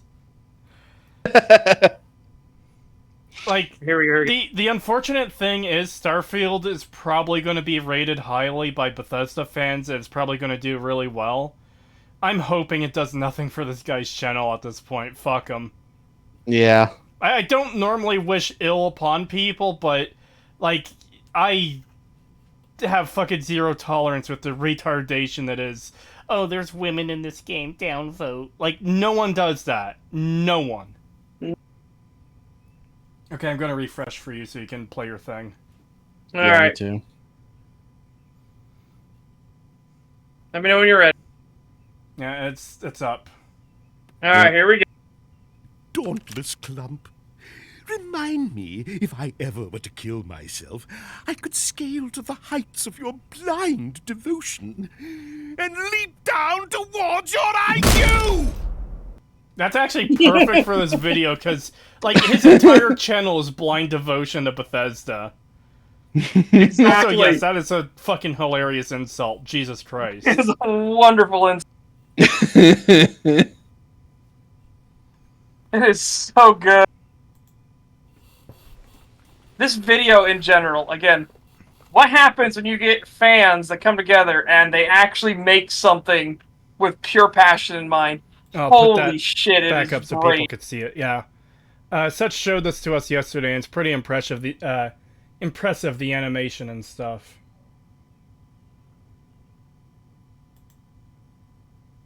There's the, I just put it in chat. It'll be a little bit for chat to hear, but I put it in chat. If anybody wants that, go there. Again, King K. Rool always had fucking great insults, and that was definitely an amazing one.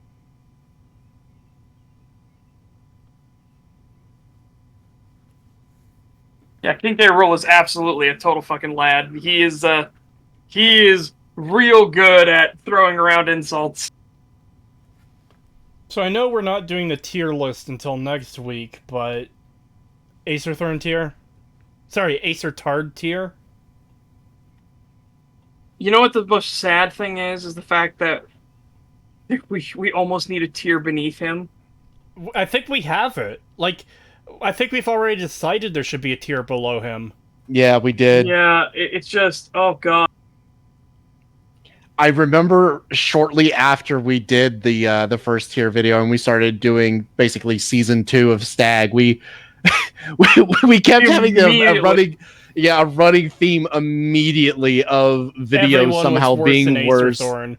It Yeah. was like, how is Acer Thorn, as mentally unhinged and handicapped as he is, how does he understand to actually show evidence for his points, or try to at least? Occasionally.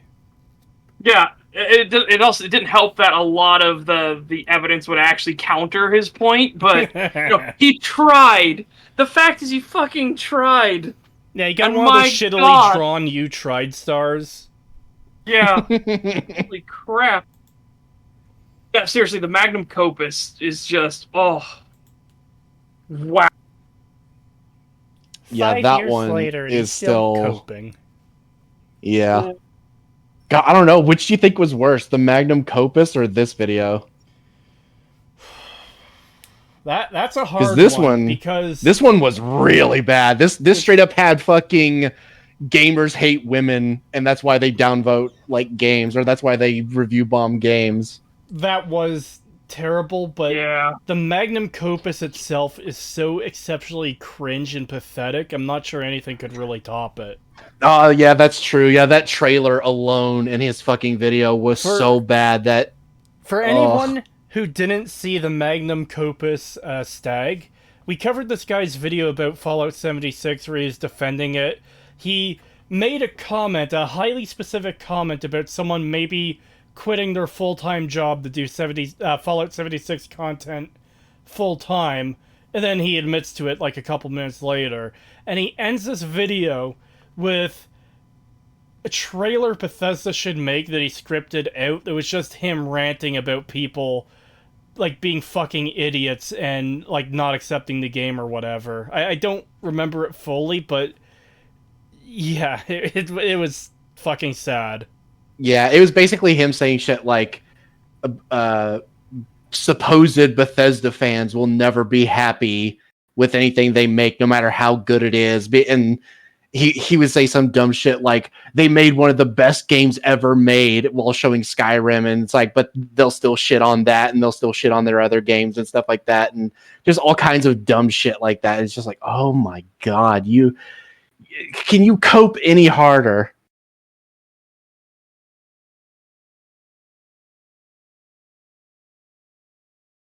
I was muted for that year.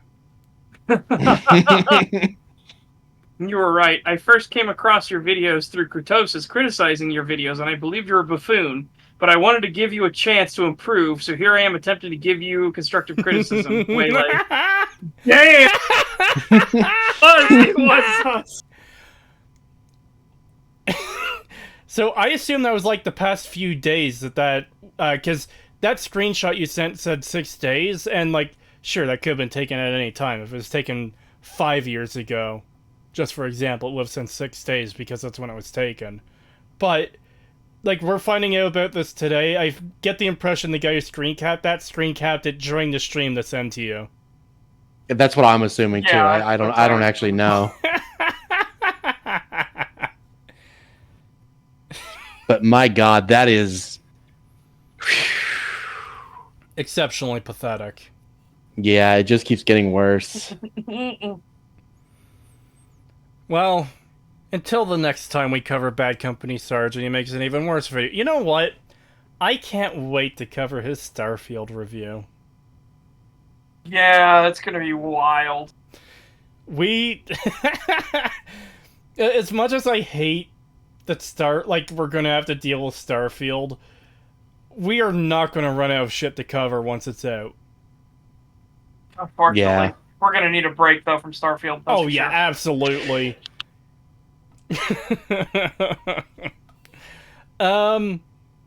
Pagan, shill your shit. I have a YouTube channel. I plan to post stuff to it eventually. We're just working on stuff right now. Yeah, it's kind of been the theme for the past few months. I think Pagan has got his design pretty much figured out. We just need to get it drawn. I am now officially in the market to find an artist and someone to rig the model. And once that's done, I'll officially be a VTuber, I guess. Yeah. Yeah. Oh, sorry, you guys missed my super chat. I'll get that, sorry. But yeah, we're on the way. There's actually 3 I missed. Sorry about that for you guys. $20 from Mr. Bobby Bosher 6. Thank you. Hey guys, I just won some money from a casino, so I'd like to give you some of my winnings. Thanks for the great content. How's the video so far? Oh, well, thank you. No problem on the content.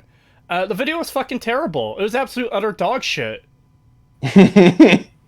Yeah, it was real bad. I'm not gonna say it's in the top 10 worst videos we've covered.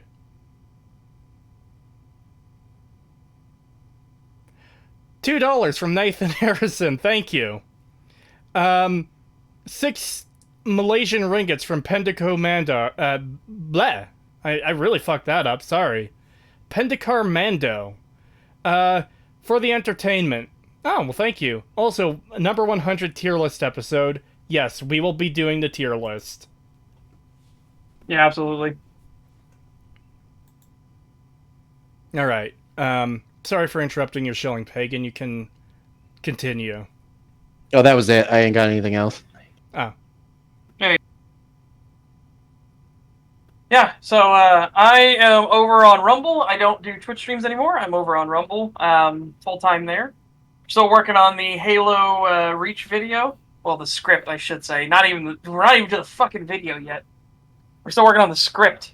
And I think I'm gonna just make one of these days just be a scripting day, just go in and just let the Rumble chat watch everything.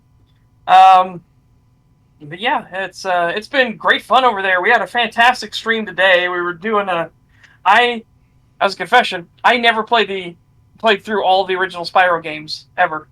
I would only get bits and pieces of them, but then we would start playing them and be like, "You want to play Resident Evil? Yeah. You want to play Parasite Eve? Yeah. Do you want to play Perfect Dark? Yeah." You know, there were just so many other games to occupy and try to take away that time. So it just never happened. And I never had a Sega or a PlayStation or anything like that. I was the Nintendo household. So, you know, whenever friends would come over, we would play the Nintendo games. Whenever I would go over to a friend's house, it would be the PlayStation, the Sega, depending on what they had. Oh. So, yeah, this was my first time playing the Spyro games. It was fantastic.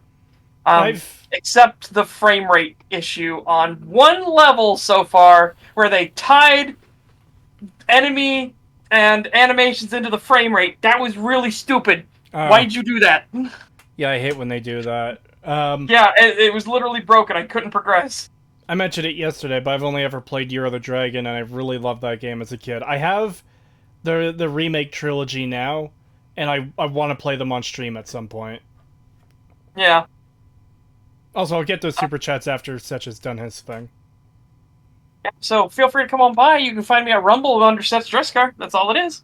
You just go there, go to Rumble, and you come on in. So we've been having good times, good vibes. Again, today's stream had an average viewership of 28, I believe, and then it got up into 38. So it was nice. It was really nice. Nice. Yeah.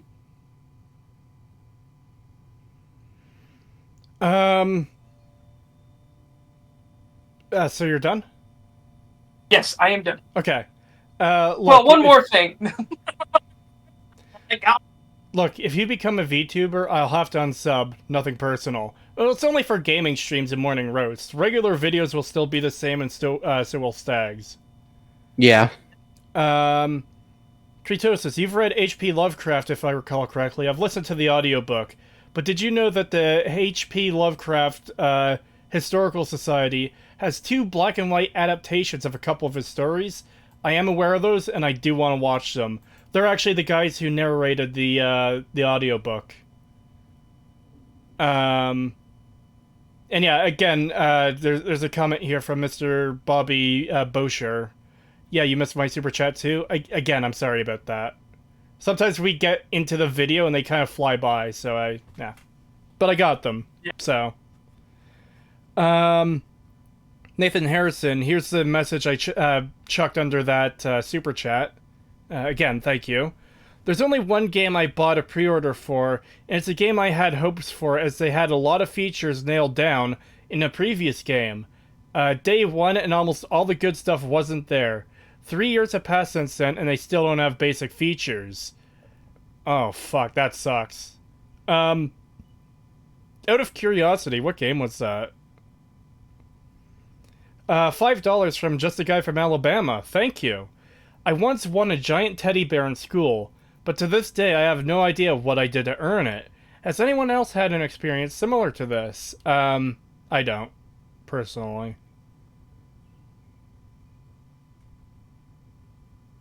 Yeah, I Alright. Alright, my shilling. I released a video almost 2 weeks ago. Part 1 of the Fallout 4 analysis, a remake of my very first video. I released a video this past Friday. The Saints Row video again, properly censored this time, and with a little bit of additional thing. This coming Friday, 3 o'clock p.m. Eastern Standard Time? No, Daylight. Eastern Daylight Time. Whatever time that Toronto and New York are in. Yeah, Eastern U.S. time. Just do that. Yeah, just Eastern U.S. time. 3 o'clock p.m. I almost said part 4. It's not part 4. I'm about to start work on that. Part 2 of the Fallout 4 analysis. It is over 6 hours long. So, if you want to come out for the whole thing, be fucking prepared. Yeah, it's a chunky bitch. Yeah. I already had to go through it once, and there's more stuff being added to it, so.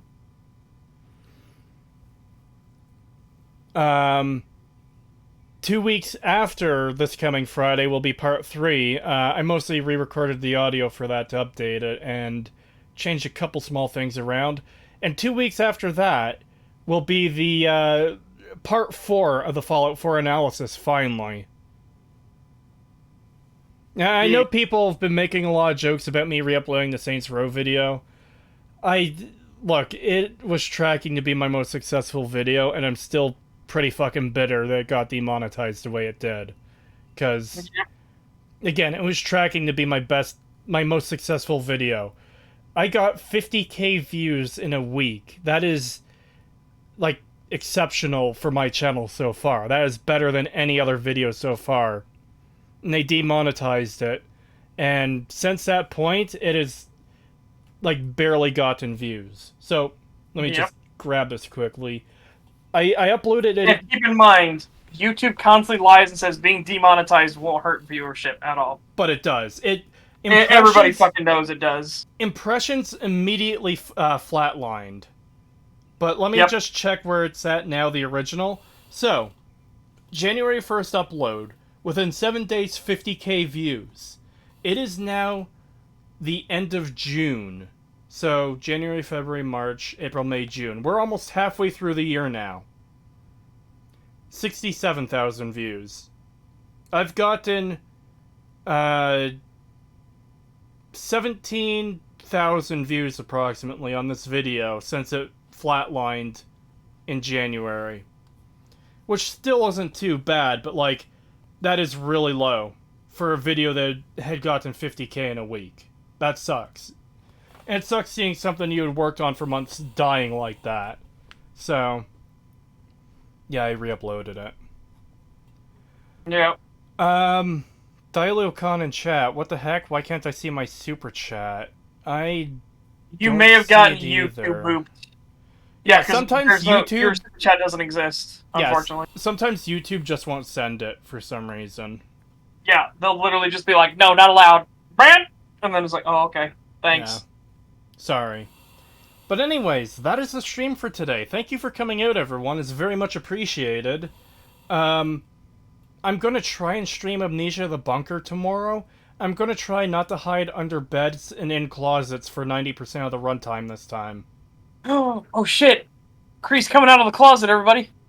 No!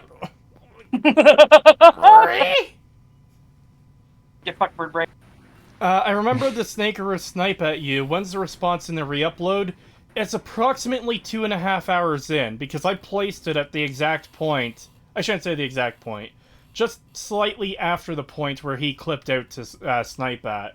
Because that's the thing that fucking bugs me so much about that is, more than the snipe itself, it's the fact that he was talking about how a lot of people are putting little to no effort into their videos. We're hating on the game just for the sake of hating it, and doing it for the money. Which is incredibly fucking insulting for a video that I worked incredibly hard on.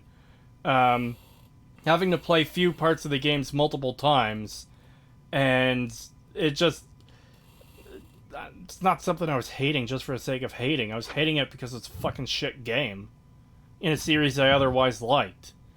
Remember, prior to that game coming out, I had played Saints Row 1 and 3, and I really liked them both, even though I have a lesser opinion of 3 now than I did before. And I also played Saints Row 2 during the making of that video, just to know everything that game contained.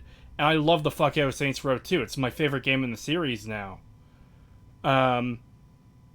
So, like, there's definitely a lot of work put into that video for a series I like. It wasn't just what he described, hating for the sake of hating, or low effort.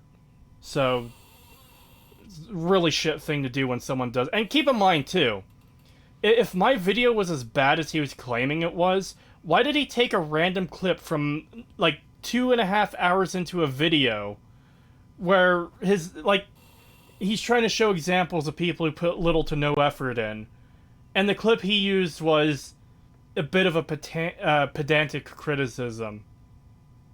You know? Yeah. Like, the whole thing is just pretty fucked. And then, not only that, but then when getting called on it, doubling down, and then apparently tripling down, because people said that he was getting rid of comments of people that were being critical of him for that. We can't prove that. Yeah, so that's the thing. Can't prove that last bit happened. But so the triple down, we don't know, but he definitely doubled down on it. Yeah, he calling claimed the like video everything in his increased video was nitpicks, and just Yeah. nothing but nitpicks. It was like, holy fuck. The whole nitpicking thing really is annoying because it just gets overused for fucking everything. Yeah. $2 again, I forget what those are, from Ebony Ziadi. Thank you. You're doing good, lad. Oh, well, thank you. Anyways, that's It it for should be today. real. Real.